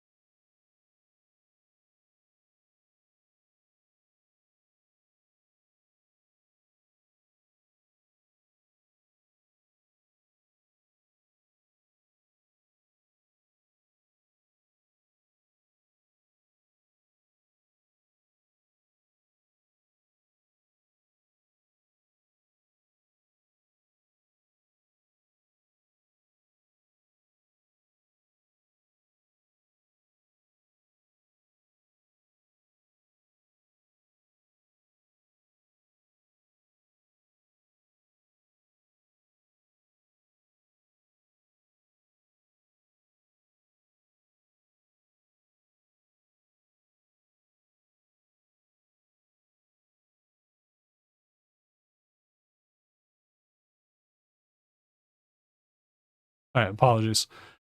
Just making sure everything is fine here. Also updating stuff on tournament. Stupid. Top cut. Where's my top cut thing? There it is.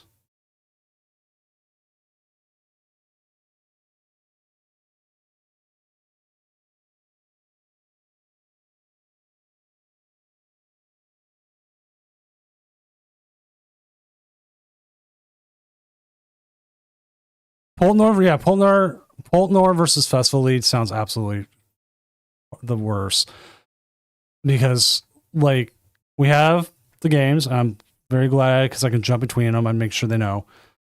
And we also have the fourth game as well. But, like, the Festival Leads walked into, like, the ones that they, like, didn't want to walk into. Or did want to walk to and didn't. So, like, Fantastic hit Arctic, which, I mean, at least that's more of a game than, like, Alex versus Lechonkosaurus. Thoughts on Harlequin versus Judge? I've been playing Judge, but I think Harlequin definitely has its place and can definitely help a lot.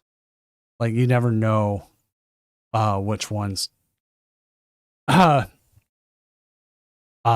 it's called. Which one's going to hit better for you?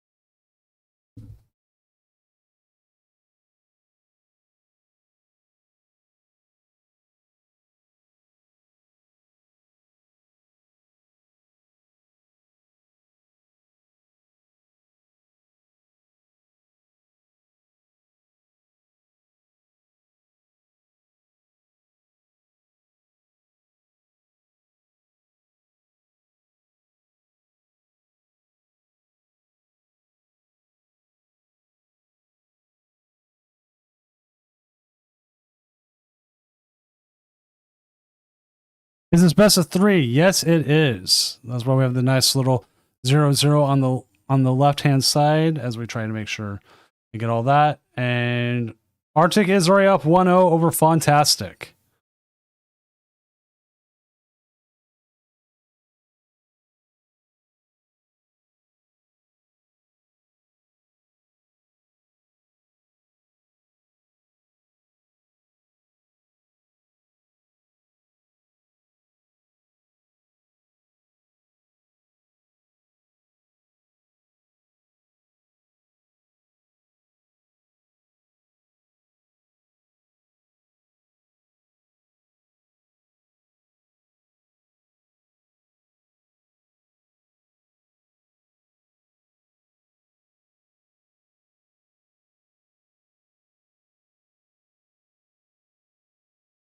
I've been playing a lot of Pulp Blaziken as well, but seeing that Dustmore is doing kind of well today, part of me is like,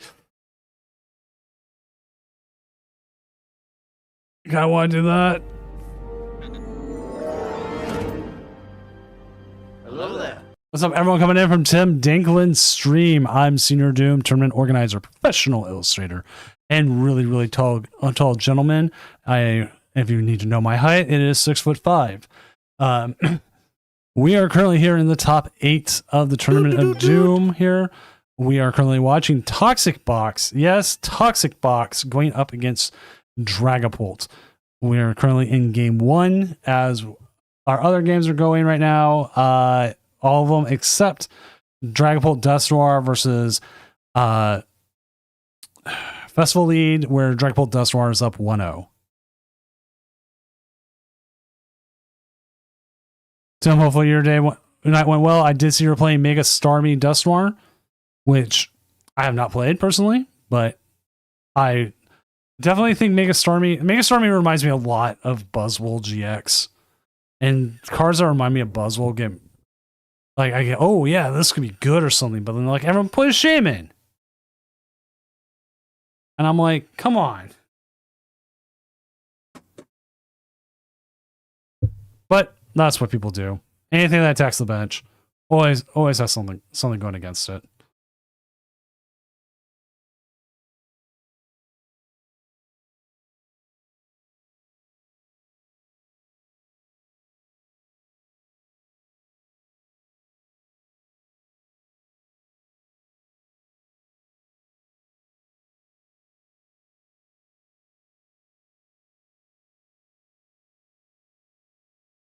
Also, Kiba QC, thank you for the follow.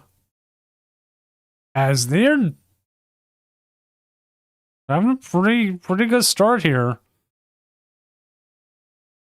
And Alakazam we trust.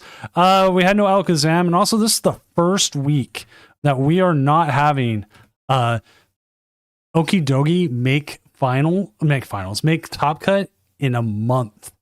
We have had Okidogi make top cut every week in the month of April. It was just making it, and now nope, it's gone. It's not there anymore. Okay, it's not. It's still there. It had a decent night. It just not enough. And we also had a 7-2 make it, which is a rarity in itself.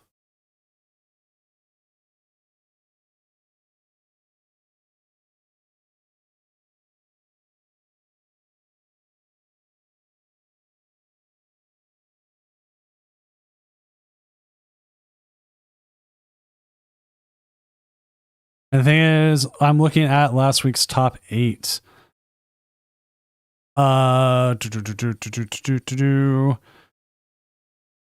This is a completely new top 8 compared to last week.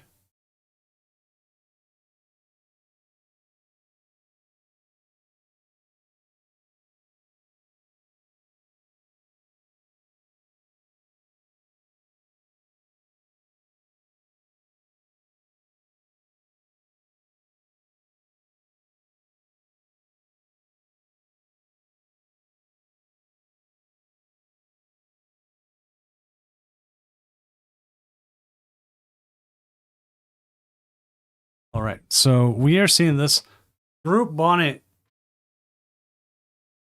clearing house. I'm talking really far away.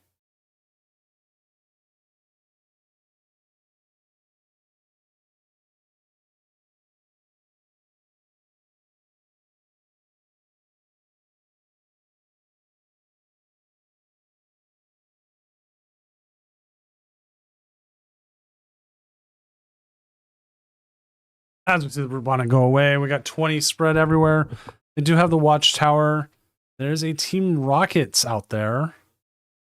Let's see what play we see here.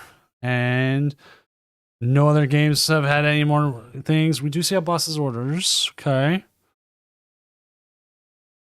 Don't think the boss is going to get us much of anywhere. We could see an attack here with the active. Maybe. No. We're going to see it. Something from the bench. 20 damage onto it. I do believe you will probably want to Monkey Dory some damage off one of your Pokemon, but the other issue you run into is they have their own Monkey Dory set up, so it just doesn't matter.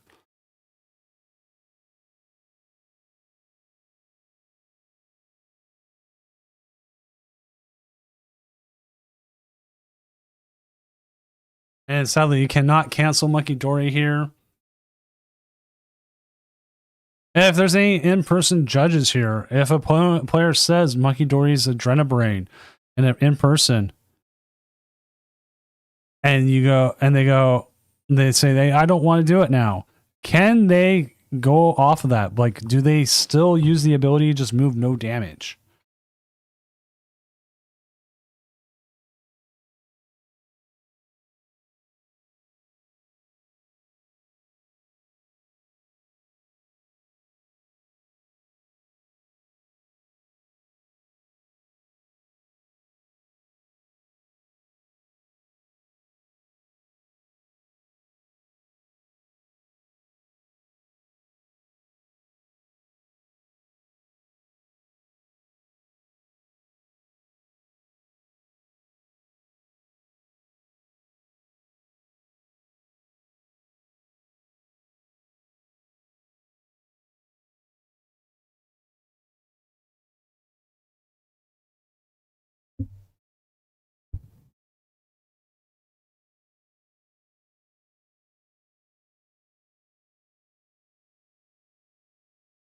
Thank you, B4. I wasn't sure because it's not a card or situation I've run into when I was in person judge, but that was also years and years and years ago.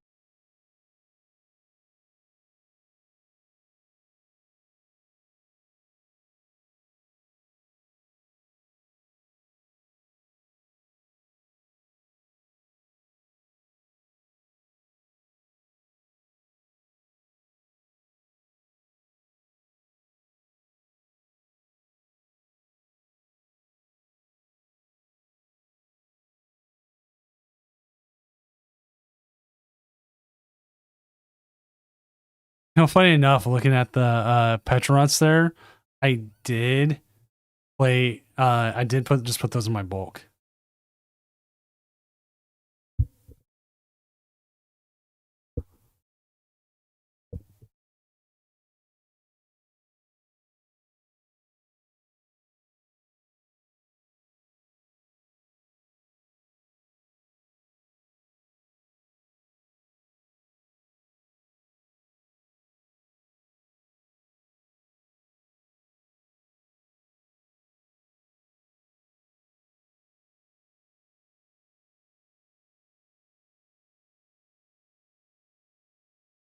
Oh my god, no dogs. Like, personally, I know like the he said, she said kind of thing.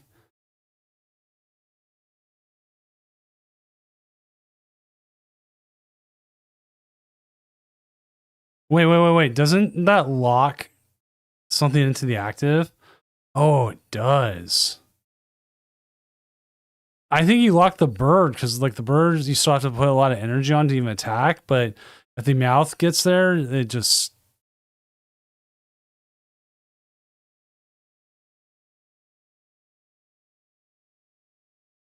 Oh, and it poisons on top of it. Ooh. But yeah, the he said, she said even happens online. We get way too many games online where someone's like, what? Like, they say, okay, I crashed. And their opponent goes, there's no way they crashed. They just had a bad start.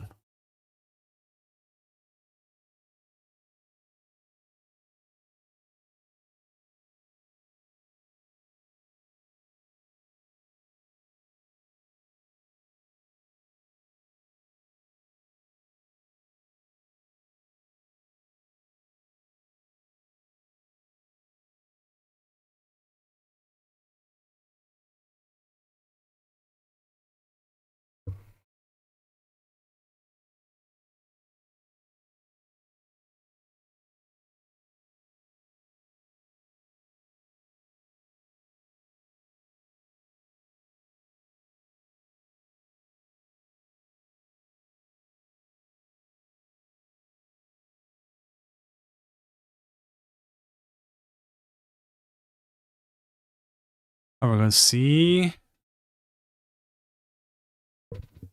anything. The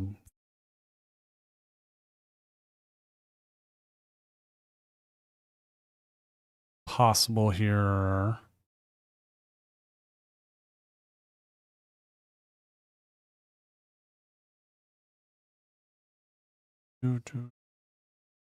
Alex T has 2-0 the Troncosaurus, taking the what we thought would be the very, very easy dub.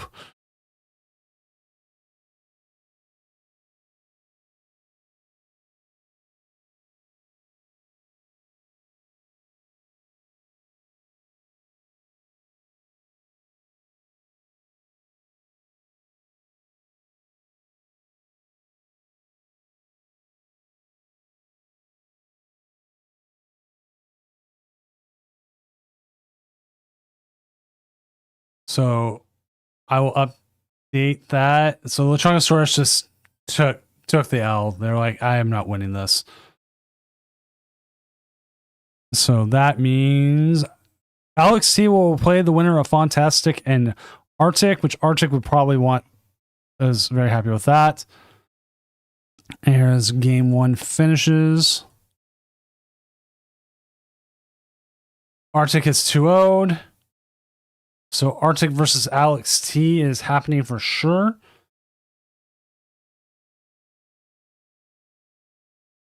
And Maxi G is up 1-0 here over Pull Up on a Kid. So here we go, getting ready here for game 2. I'm going to update this as one side of our bracket is ready, and the other side has only finished one game.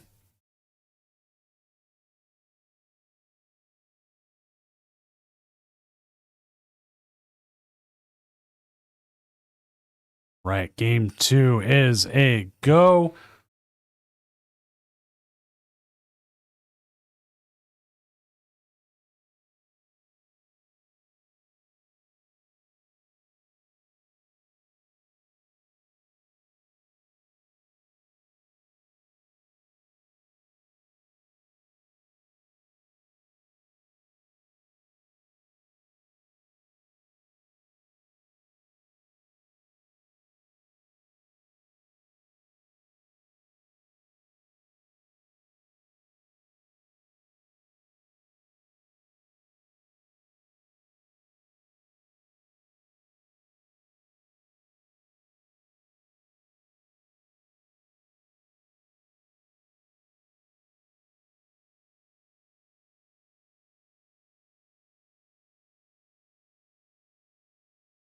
I ask you not to, only if there's any issues. I know it makes the tournament faster, but also like any issues. I have you on Discord, right? Because if I have you on Discord and you can get a hold of your opponent, I'll be okay with it.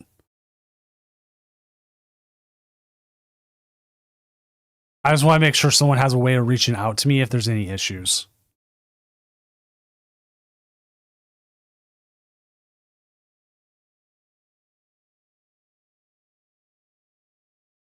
Well, also Alex can stream.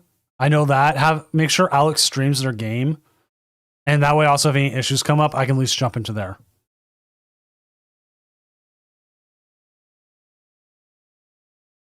So if you set it up like that, as long as the game's being streamed, like you did with like Azul, I'll be more than happy to do that. Have it that way.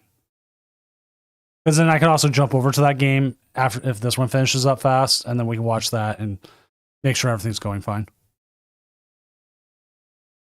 It's just it really is just more like making sure things are not saying like on the up and up, but like they're being recorded and like problems can be taken care of.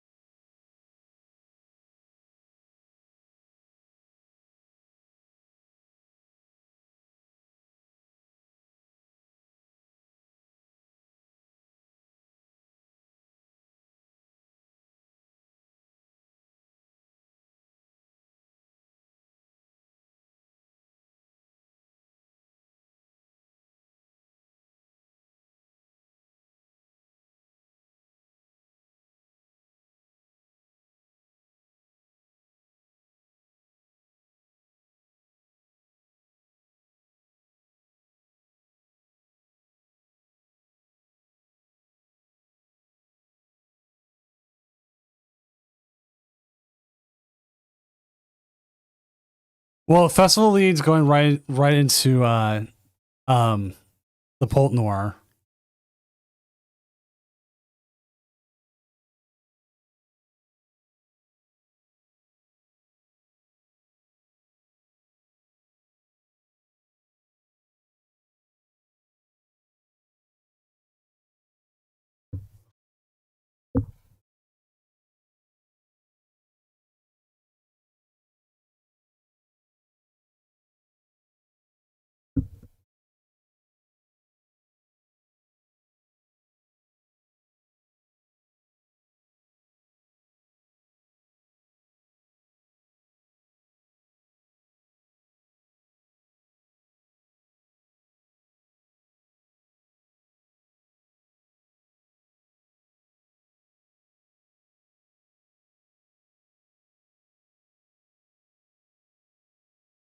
Am I going to Indy? No, I am not going to any more regionals this year. I'm hopefully going to Worlds.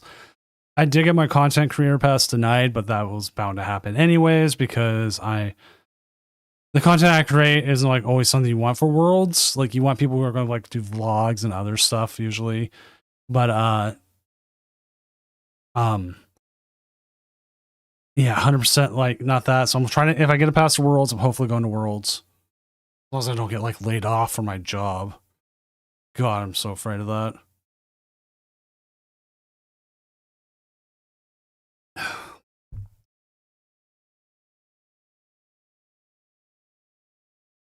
I wanted to go to NAIC, but Worlds would be cheaper. Yeah, it's gonna be a little bit harder. Like win a lottery and get in, but I think Worlds would also be a great experience for me considering I've never been to Worlds. 30 years I've been playing this game. I've never been to Worlds.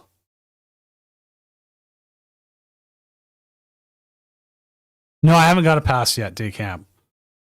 I got declined on the creator pass. I haven't heard back from the lottery yet.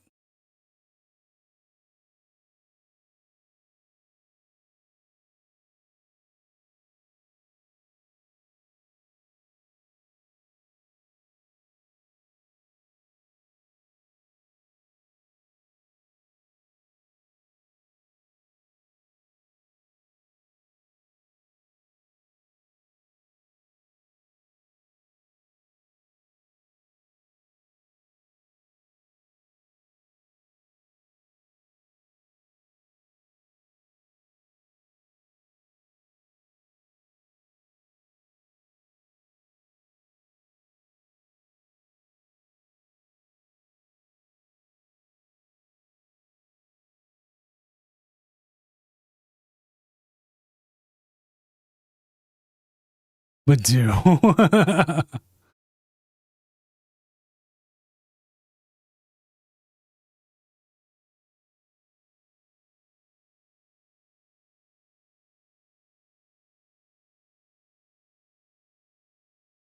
And we do have an issue.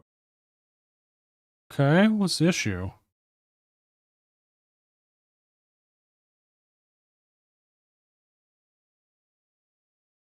My typing has just been bad tonight.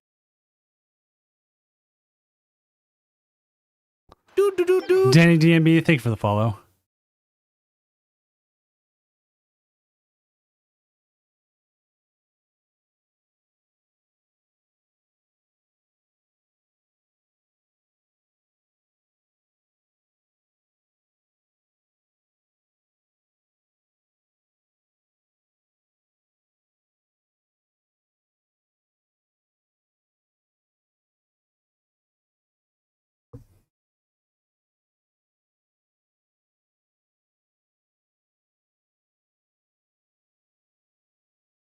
Arctic, I say you can if your opponent agrees to.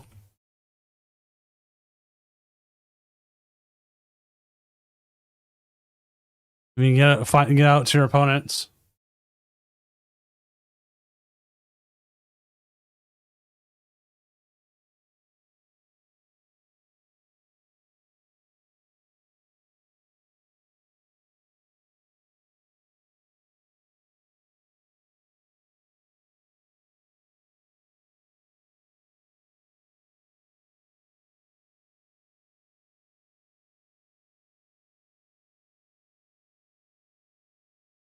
If they're still in their chat, yeah.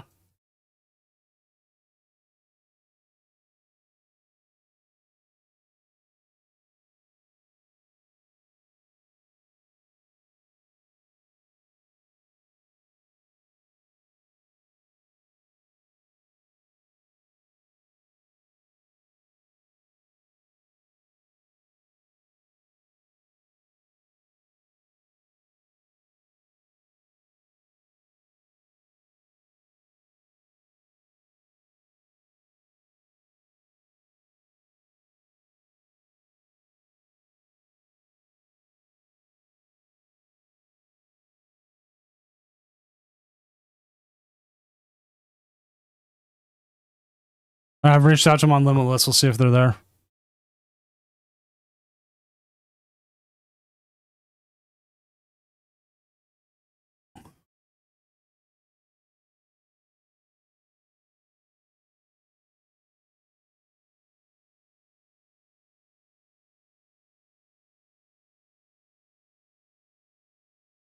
Because this game's in game 2, and the other game is in game 2 as well.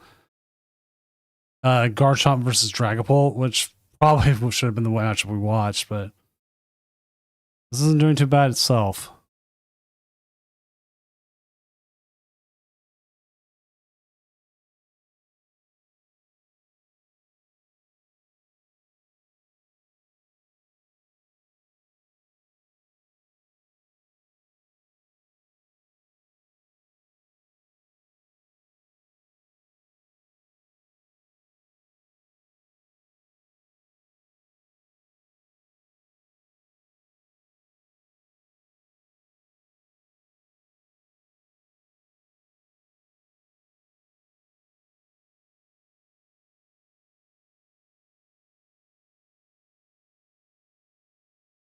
I didn't think Petrarunt would be attacking this much, but it has. Monkey time. Still gets knocked out from the poison. Takes its own KO. Oh, wait, no, it doesn't get knocked out from the poison again. No, anymore. Sorry. I should remember that it does. The 6 doesn't carry over.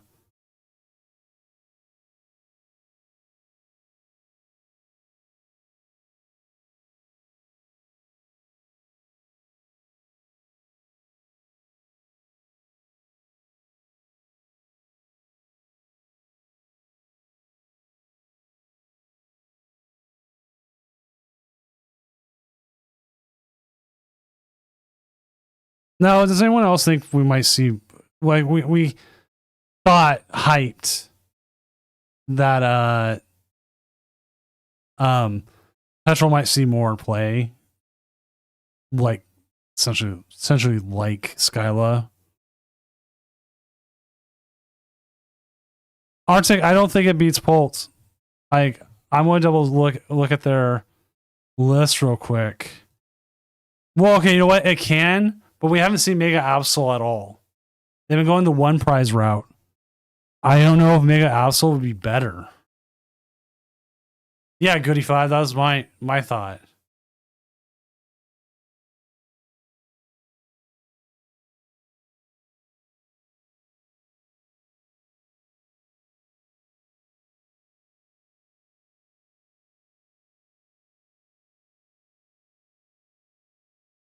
Playful Kick will get a KO here.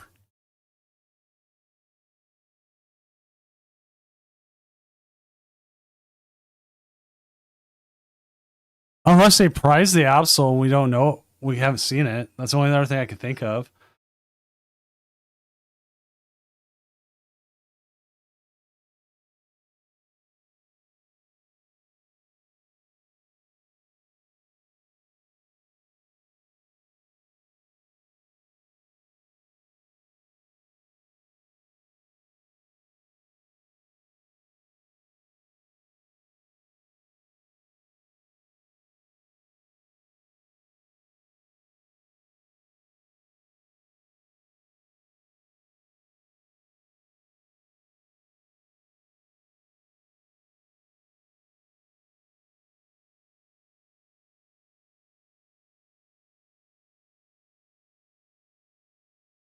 Okay, well, it's Goody 5? Okay. But yeah, no, I 100%. And I hate always saying that.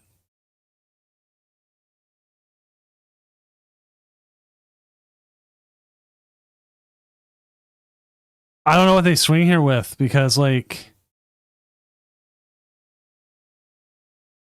would you have enough here, KO? What? How much does the Pesh Rent do? This is a hard call. Because if you put 1 damage from the Monkey Dory, this is hard.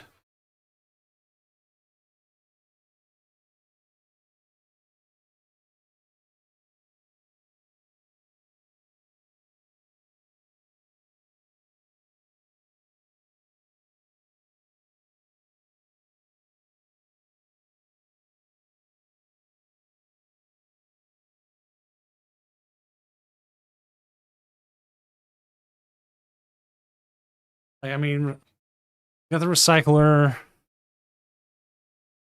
Right, Petch just loses on the return KO. It's like Mega Absol is your best item chance here.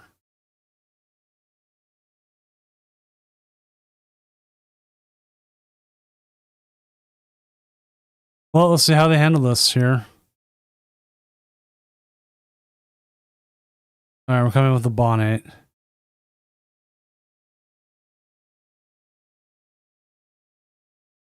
Because if you don't...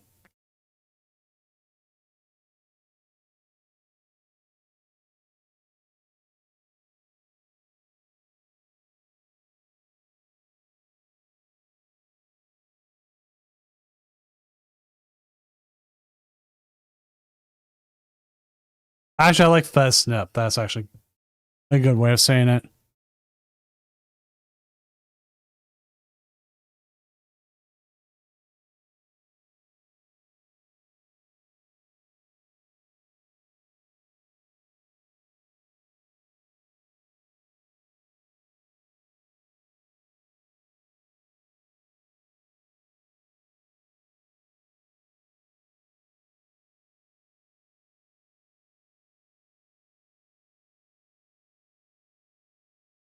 Right? I think like the Harlequin would have been the right route. I agree with that, so...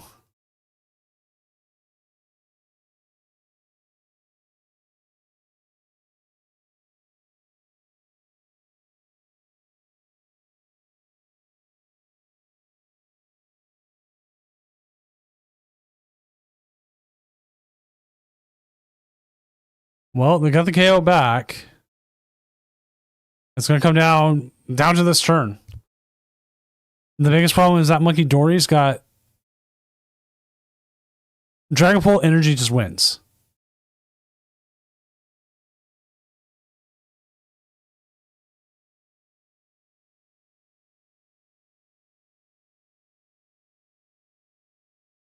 That's why I'm asking Spectral Thief.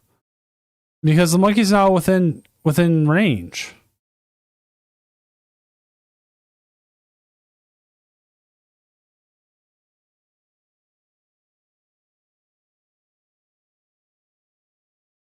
Hey, it's to me the same thing. It's like the monkey is 60 away.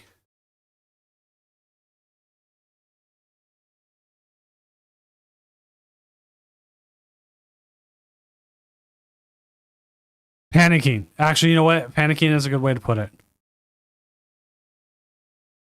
There's the Pult. All they need is the energy. GG.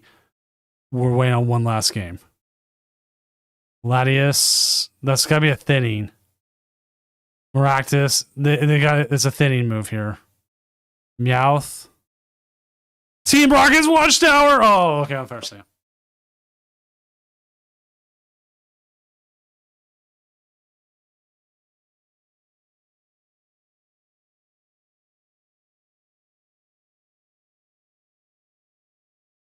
Oh my god.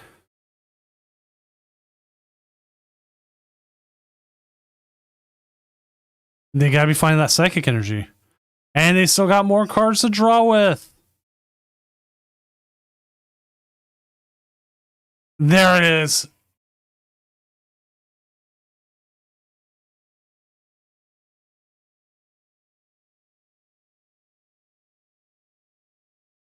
They see it. Yeah, make sure your opponent sees it. Oh my god. Punish there.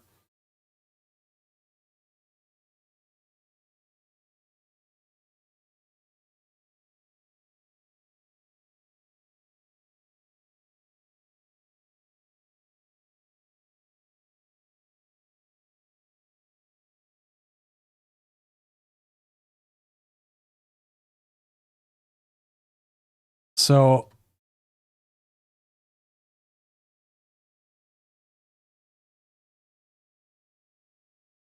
the other game that's going on, if they get to a game 3, they said they were able to stream possibly.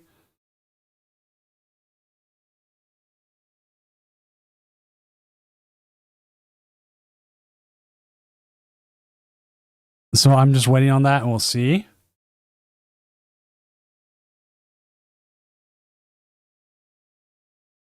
I would assume so too. Let's look at the deck real quick. How do you find the Absol in this deck? Okay, you do have 2 Ultra Balls.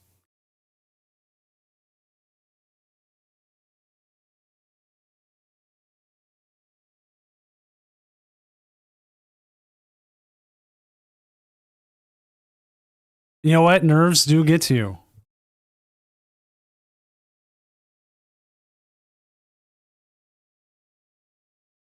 Like, it for sure feels like with your nerves, like in Top Cut, like you feel like the mistakes just hit harder.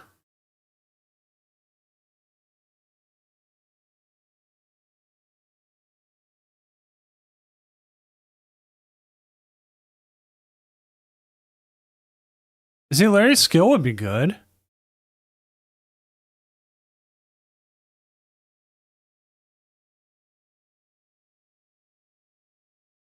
Call for Family is another one. I mean, there's a couple ways.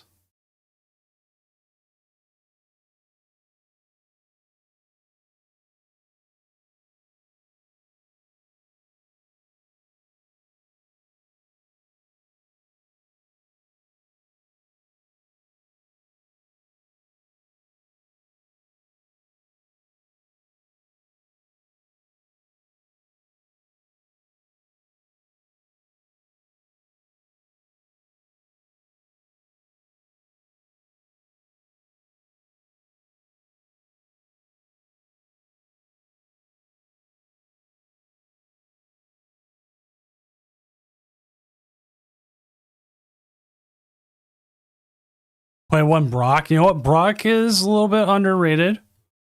Oh, this is last week's top 8. Like, none of these decks made top 8 this week.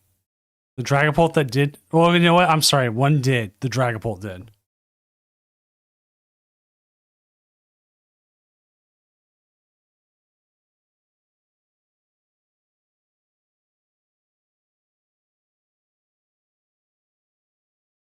Which they are currently in game 2, and if they do hit a game 3, I am going to ask them if they will be able to stream it. If they're not already, no, they're not anyone there. Update the bracket.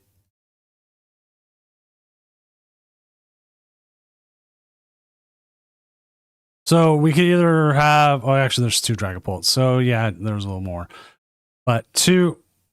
We could either have, we could have a guaranteed Dragapult and cut. Ad. Oh my god, that is ad. Stupid ads.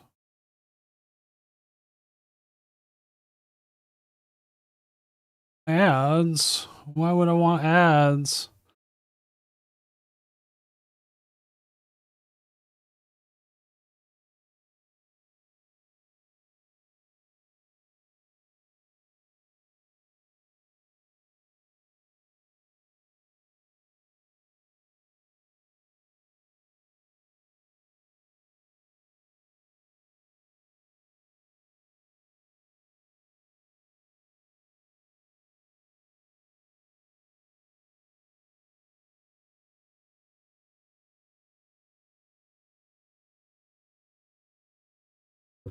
Well, it's late for everyone. It's like 1 a.m. here.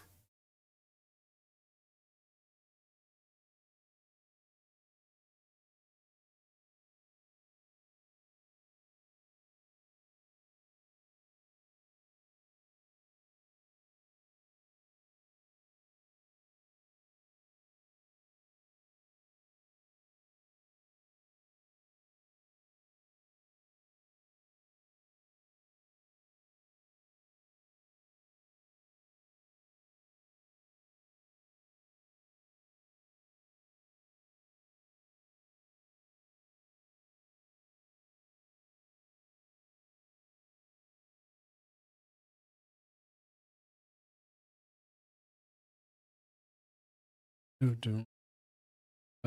do.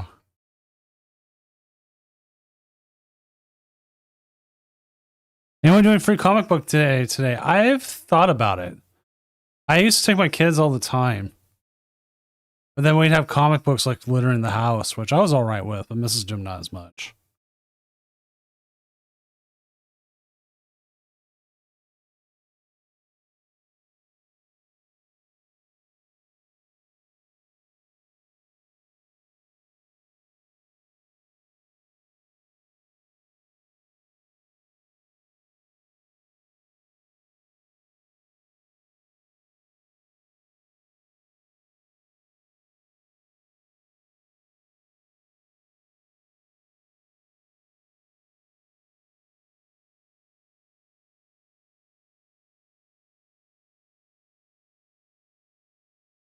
Yeah, I think Arctic's heading to the finals.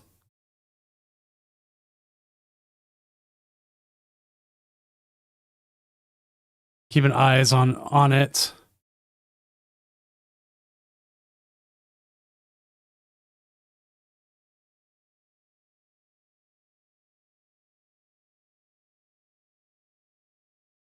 All right, so they are going to a game 3. I have asked if we can get game 3 on stream.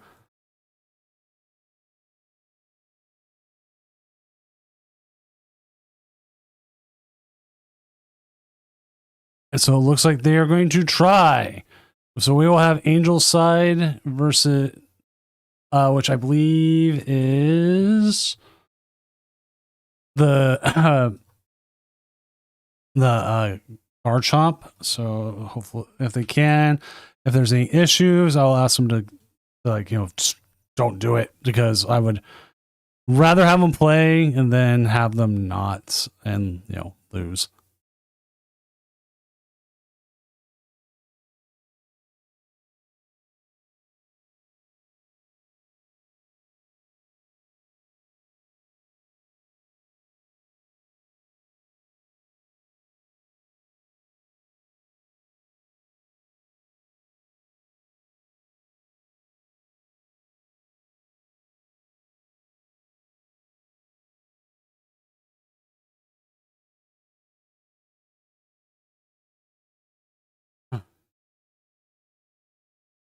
I am definitely thinking like Poltnor, something I might try out again. If it's the festival, these going to be seeing a lot of play.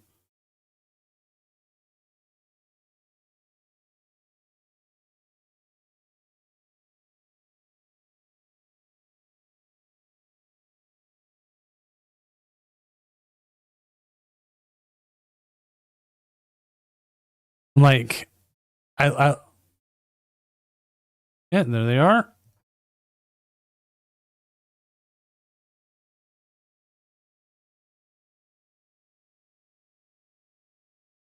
As soon as they share their screen, I will have it up and we'll get game 3. I think Poltnor's just been not even solid 60. I just think it's been like against. Oh, we get a phone one. Sick.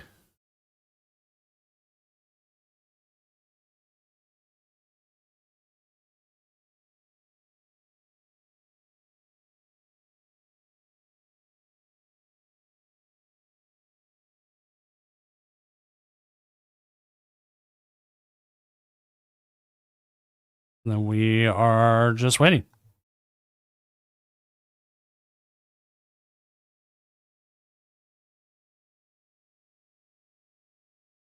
Here we go. It's actually interesting. Like, this is the second week we're having a phone one.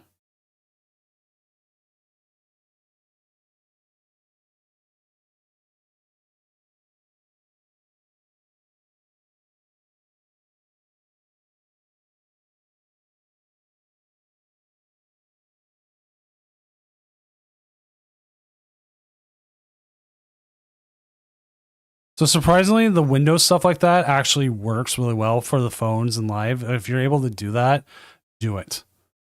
If you're in an online phone tournament. All right, so we are seeing from the Garchomp side. And the other side is Dragapult and Garchomp is going first.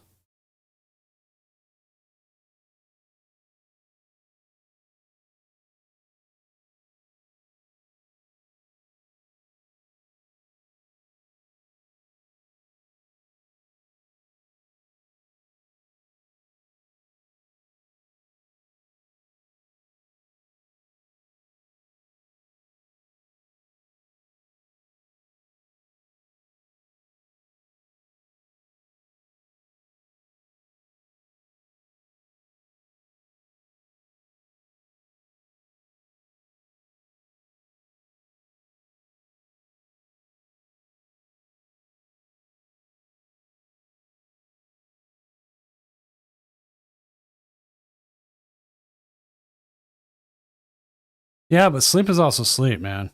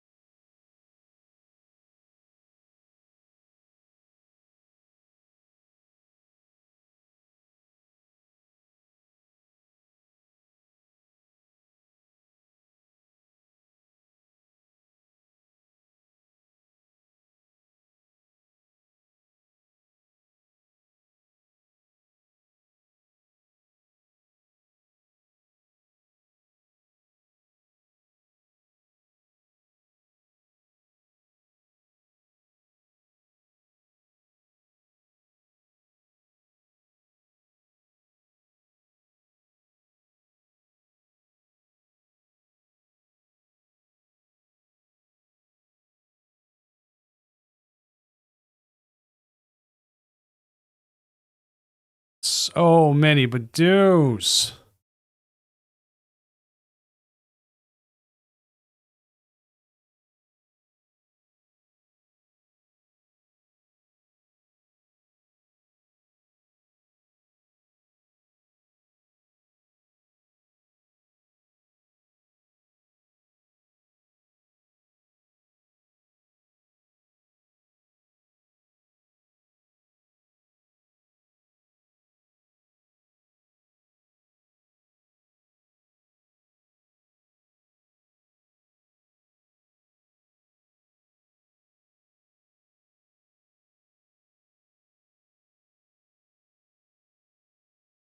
Surfer. Did unfair stamp.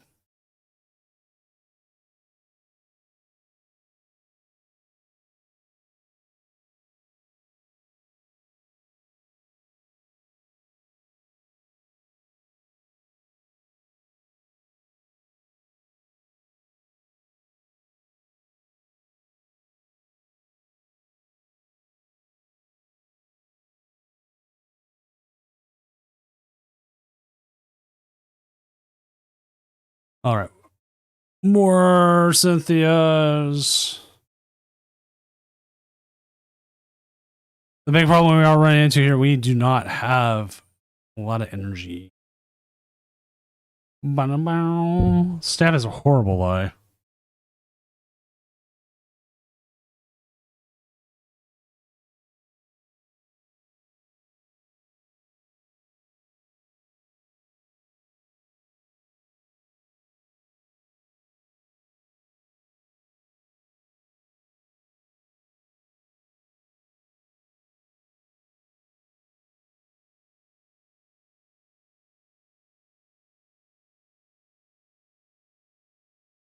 Oh, there's energy. I think every time I've stamped, I've lost. Which sucks. Well,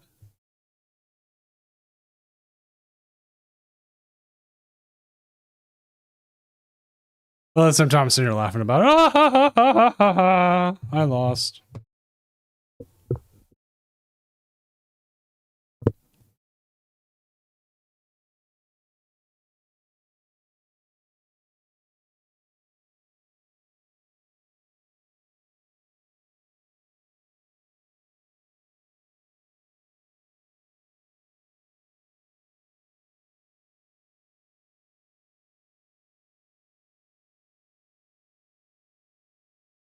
I think Neo Upper is actually really good in Chomp. It gives you a very, especially if it's like close to the list, which this is not, it gives you a good surprise attack.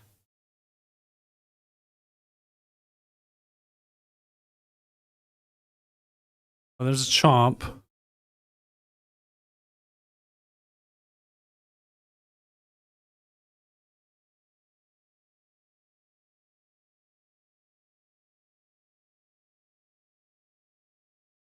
We have a Chomp, we have an Energy.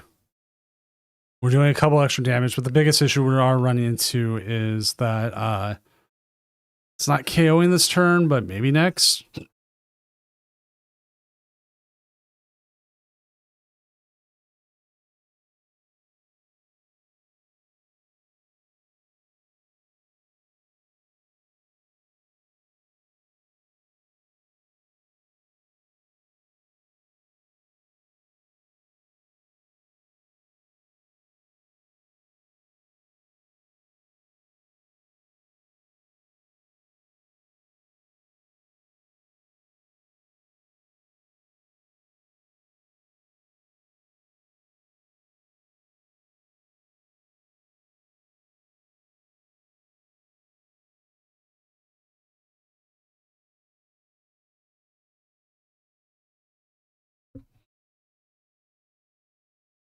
Chomp players fall to just the Chomp propaganda in general.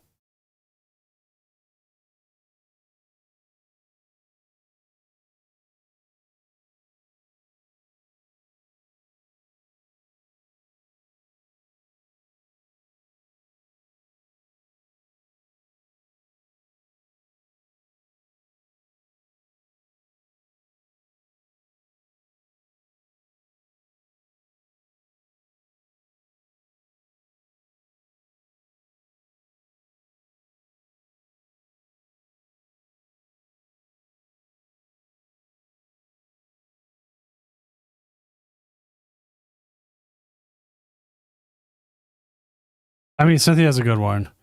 I actually did a Cynthia Garchomp illustration a few years ago. Now, here's an interesting thing coming up. They've got 11 minutes left. The winner is decided by who's the higher seed, which would actually be the Garchomp.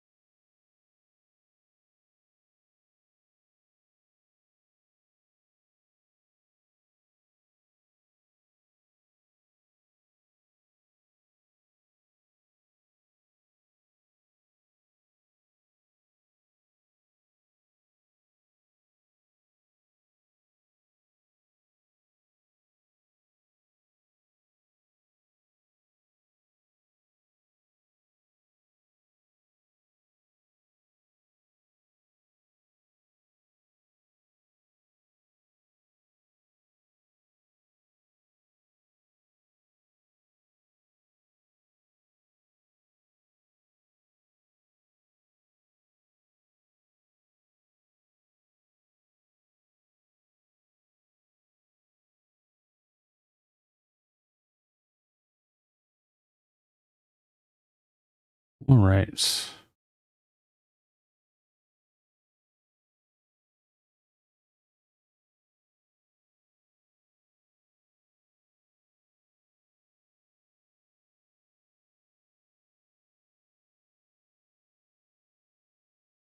And of course, they do need to pick up the pace a little bit. Like,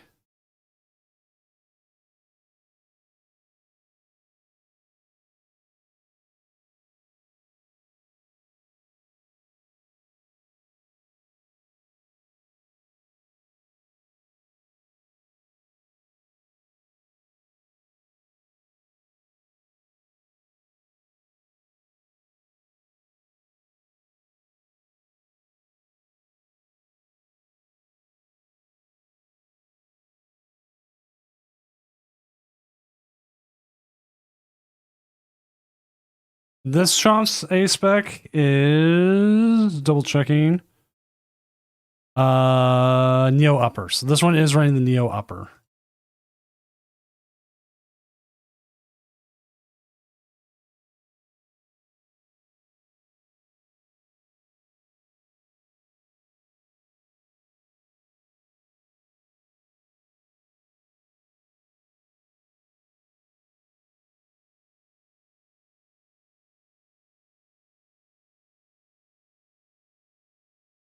Garbodor Paradox Rift 204 182. I will pull that one up so I can see what it looks like. I like mistyped so much tonight.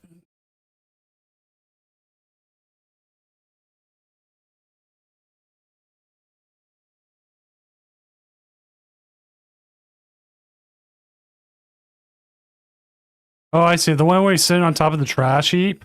I think that's actually a good representation of Garbodor. Huh. It's not something we get a lot of. Like a lot of times we end up with like they just don't want to.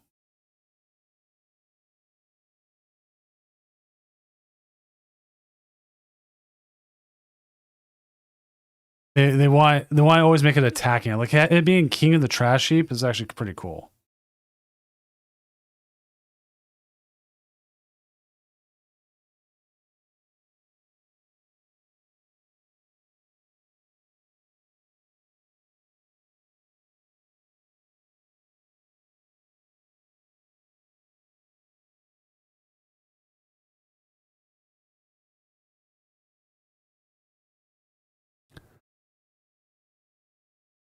Like, I want to see what the artist has also done. I always like looking at what the artist has also done.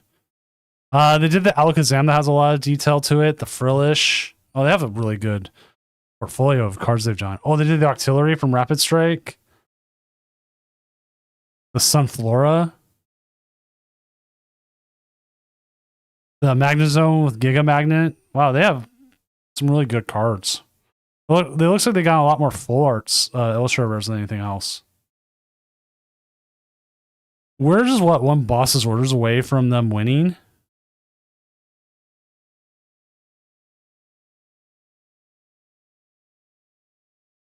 Is he like... I keep wanting to buy the Cynthias, but I haven't.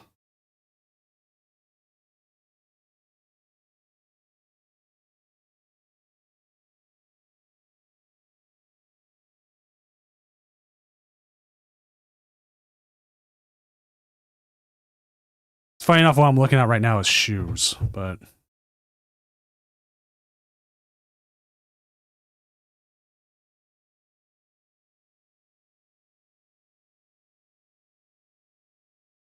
That's...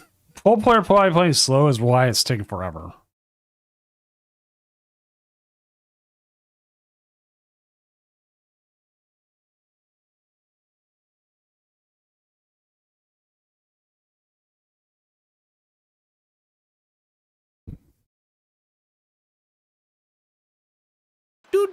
Eternity underscore 42, thank you for the follow.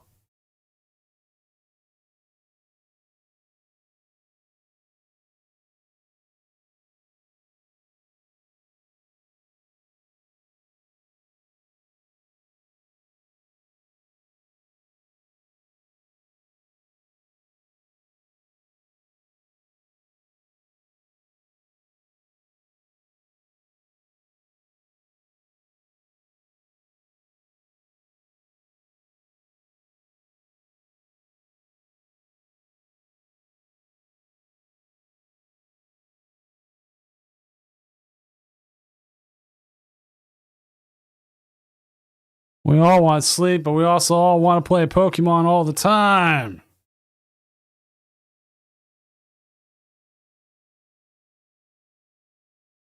Lucario-san, I have not seen the Spiritomb, no.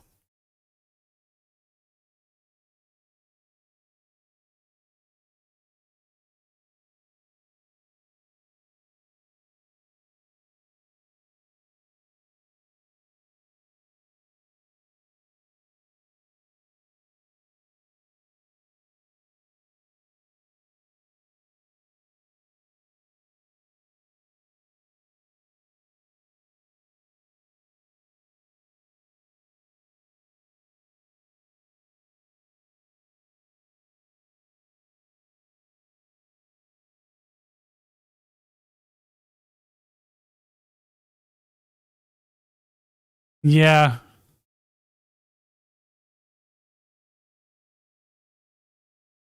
Like, I had a mobile game I was playing where it just seemed like I could never see my full hand.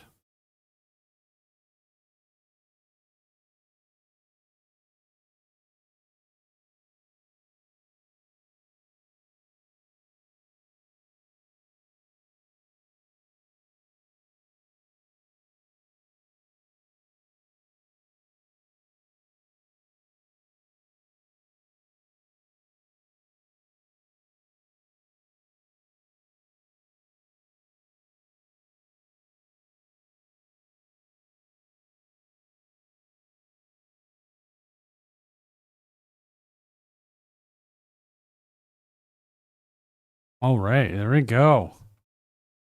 Let us get the next round going. End round. Pause, refresh. What's wrong?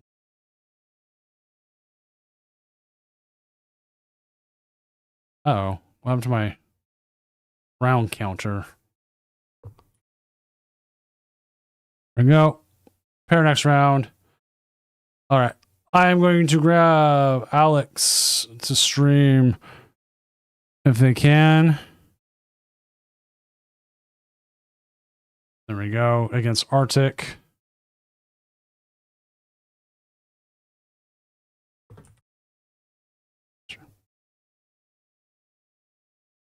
and we'll get this going. Which hopefully should be pretty fast. Hopefully this moves a little bit faster. I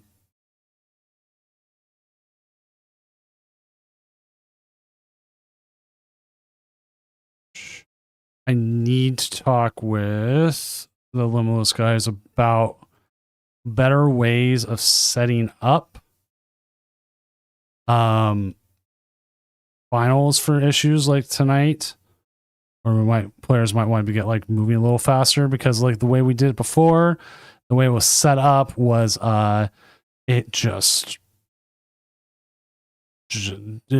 caused different issues where we had players playing untimed games and it took forever.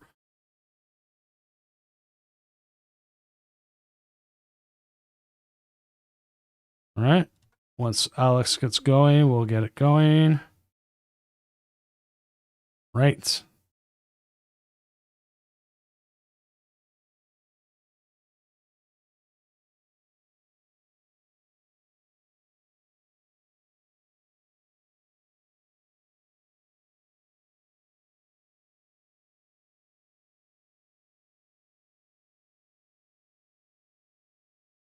Oh yeah, they get to see all the scenic stuff. They got it easy.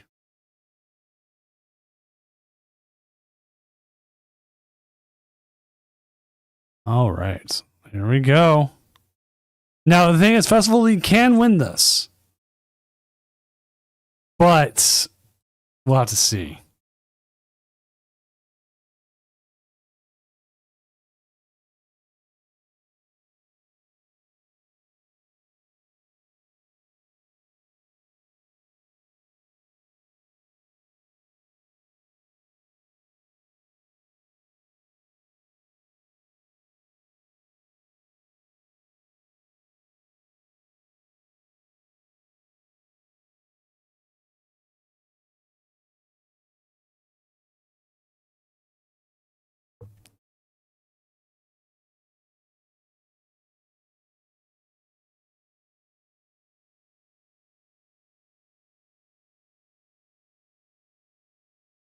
Right, here we go.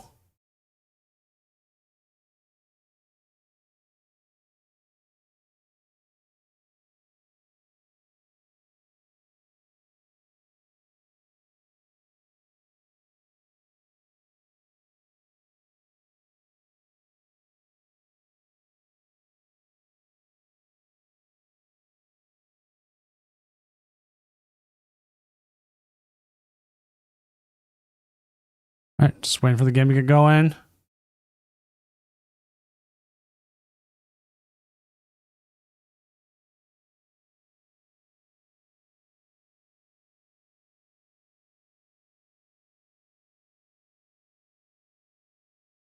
We right now have a screen of the list.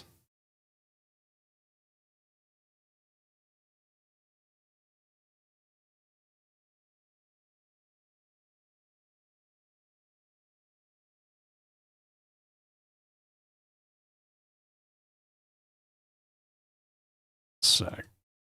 Sure, it's fine. Well, even with the duck, you can still get around the duck.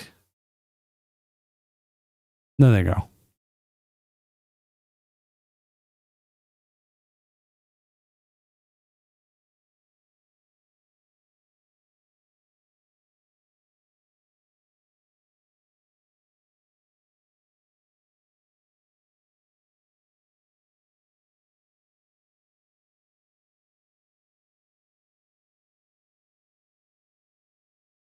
Oh. Wow, we never even saw the game.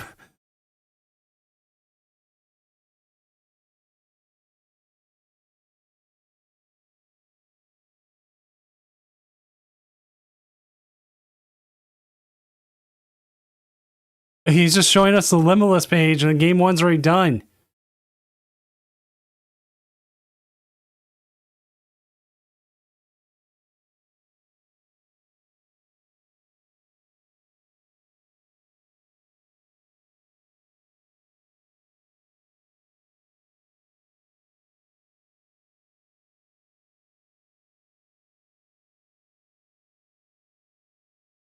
Let's see if we get fixed here. All right, now we see it. There we go.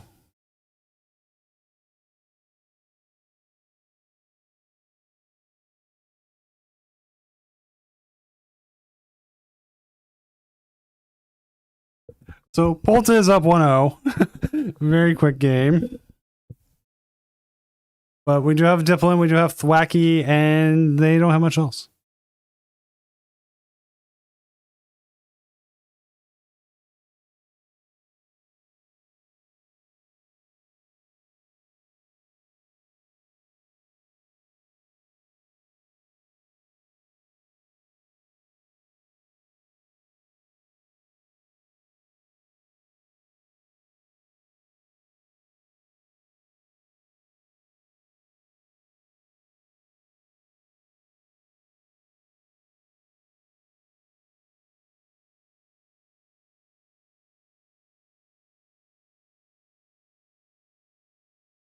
All right. They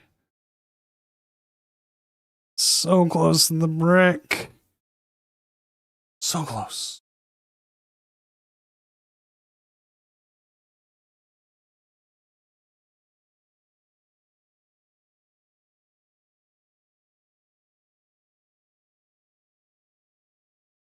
I'll be right back, chat.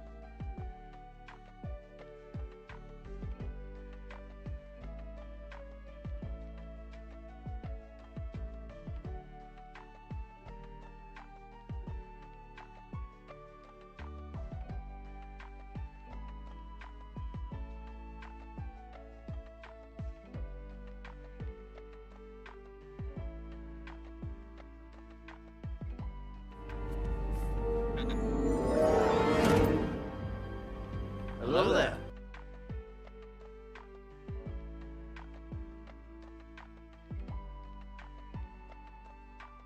All right, I'm back, and I come back to a raid. What's up, everyone? Coming from High Flyer UK stream. High Flyer, it has been a while. Well, since I've seen you on. Or, wow. Hopefully you're having a good time, having a good night. We're currently here in the semifinals of the Tournament of Doom as we're watching Festival League go up against Dragapult Dusknoir.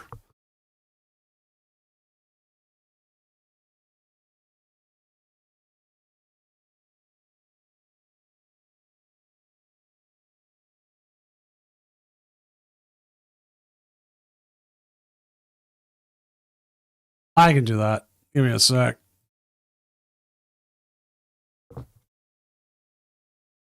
Let's go give him a follow. Please. There we go.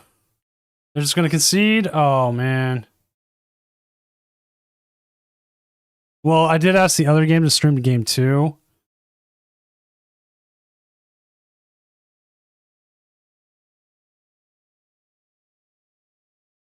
So if they get game once they get going, we'll probably get game 2 of the other one.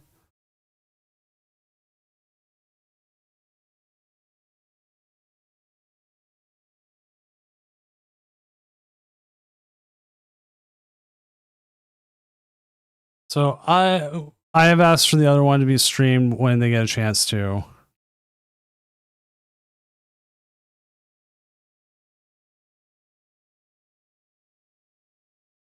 While I wait for this, I'm going to check out the standings.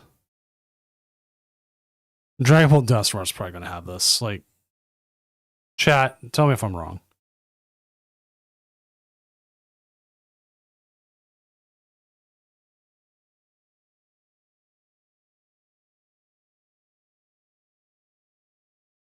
Like, I literally asked the other game to like pull up on game 2, and I said it'll probably be the other set will be will be done by the time I finish this, and it was. Oh, Professor Seminar, nice.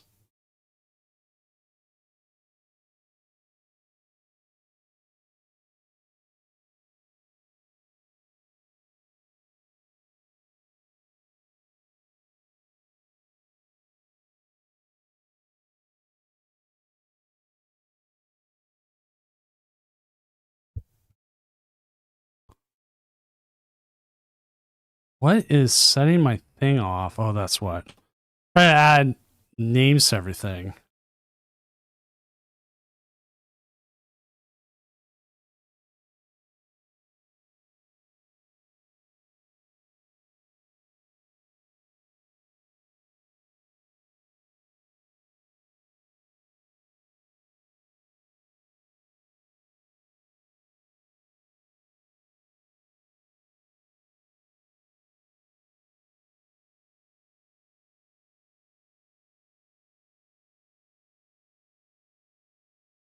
All right, just make sure the other one's not going yet. They are currently still in game 1.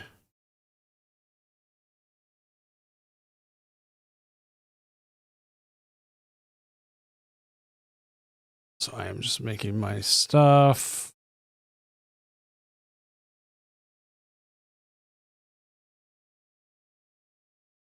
Actually, I should pull up that Cynthia's drawing I did a while ago.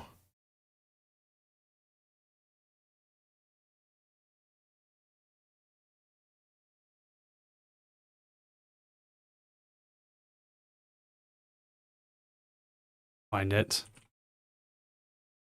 It was what, 2022 I did it? Let's say. I streamed it. There you go.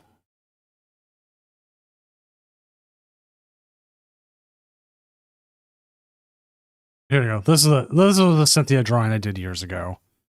I was messing around with like kind of a 60s kind of style stuff. I actually like the way the Garchomp came out of all things. Cynthia's alright, but the Garchomp came out really cool looking. I kind of want to draw more Pokemon like that, but it is what it is. Closing out tabs. Days where you did make cut. Update standings.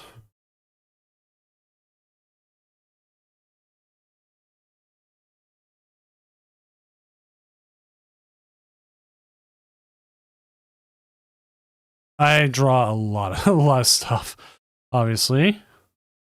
Phillips also is actually kind of where Powerpuff Girls has a lot of stuff, is that 60s UPA animation style kind of things.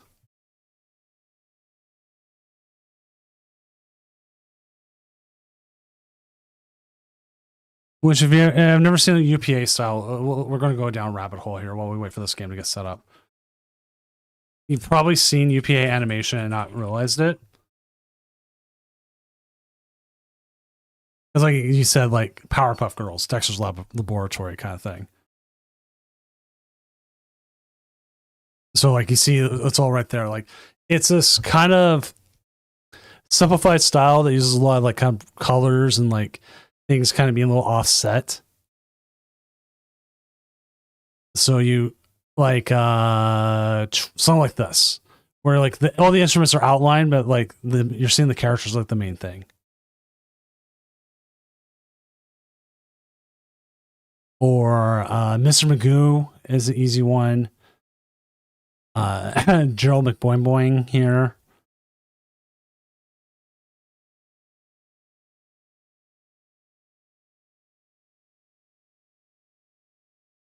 Like just so many weird different things. And like I love their style, and like I've based a lot of work of my own on it.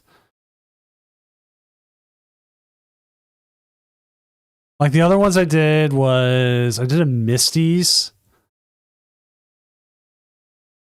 which this was the Misty. It was like a Misty cosplay kind of thing I was trying to go for. But again, like I like the way I drew the Pokemon in it. Who else did I do? Oh, I did a James and a Jesse. James was fun. Like,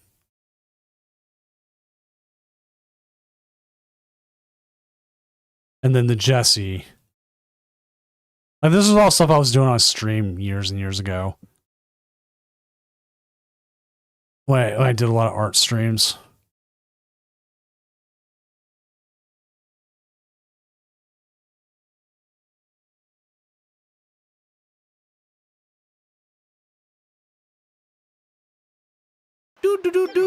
Absolutely 5. Thank you for the follow.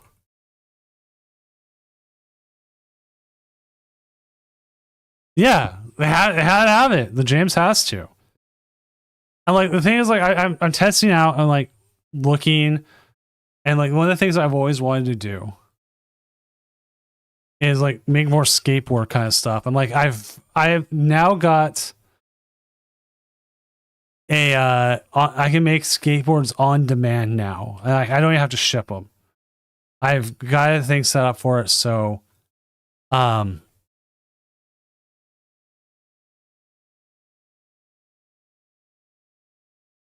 can get them shipped and everything. Like that's why I was like recently on Twitter and Blue Sky, so I asked like, hey, like would people be interested in these?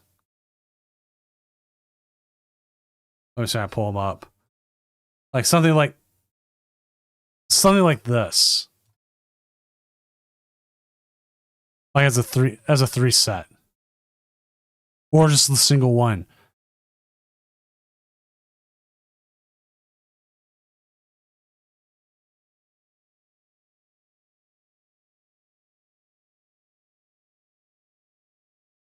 I might go back and change the Squirtle's mouth though to being closed.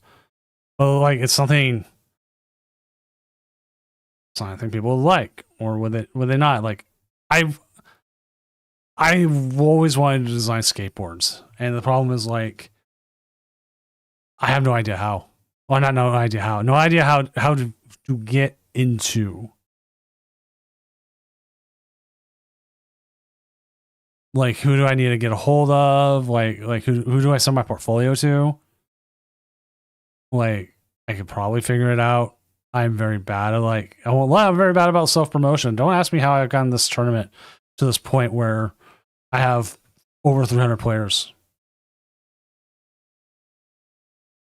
I thought I would have been done doing these tournaments like years ago. And now I have like full guides, a whole thing.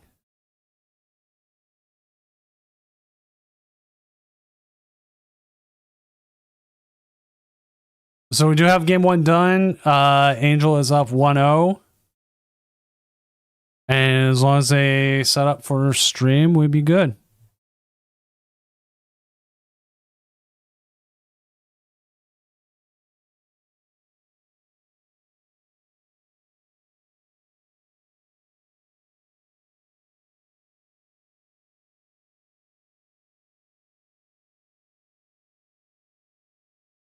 Like, oh man, I keep forgetting. I'm trying to look for a toxicity card. I can never spell toxicity.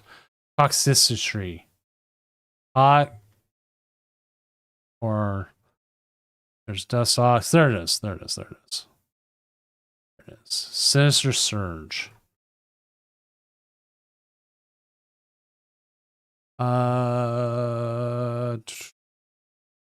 I think they missed my message.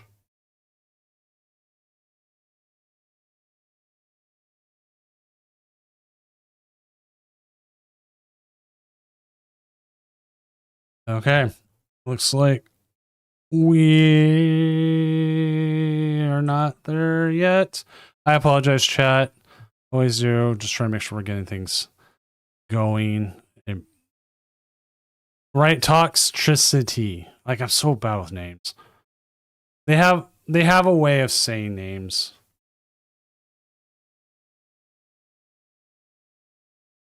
Okay,